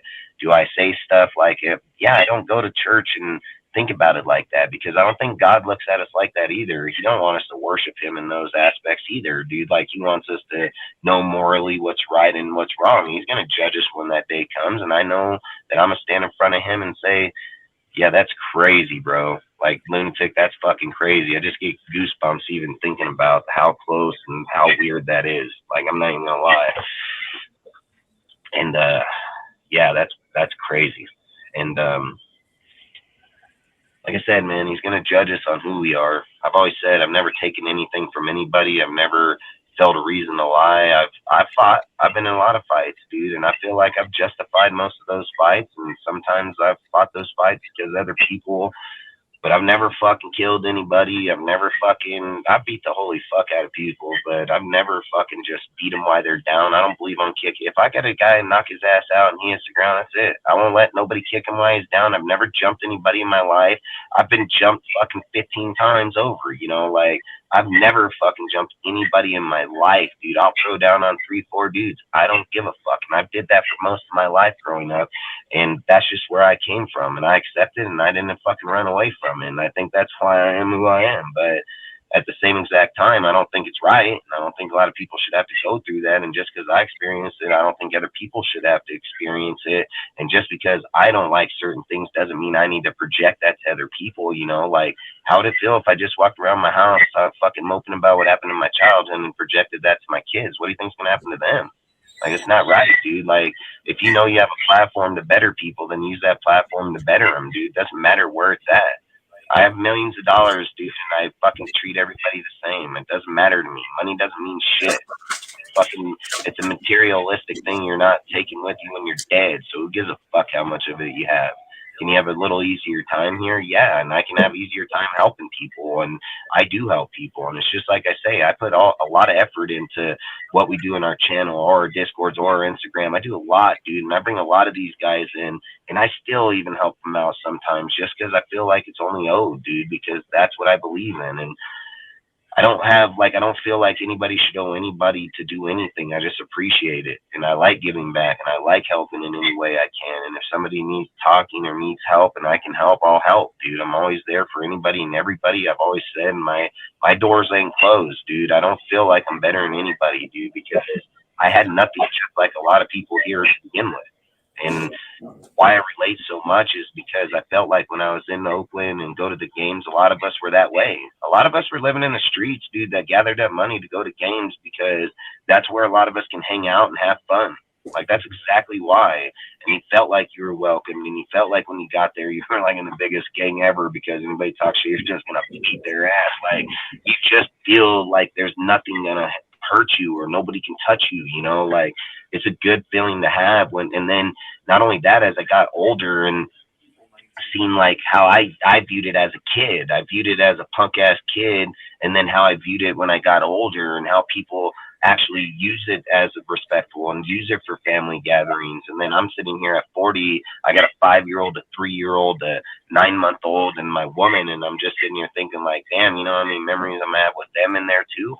You know, like that's what I think it was about. When I was young, I didn't have any family like that. I didn't have dependability or any. I just had me and whatever we did, and going and partying, getting drunk, getting high, just straight getting fucked up, and then leave there, get fucked up all night long, fucking wake up, fucking pissed drunk in the morning, and then start your work week over. Like that's what we did, dude. And like that was the day you had your freedom. Like you felt like shit didn't matter. Like you didn't have no guidelines. There was no restriction. You can be who you want to be. Nobody's gonna say shit. And if they do, they're getting fucked up. Like that's what I liked. And I think that's what, like, when I got older, like I said, with the family deal, it's like I know that shit happens there, but I also know that those dudes would never do anything to fucking hurt a kid either. You know what I mean? Like, that's why that's why I'm a Raider, man. Like, I'm a Raider because I know at the end of the day, we do have hearts and we do believe. And can we be ruthless and can we do what? Yeah, fuck yeah, we can. That's nature, dude. That's survival. Like, everybody should have that if you're an alpha male to begin with, dude. If not, you probably better go get it because you ain't gonna last long. But that's all I feel is like, even with that dominance and how it is, and people coming from LA and gangs, I mean, you have gangs from all sides, dude. You have all kinds of people. But when you're there with your family and your kids and shit, it's like a different deal. It's a whole different respect. It's like, you just feel like a lot of that shit don't matter then. You know, like that shit doesn't matter at the time why we're there. When we leave, it's a whole different world. You go back to reality. But when you're there, it doesn't exist, it feels like. That's why I like it, man. That's why I like doing what I do. It's why I like talking about it. It's why I hate when people bash on our shit, dude. Like, I don't like it, and I don't think I mean, I get it. You have your opinion. I have my opinion, too, but fuck, I'd never spit on my team, man. So, and then just sitting here like what we do now, we just talk knowledge, right? We sit here, we research it, we study it, we come out with the best knowledge that we can come to provide to people. That's really all it is, man. And we're doing the best information we can. And some of us hit, some of us don't, dude. But at the end of the day, I don't think if we hit or miss, it should matter. I think it's the fact that we all want the same thing. That's why I said I would love to support anybody and everybody. I just can't because of some of the shit that people are over there doing. It's just, look, I want to give everybody the view and the follows, dude, but I just don't accept some of the shit people do. And I don't think anybody else should. And I don't think they should accept it either. And until that either comes to a neutral place or comes to where it's not in here, then I don't think you should be rewarded for being a bitch, like straight up. It doesn't not to change subjects, but fucking tomorrow. No, we need to change subject because I get on these deals, dude. And I don't even know why. Bro, tomorrow's the day. Hey, bro, tomorrow's the day that this bitch ass mayor in New York's gonna get Donald Trump. Oh, fuck. Good luck with that. Because he left today from Florida. Fuck his. Yeah, well, Michael Cohen's a bitch. Yeah, they have an arrangement there for him and everything. Tomorrow. And they're saying like they're just gonna book him, Photoshop or photo him and fingerprint him and release him. But I keep saying, like, if the FBI didn't have it fucking years ago, why would you now? Like, it's just crazy. Yeah, I think it's fucking weird. Listen, they don't want a better country because this is exactly what I'm talking about, okay? Like, I support Trump because Trump supports America. Anybody that'll go into my city and piss on it and shit on it, I don't fucking accept you. You don't belong here. You come to my house and even touch my, I'll fucking shoot your ass, dude. Like, you ain't coming, like, when these motherfuckers talked about, oh, they're going to come to the row and they're going to come out, motherfucker, I'll put a 50 cal right through that fucking bus block. And then when that motherfucker gets off that bus, you're going to be target practice, bro. Because my property's 300 acres that way before you even get over there. And I'm going to drop a whole lot of motherfuckers because I have a whole lot of shit. So good luck with that fucking thought. Like, you ain't fucking around out where I'm at, dude. Like, listen, guys like us, they don't live out where we live because we can't fucking protect ourselves. I'll tell you that shit right fucking now. I live in the middle of fucking nowhere because I'm very good at what I fucking do. So good fucking luck on that. Like, no. And I don't accept that shit, and I don't, the mask mandate is over. Listen, and that bullshit that went on in America for those 2 years was some straight fucking bullshit. And I don't fucking accept it. I think that is the most fucking spit on our country's face ever in fucking history. And I think it is a fucking joke. And I'm going to tell you straight up, and I have whipped the fuck out of a lot of people since that point, when motherfuckers come at me with that type of mentality and say, no, the fuck you will fucking not, dude. Like, no, you're not shitting on my country. I have a lot of family that's in the military, and you fucking sitting over here thinking that you're taking a knee on the fucking cop. That cop has jack shit to do with that fucking flag, dude. So you just spitting on all the motherfuckers that died for our country, gave you your fucking freedom. You ain't even knowledgeable to know what the fuck you're taking a kneel for anyways, dude. Like, I do not accept that, and nor should any. If you live in America, you should fucking protect your goddamn country, dude. Straight the fuck up. And I don't care about, like, I'm a Republican. I'm diehard ass Republican. Yeah, me too, bro. What I work for, I should be able to keep. But I will help anybody. Everybody knows I will help anybody, dude. Like, I'm not a greedy motherfucker, and I'm not, it's mine. I'm not like that. But I believe if I work for it, it is fucking mine. And I don't believe that I work for it, you can just come over and shit on it. Because if you come over and shit on my shit, I'm gonna fuck you up, dude. Like, straight facts. And nah, hell no. And then any guy that goes around and believes that don't belong here. Like, straight the fuck up. You do not belong in this motherfucker. Because I worked for it, you didn't. Now, get the fuck on. So to sit here and say that we would shit on a dude that stands for everything that we should have, that's bad, dude. Like, that's bad. And I don't give a fuck about the Biden and Trump shit. I don't care about that. I care about what makes our country the best. That's what I give a fuck about. I care about when I sit right here and look at this fuel price right here, and they're saying $4.58 for premium and fucking $3.93 for diesel, and I'm like, bro, in Trump I was paying $2 fucking. Like, why am I paying $4 a gallon again when this motherfucker was here? I was buying it for $2. And that's jack shit to do with who he is or what party or not. The fact is, when I bought groceries and I spent $200 fucking and bought groceries, I was going home with massive fucking deal. I go home with $200 worth of grocery right now. I got my woman calling in the middle of the week asking for more money to buy more groceries. Yeah, bro, like, groceries are expensive now. Since this fucking it's not about, it ain't about, like, can I make fun of Biden? Fuck yeah, I make fun of that sorry motherfucker. But at the same time, dude, it's just about what our country has benefited on, dude. Like, that's all I give a fuck about. So he goes, he don't. I don't really care. I don't like talking politics on here, nor will we. But I just say, I love my team and I love my country, man. Like, you're not going to find anybody more down for my shit than me. I promise you. And there's probably a lot of guys like me, but, like, I'm straight country, bro. I'm cowboy as fuck. I fucking ride horses, ride bulls, fucking rope. I fucking work every day of my life. I'm fucking straight as it is, dude. Like, I don't fucking play around. Yeah, Dusty doesn't get no days off. Yeah, dudes think they're tough. Come out here and get kicked by a bull and tell me how tough you are. Or how about I throw you on the back of that motherfucker and let him drag you across my arena, fucking pounding every pole. Like, I'll show you tough real fucking fast, That's why I laugh at a lot of dudes when they're like, oh, this way, I came from there too, motherfucker. You come step in this world. It's a big boy world right here. Like, you gonna get knocked the fuck out in 2 seconds around some of these fucking animals. Like, let a horse kick you in the chin, you're probably going nah, you know what I mean? Like, I've fucking done it. I like I said, dude, I've been around a lot of tough motherfuckers. Cowboys are tough as fuck, bro. Like, they're fucking next level tough. So, like, they will straight kick stomp the shit out of you, dude. Like, they don't fucking play. But, long story short, man, I think at the end of the day, I think we have a good team. I think we're going in the right direction. I think that we're going to have a good draft. I think that Ziegler and them are going to knock it out. There are going to be people in this draft. People are going to be like, who is that, or why did they pick them? But they know why they picked them, and they know who they are. They've scouted them. They've fucking done the work on them. That's why they know the dude that you're not going to know,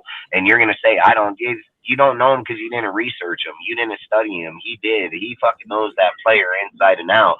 So I said, let Ziegler cook, bro. Like this is where Ziegler makes his money is right fucking now. And yep, his bread and butter right here. Supporting him. Like this dude, he needs the support because he needs to know which way they need to go. And you look at it like Ozzy said earlier about when I said the Goodfellas, because I knew where he was going the second he said it, because I know that's how I view Ziegler. Like he's a fucking OG, bro. Like I said, I wanted to make a post. I just didn't have time to make it at the time.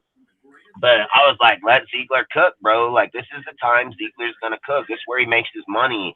This is where that evaluation and all that fucking time comes into play is right fucking now, dude. So I said, like, I know he's going to do a great job. I mean, I don't know how people don't see it from last year how he didn't do a good job. Like, Britton Brown's a great talent, dude. Like, Samir, I don't like. I'll say that over and over. I'll say it till I'm blue in the face. And don't get me wrong, Samir might still be good, dude. I just think that guy can hit anything and everything. I mean, that some bitch runs into everything. I don't even know I ain't made it over there. Well, I know I ain't made it in Georgia because they opened up fucking holes as big as the field. So, but that guy, man. But I love the fucking Parham pick, dude. Like, I love fucking the Matthew Butler pick. I love the Neil Farrell pick, dude. I love the fucking Britt Brown. I love the fucking Munford pick, dude. There was not a pick in there where I was just like, man, what the fuck? Even at the time when we got Samir, I was like, yeah, that's a good pick. But no, nuh-uh. Fuck that guy. But like I said, man, I mean, I have faith in Ziegler. I know that here, I know that there are people here in Raider fucking as Raider fans that are gonna say, well, how can you say Neil is good and how can you say Matthew Butler is good? Listen, they don't fucking get a guy and just throw him to the wolves in the first year. No. Like, that's not what they do. They just don't throw him to the fucking sharks. They develop them. They put them out there. And the reason I can say they are good is because the one time Neil was on the field is why they traded Jonathan Hankins, graded out at 82.5, 83.5, 82 or 83.5. He had one of the highest grading grades in his only fucking game playing, and that was one of the highest grades graded that week. And then Jonathan Hankins got fucking shipped off. You know why he got shipped off? Because they don't need him because they got a guy already. Matthew Butler comes on at the end of the year, half a sack on fucking Herbert, and that's just in his first fucking game. Like, that's the thing is a lot of people here in Raider Nation, they're not used to development or watching players be developed or how they develop them because they believe you should just go out and play the fucker every game, I guess. But even Mumford was rotated with fucking Luminor all year long. And what, you don't think he ain't going to come out and be more ready next year? Like, that's crazy. And let's not be surprised if they run a jumbo set tight end with him. He was the jumbo tight end. They will. They will 100%. And how can we sit here and be so delusional and say that Colton Miller got 16 sacks given up in his fucking rookie year, became one of the most dominant left tackles in the NFL, but we can't say that for nobody else. Nobody else has that. Nobody else can do it. Nobody else has any of that shit. Like, Ziegler has preached it and preached it and preached it. He wants to develop fucking players. He believes he can develop players. He's not sitting here saying, go give me the best free agent player over here. He's already been proven. We don't got to develop him. We just got to coach him. Like, he's like, no, I want to develop the motherfucker. That, I mean, fuck, I don't get where motherfuckers don't understand that this motherfucker knows his shit, dude. Like, do you hear other guys saying they want to develop people? No. Like, fuck no. They want to go trade and get fucking, look at the Rams. They just want to trade away all the picks, get all veterans, all known players. Like, people don't want to develop. That fucking, even like, go look at the fucking Eagles. I mean, they literally mimic the fucking Rams here, literally. So, like, that's all I'm saying is some teams would prefer to just go with the people that are proven than develop people. And we're sitting here with one of the hardest teams in the division in the Chiefs, and Ziegler's like, I'll develop my players and then go challenge them. Like, I have no problem with it. And it's no different than Andy Reid saying, I'm going to go get Caldwell Toney from the Giants and get Juju and all these guys and kick your ass in the Super Bowl. Like, that's what I'm saying. Like, he takes players where other people look at him and say, well, that guy's not going to do shit and he's not going to produce and you're not going to win games with him, and he wins Super Bowl with them. And then Josh is over here trying to do the exact same thing because he has the confidence in him like a motherfucker, and people are just like, he's not going to do it. You got a guy like Rudy over here saying, Josh is never going to be competitive with the Chiefs. Motherfucking what the fuck is the definition of competitive to you? What the fuck football Because were you watching? when you go for 2 at the end of the game to win, that's as competitive as it gets, bro. Like, I don't know what if football what was we're he talking watching about. week 5, Dustin? Let's be honest. So, what football game was he watching week 5? yeah, I mean, that's all I'm saying is that game was competitive as fuck, dude. That was a good ass game. That was a very, very good game, you know. So that's all I'm saying is he already produced it without Waller and Renfro, and that's probably when they got to the point where we got to at the end of this year, because they were like, we already competed against them. We competed against them with the fucking broken roster. We did it without Waller. We did it without Renfro. We did it with people like Mac Hollins. We damn near beat them in their fucking house until they had all that controversy bullshit because those refs are pussies if they're fucking fans, but whatever. And even with all that shit, and even with the phantom fucking call of fucking Malcolm Coons holding this fucking guard, but the guard stepped forward and got him in a headlock, but it's weird as fuck how he got called. But again, I didn't even know the guard can put him in a headlock like that to begin with, so I didn't know we were UFC fighting on the field. But all I'm saying is that obviously there are calls that were still phantom calls, and we still only lost by 1 point. So to say that we're not competitive in the first, he's competitive in his first fucking game, bro. And he snuffed out the donkeys. So right now what is he? He's 1. So he's 1-1, 2-0, and 0-2 at the moment. Yeah.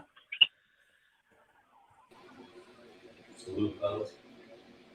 Salute, bro. Salute, bro. What's poppin', bro?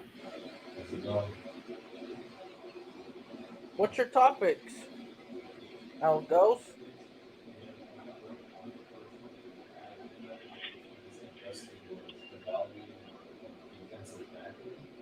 So obviously we have a lot of new faces in the DB. By that I mean cornerbacks and safeties. A lot of your thoughts as to like how our defensive back group is shaping up. Frankly, I think we still need a number 1 corner. We're lacking in that department. I think safety should be okay. Hey, Al, your deal, hold on. I didn't know if you were talking, but wherever you're at, you're way off of your mic, bro. Okay, just a second. How about now? Testing. Yeah, I can hear you a lot better. It sounded like you were way the fuck, like I was sitting here looking at my messages and I didn't know if it was creaking in the back or you were talking, bro. I was like, I think you said something about number 1 corner. I'm like, hold on. Yeah, that's exactly what I was saying. So all right, yeah, no worries. Yeah, so the topic that I had was actually evaluating our defensive back group, and by that I mean both our safeties and our cornerbacks. I think we should be okay in the safety position. I like the Epps signing a lot. The guy played 99% of the snaps for the Eagles last year. The Eagles, of course, were in the Super Bowl. It's a top-notch program in the NFL. I think, we're still lacking cornerback depth. I think we're lacking cornerback depth. We just need starters.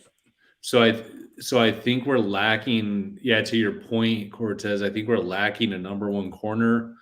And especially in the AFC West with quarterbacks like Herbert and Mahomes. I think Russell Wilson should be better under Sean Payton. We need some corners who could cover, and that concerns me. That being said, it could potentially be addressed through the draft, right? If we get Christian Gonzalez at number 7 or one of the other top cornerbacks. I've also, as you guys have heard me mention over and over again, I think that the way to build up a defense is through the line, or through the trenches.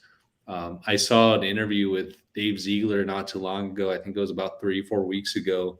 And he actually shared the same defensive philosophy. He believes in building in the trenches when it comes to defense and then building on the back end. subsequently. So hopefully, so by that I mean you could improve the defensive back situation by just having tons of pressure up front. And maybe that's their tactic going into this, draft. Maybe if you think about it, they've always had like Wilfork, Seymour, frickin' what's the dude they got there right now? Fucking Barmore. I mean, they've always had, I guess, one dominant player up there if you think about it. Yeah, they've always had somebody out there. They also got the guy from Baltimore who's now with the Patriots. Matthew Judon. I actually wanted that guy, dude, when he was a free agent. Fuck, I wanted that guy bad. Hell yeah, but you know where he picked because he knew. I mean, that dude took next level strides over there, bro. He did. No, he did. But that's sort of where I'm at, dude. I think we still need a number one corner. Ideally we'd get a game-changing safety. I don't think we have a game-changing safety. I think Epps is low-key fucking great signing, bro. He's like 28, 29. He's good. He's good, yeah. Yeah, I think he's going to be next level good signing. And then you got fucking Johnson, isn't it? Johnson from Buffalo? Fucking Johnson. Yeah, I mean, he has a good ceiling. It's just, is he going to get the time? Is he going to get the chance to do it? You know what I mean? Bro, like, good plays and good snaps. So right now, Dustin, you may see a lot of 3 safety sets. I mean, Epps was used like Abrams was going to be used. Like, Epps was used as a safety linebacker hybrid. They played him in the box, dude, just as much as they played him in safety. So, like I said, I think Epps is just what Abrams was supposed to be. And then bring in Isaiah Palamau to be the other safety.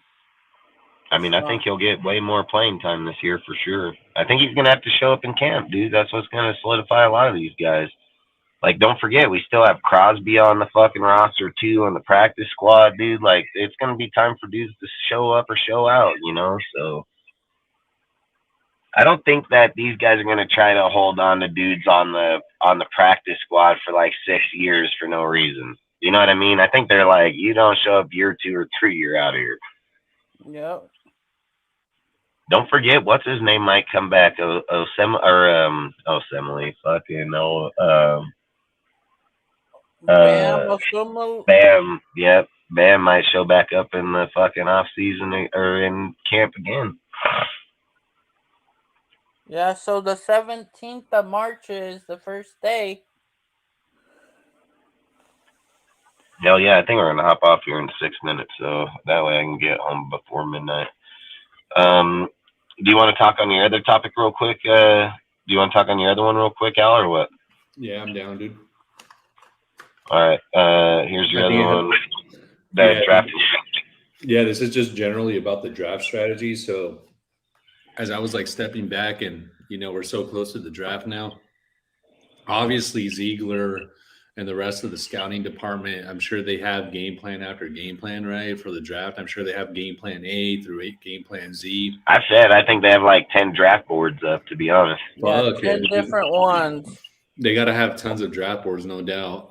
You just have to have good – you can't just do 1 or 2 scenarios because you have to do scenarios where a team may trade up and take another player, dude. Like – that's why I'm saying, I bet you if you were looking in their war room, I bet you they have like fucking 10 to 12 different drafts that they've done per team. Hey, Dustin, you know what?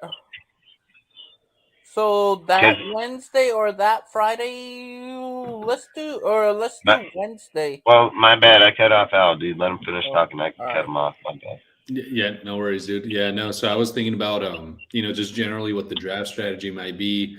Like, to your point, Dustin, I'm sure they have fucking, 10, 12 different draft boards in that war room. I think there's a lot of ways that Ziegler could go because, yes, we're at 7, but I think there's a lot of flexibility there. If they really like a player at 7, but they know he may be available like at 9 or 10, trade down and get another draft pick, dude. Like, there's like a lot of ways that the draft board could be attacked.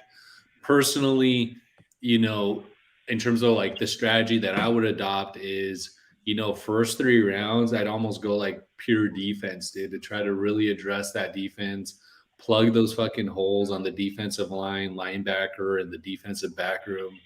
and just try to get solidified and get a good core of young defensive players on that I side want a of the ball. quarterback. If Hooker's there in the second, I'm taking Hooker. Dude, so I feel like now that you got Jimmy G, maybe get a developmental guy maybe in the 4th, 5th round, and just try to roll with Jimmy G, and then hope that Chase Garbers develops into year 2 into like a competent, backup that could fill in the event that Jimmy gets injured or whatever happens. But personally, like my strategy would be let's attack defense the first 3 rounds. Get the best defensive player available. If those are fucking 3 pass rushers in the first 3 rounds, fuck it, dude. Let's go. Let's have those guys run in waves. Let's have a fresh defensive line in the third and fourth quarter when we're keeping those games close. Hopefully, we're keeping those games close with Kansas City and with the Chargers, and we're playing a lot of possession-based football, because I think that's actually what Josh wants to do is like play keep away by running the ball, doing that dink and dunk motion with Jimmy G, and then keeping those games close. But ultimately, to keep them close, we need a defense. So personally, I do defense first 3 rounds. What do you guys think? I think, or I'm just. I'm gonna just be honest, man. If Hendon Hooker is there in 2, I'm taking him. Yeah, I'm taking him. But I think I'd go defense the rest of the I'd go defense the whole deal after I can get Hendon Hooker, because I like I've said, I think people are just looking right past him, and I'm sitting here thinking like, boy, we need a quarterback, and people are just gonna zoom right by this dude, and he's probably one of the better dudes on the board. And the only reason that he's even fell is because of the ACL tear, which a lot of quarterbacks in the NFL have that. Even Kyler Murray has it right fucking now. And numerous players like Zamir White had 2 in the fucking high school before he ever went to college. Like, I don't think ACL tears are as bad as people were a long time ago. So if you're telling me that we have Hennon on the board and 2, I'm taking him. And then I'll go defense every play after that. You got 2 top 100 picks that are going to be in round 3. I don't think a developmental quarterback's what we need, because look at why are you getting the quarterback to replace Stenham when you already have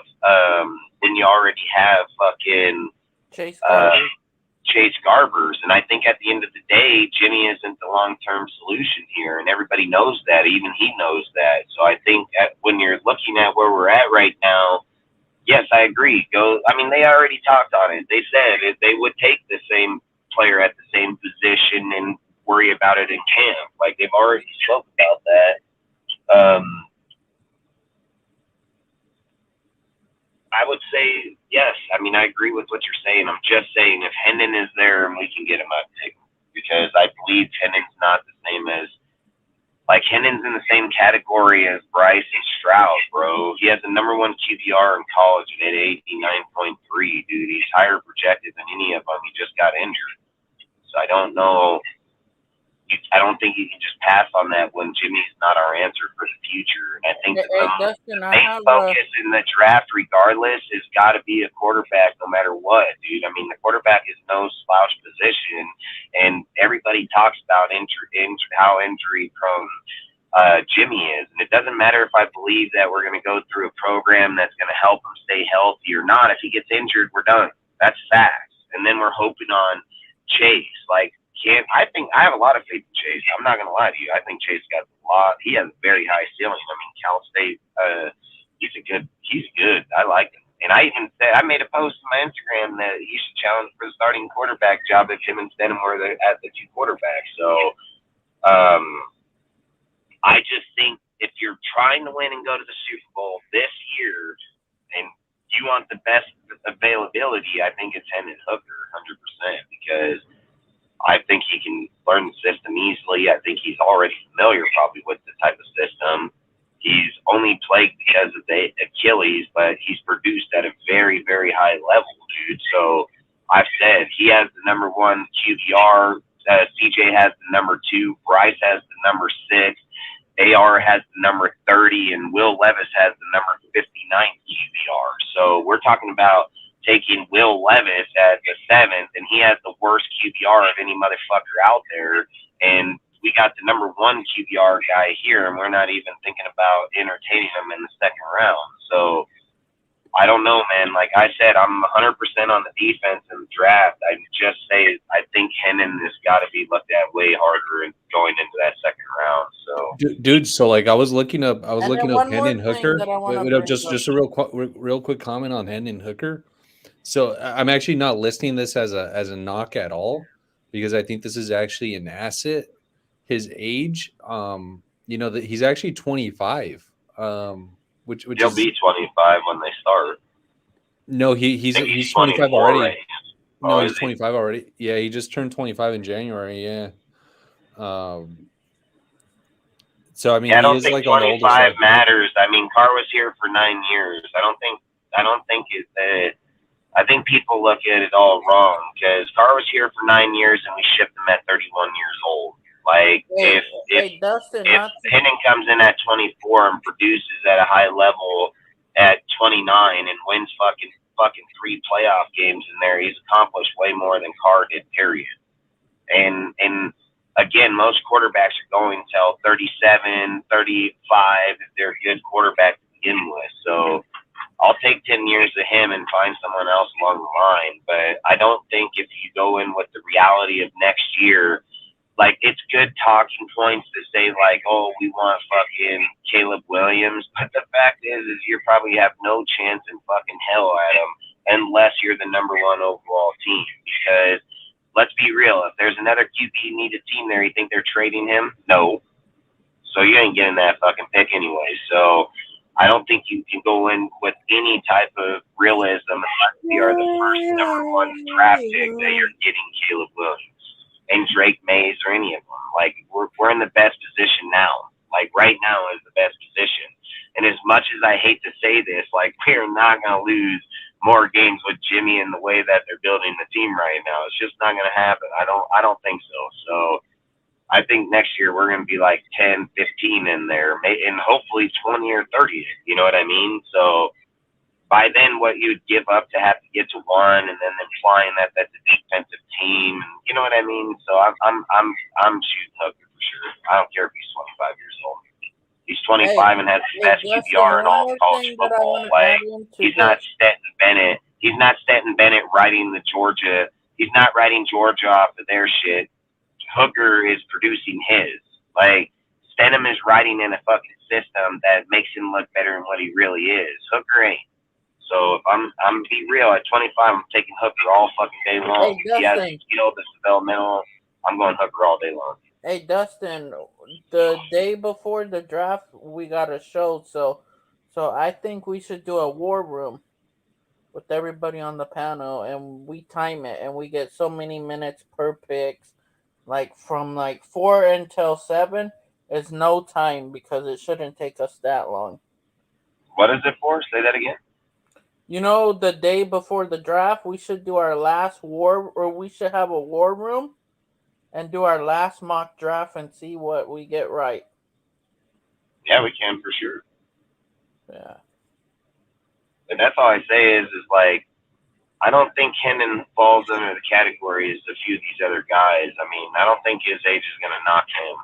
I mean, he come from Tennessee. He's a winning-ass quarterback, dude. So, and again, like, look it up right now. Who has the number 1 QBR in all football? Our fucking guy got goddamn fucking 89 QBR with 3,100 fucking yards, bro. He has fucking 27 touchdowns and 2 interceptions. 2. Anthony Richardson got 17 and 9. Fucking Levis is probably worse. Like, what was his? 19 and 10. Then he got Stroud with like 41 and 6. Then he got fucking Bryce with like 34 and fucking 6 or 41 and 6. Like, that's what I'm just saying. Like, there's a massive fall off after Hooker, Bryce, and Stroud. Like, massive fall off. And I'm telling you, I'm about to hop off, guys. You guys all have a good night. I'll talk to you guys. I'll talk to you tomorrow, Dustin. All right, you can call in a minute. We're gonna hop off here in a minute, but I just want to hear what Al's gonna say right now. Yeah, dude. Oh, peace out, Cortez. Condolences, bro. Hope you're feeling better, thank you, man. bro. Praying I for you. can't wait till Thursday to get it. A week from this Thursday to get it done. It's all good, bro. It's just a Bring him cycle of to life. rest. You'll get through it, bro. You'll get through it, Yep, bro. yep. Wait, Um, peace out, dude. peace out. Yeah, Dustin. I mean, I was just like thinking about like these young quarterbacks that are coming out this year. I'm really intrigued. I want to see them play. I definitely think that Stroud is probably the most pro-ready guy out of the group, followed by maybe Bryce Young. But to your point, I mean, Hendon Hooker, best QBR in college football, excellent touchdown to interception ratio. He may be the He would have dark been horse in in the the top entire draft. three. He would have been in the top three if he didn't have the Achilles. If we wouldn't, Yeah, if, I mean, it's like, the injury, yeah. you'd be talking if he didn't have the injury, you would be talking. Yeah, the ACL. I said Achilles, the ACL, but you would be Right. talking about Bryce, Stroud, and Hendon if that didn't happen, like straight up. Like Levis just got thrown in there, and AR's getting thrown in there. But I've said there's a massive fall off from the fall off is so hard after you go past Hooker, Stroud, and Bryce. It so falls off so hard that you're on top of the mountain throwing the rope down. You can't even get the rope up there. You know what I mean? Like it falls off massively, dude. It's not even fair comparison anymore between Anthony and fucking Levis. Like I don't even know why I thought Levis was better than what he was, but then when I started to read, I'm like, what the fuck, dude? This guy got the 59th overall QBR, dude. He had a 60.1. He had 19 touchdowns, dude. Like, fuck this guy. Like, fuck this dude. Like, I don't even know why the fuck they were even entertaining that shit, dude. Well, when it comes to like Will Levis, not sure if you saw And he like left Penn, bro. He left Penn and went to fucking Kentucky. Like, get the hell out of here. he started off at Penn State, or he committed to Penn State and then he went to Yeah. Kentucky. I mean, the other thing about that guy is not sure if you read the reports about how the guy's That been is coming weird off as as like fuck. yeah, he's been coming off as like a douchebag in like the interviews, like all conceited and like just like not like a team player. He's just weird, bro. I've said it. He's like that dude on that movie where they have that one guy has like 11 personalities and fucking he took those girls and put them in the fucking basement.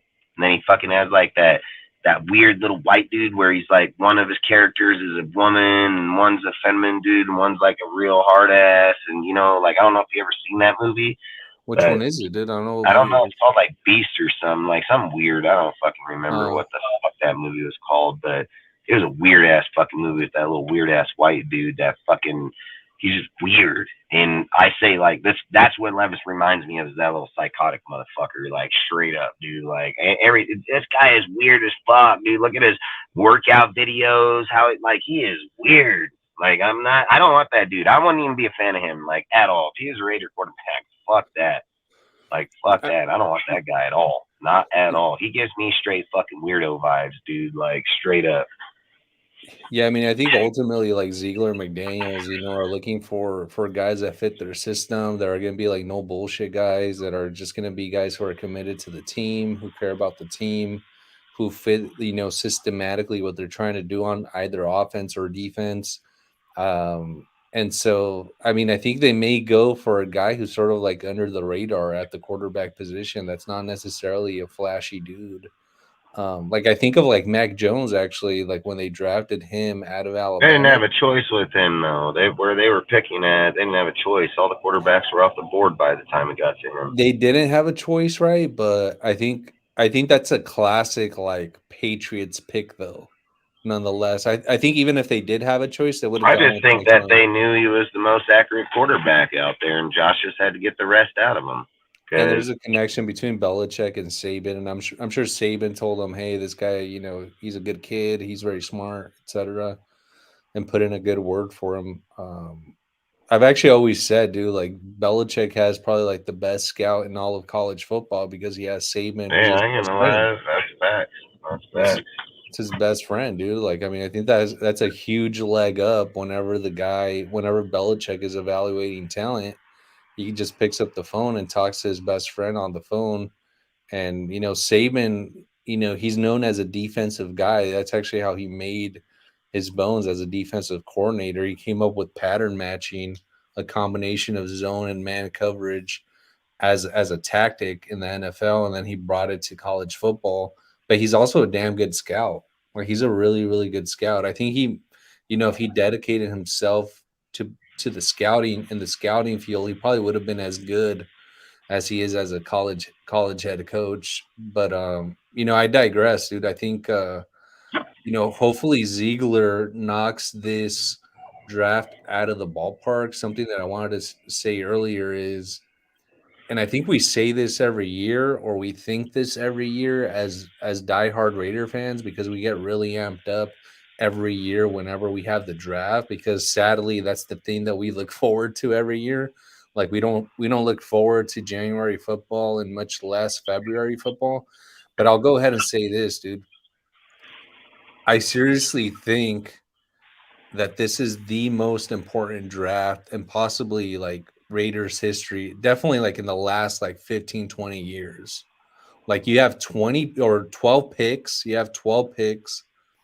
and you have an opportunity to build a program that could win for years to come. Now, does that mean that even if we knock every pick out of the ballpark, that we're going to, deep into the playoffs next year? No. But I think this is a very, very important draft, because if they're able to hit on let's say 6 to 8 players, dude, that's a remarkable nucleus of young talent that you could build on going And forward. that's a lot. That's cheap on your salary too, because now you got players that are here for 3 years on draft salary, not fucking going in and doing yearly deals.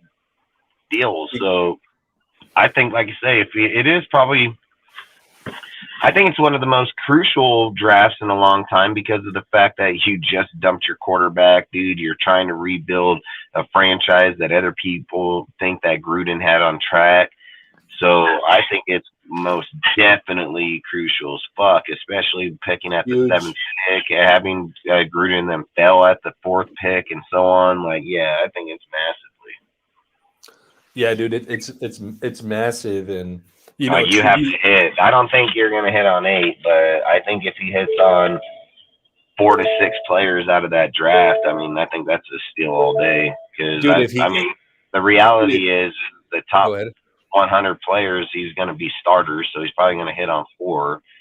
And then going on from there, the reality of it happening to just be like starters, like it's not going to happen. But if you're saying like the way that just look at Butler and Neal. They should be perfect examples of why they're not going to do that. That's why they went to the free agency and picked up players in those spots, because I believe they want those players to start. So I don't think that they're going to bring in, like, I think what their goal is like you're saying, is that if they draft 12 and 8 of them become starters, like over the next year or two, then I think that's like 100% where they're aiming. But to sit and say like 8 dudes are physically going to come out this year, that's fuck no. That's not even a reality. Not even going to happen. There's no fucking way you're going to hit on that many people and be that many starters. Like, and if there's that many starters here, we really fucking suck then, because obviously the players we got in free agency weren't good either. So I think, like you said, you would hope on like the top 100. So I think that's a reality, that those should be contributors right away. I think after that, I think you should just prepare for like Matthew Butler and Neil Farrell type, because that's what you would want. Neil Farrell and Matthew Butler are going to start this year. You go and put players behind them to develop like they did behind dudes this last year. Like, I think that's how you want to build, because that way you never get into a limbo where you're like, we have to go free agency, because the way they're looking at it is that if, say, they have let's just say Kyle Pecco comes to the board, right, and we hire him this year. Well, if they draft a DT and he stays behind them and he develops, and then let's just say his name's Jim, and let's say next year comes out and Jim is developed, guess who's taking Kyle Pecco's job? So that's why I say, just because they don't start this year doesn't mean they're a contributor down the road either, So, but I think it's most definitely a crucial deal, like you said, for sure. Yeah, no, dude, I think it's like super important. And just to be clear, like, I don't expect, my hope would be that 6 to 8 players are contributors over the next couple of years, like not immediately. I hope Like my lofty goal would be, fuck, dude, if they could get 6 out of the 12 of this year to contribute in some way, maybe not all of them be starters, but let's say maybe 4 of them be starters, and then a couple of guys being strong rotational players, like that's a successful draft. Like, of course, it's not realistic. I mean, it'd be great. I mean, I'd be, jumping up in the air if this actually happened, but it's not realistic to have, 10 to 12 of the picks, contribute, because no one bats 1,000, in the draft, no matter how good you scout. That's facts. Like, no matter how good you scout, dude. So, but I do think that this is just like a super important, super crucial draft. I don't want to be a downer, dude, but if we really, really if we don't succeed in this draft, dude, it's gonna get real spooky for us. I don't even want to think about that. Like, I really don't even want to think. I don't even want to contemplate it, because we've been through awful drafts over the past, 20 years, it seems like. So hopefully Ziegler, and Champ and the rest of the scouting department, has these game plans together in the war room to make sure that they, that they hit on players, because this draft is going to either make or break us for like the next, 5 to 10 years. Easy. Yeah, that's facts, because it will. It's a big deal, especially when you build up that much draft capital and don't hit on it. It will 100% reap your fucking grave. You know what I mean? So yeah, what, watch this cop literally come here a little bit ago, picks up this lady, fucking takes her out of here, and then I watched this fucker just show back up again, and I'm like, man, I wonder what the hell this guy is. And then he fucking lets her out, dude, and fucking, I'm like, what the fuck is going on here, dude? Like, how the fuck? Yeah, I don't even think that's legal. Dude. Transport, fucking cop can't transport, dude. Like, the fuck is that? Fucking taxi? No, that was weird. My bad. At a gas station, or are you like at a gas station? Fuck over here on the fuck. Yeah, it's a Pilot, dude, right by my house. Yeah. But yeah, I thought that was weird as fuck, dude. But no, I mean, I like I said, I agree. I think it's one of the most crucial ones. I think they got to be on top of it. They got to have to get depth. I think they're going to need a lot of special team contributors. Like I said, it's a big deal, man. And if we don't fucking hit it, man, I mean, it's going to be a massive loss to us for a while to come, so. Dude, that's really what it comes down to. Like, this year is about the draft. It's about making sure we hit on these players and we develop and we continue building this program the way they want it. And I'm really I think they're gonna hit on it, bro. They've already been doing a phenomenal job, dude. I mean, the free agency should show. If Long pans out, he's a balling ass motherfucker. I actually like him a lot, dude. I mean, you have Epps, dude. He comes out. You have Robert, dude. Like, they got some players that are some hitters, dude. So if they hit, like, I think they'll hit. Like, boy, you've got a pretty solid fucking team here right now. So it's just on the fact, will they hit? And I know that that's a big question, but the deal is, too, they have hit before. So it's not like they haven't, and it's not like you're just sitting here hoping that pure talent just pops up. It's that you're giving them pure starts, dude, and giving them the chance to run it at that spot where Epps did run 99, but Roberts didn't. You know what I mean? Like, there are going to be players that have versatility where one's played more than the other, but they still have the same outcome in the end. And I think that they've already done a phenomenal job. And if you're going in with 12 picks and building draft, and you got to think you have 80 some odd players, you have your practice squad, you're going to go drop to 53 plus 16. You know what I mean? Like, you still got a lot to go, man. So I think, and like I said, until we get to that point, we're just speculating, to be honest, and until we can see those picks and see who maybe they don't even think a corner that we think is even, like, maybe they might think somebody else is better, So I've always said, like, I have my personal feelings, but it doesn't mean they have the same. They may have the same idea, like the position, just different player, because he evaluates all the players. I don't, and I don't get to talk to him. I don't get to see them, so he's going to get a lot of difference off of anything we watch or do anyways. So. Yeah. But No, outside of that, I think, like I said, I mean, it's a very important draft, and outside of that, we better hope we get it. I'm just like very curious because obviously this is like the first draft where Ziegler has a full slate of picks and then some. So I'm very curious just to see how he does it, I think he's going to end up playing chess actually. I think he's going to move around the draft board quite a bit. Because he's shown us that he's not, he's not scared to trade up or down or just trade assets in general. So I think, we have 12 picks right now, but I wouldn't be surprised if we end up with maybe like 9 or 10 because he decides to like move up and package a couple picks here and there. So I'd be interested to see what I've spoke on that numerous times because I think he'll go more for like actual talent versus just versatile player, like as in depth player in the round 7. Like I don't see any reason why you'd pack 3 of those motherfuckers when you can pack a 7, a 6, a 5, and go to a 4 or something.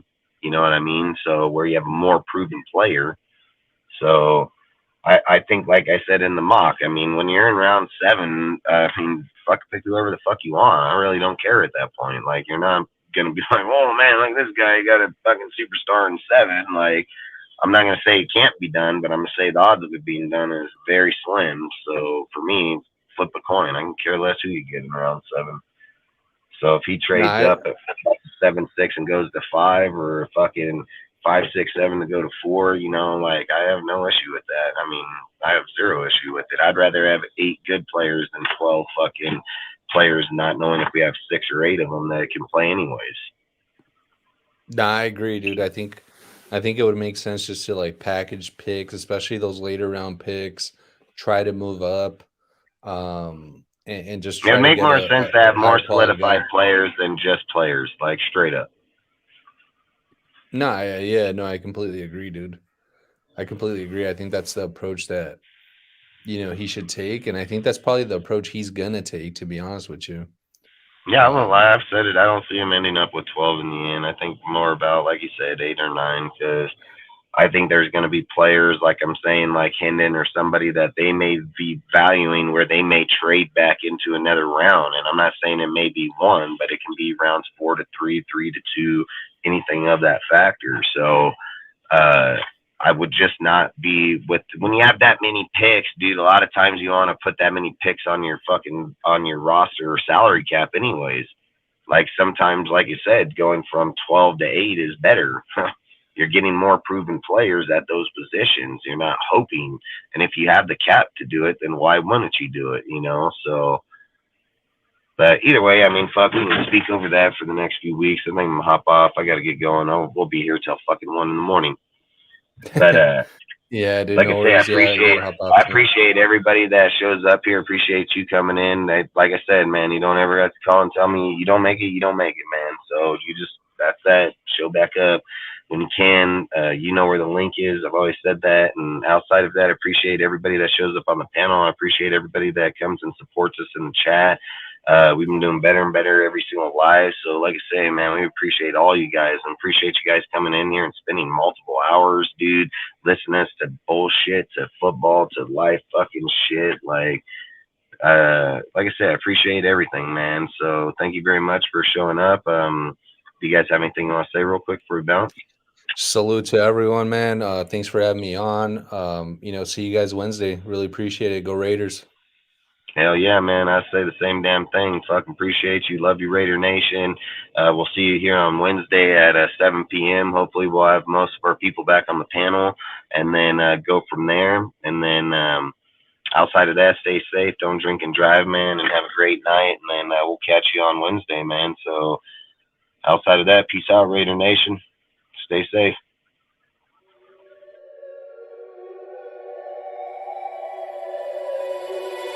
I wake up to the sounds of the silence that allows for my mind to run around with my ear up to the ground. I'm searching to behold the stories that I told when my back is to the world. Was smiling when I turned.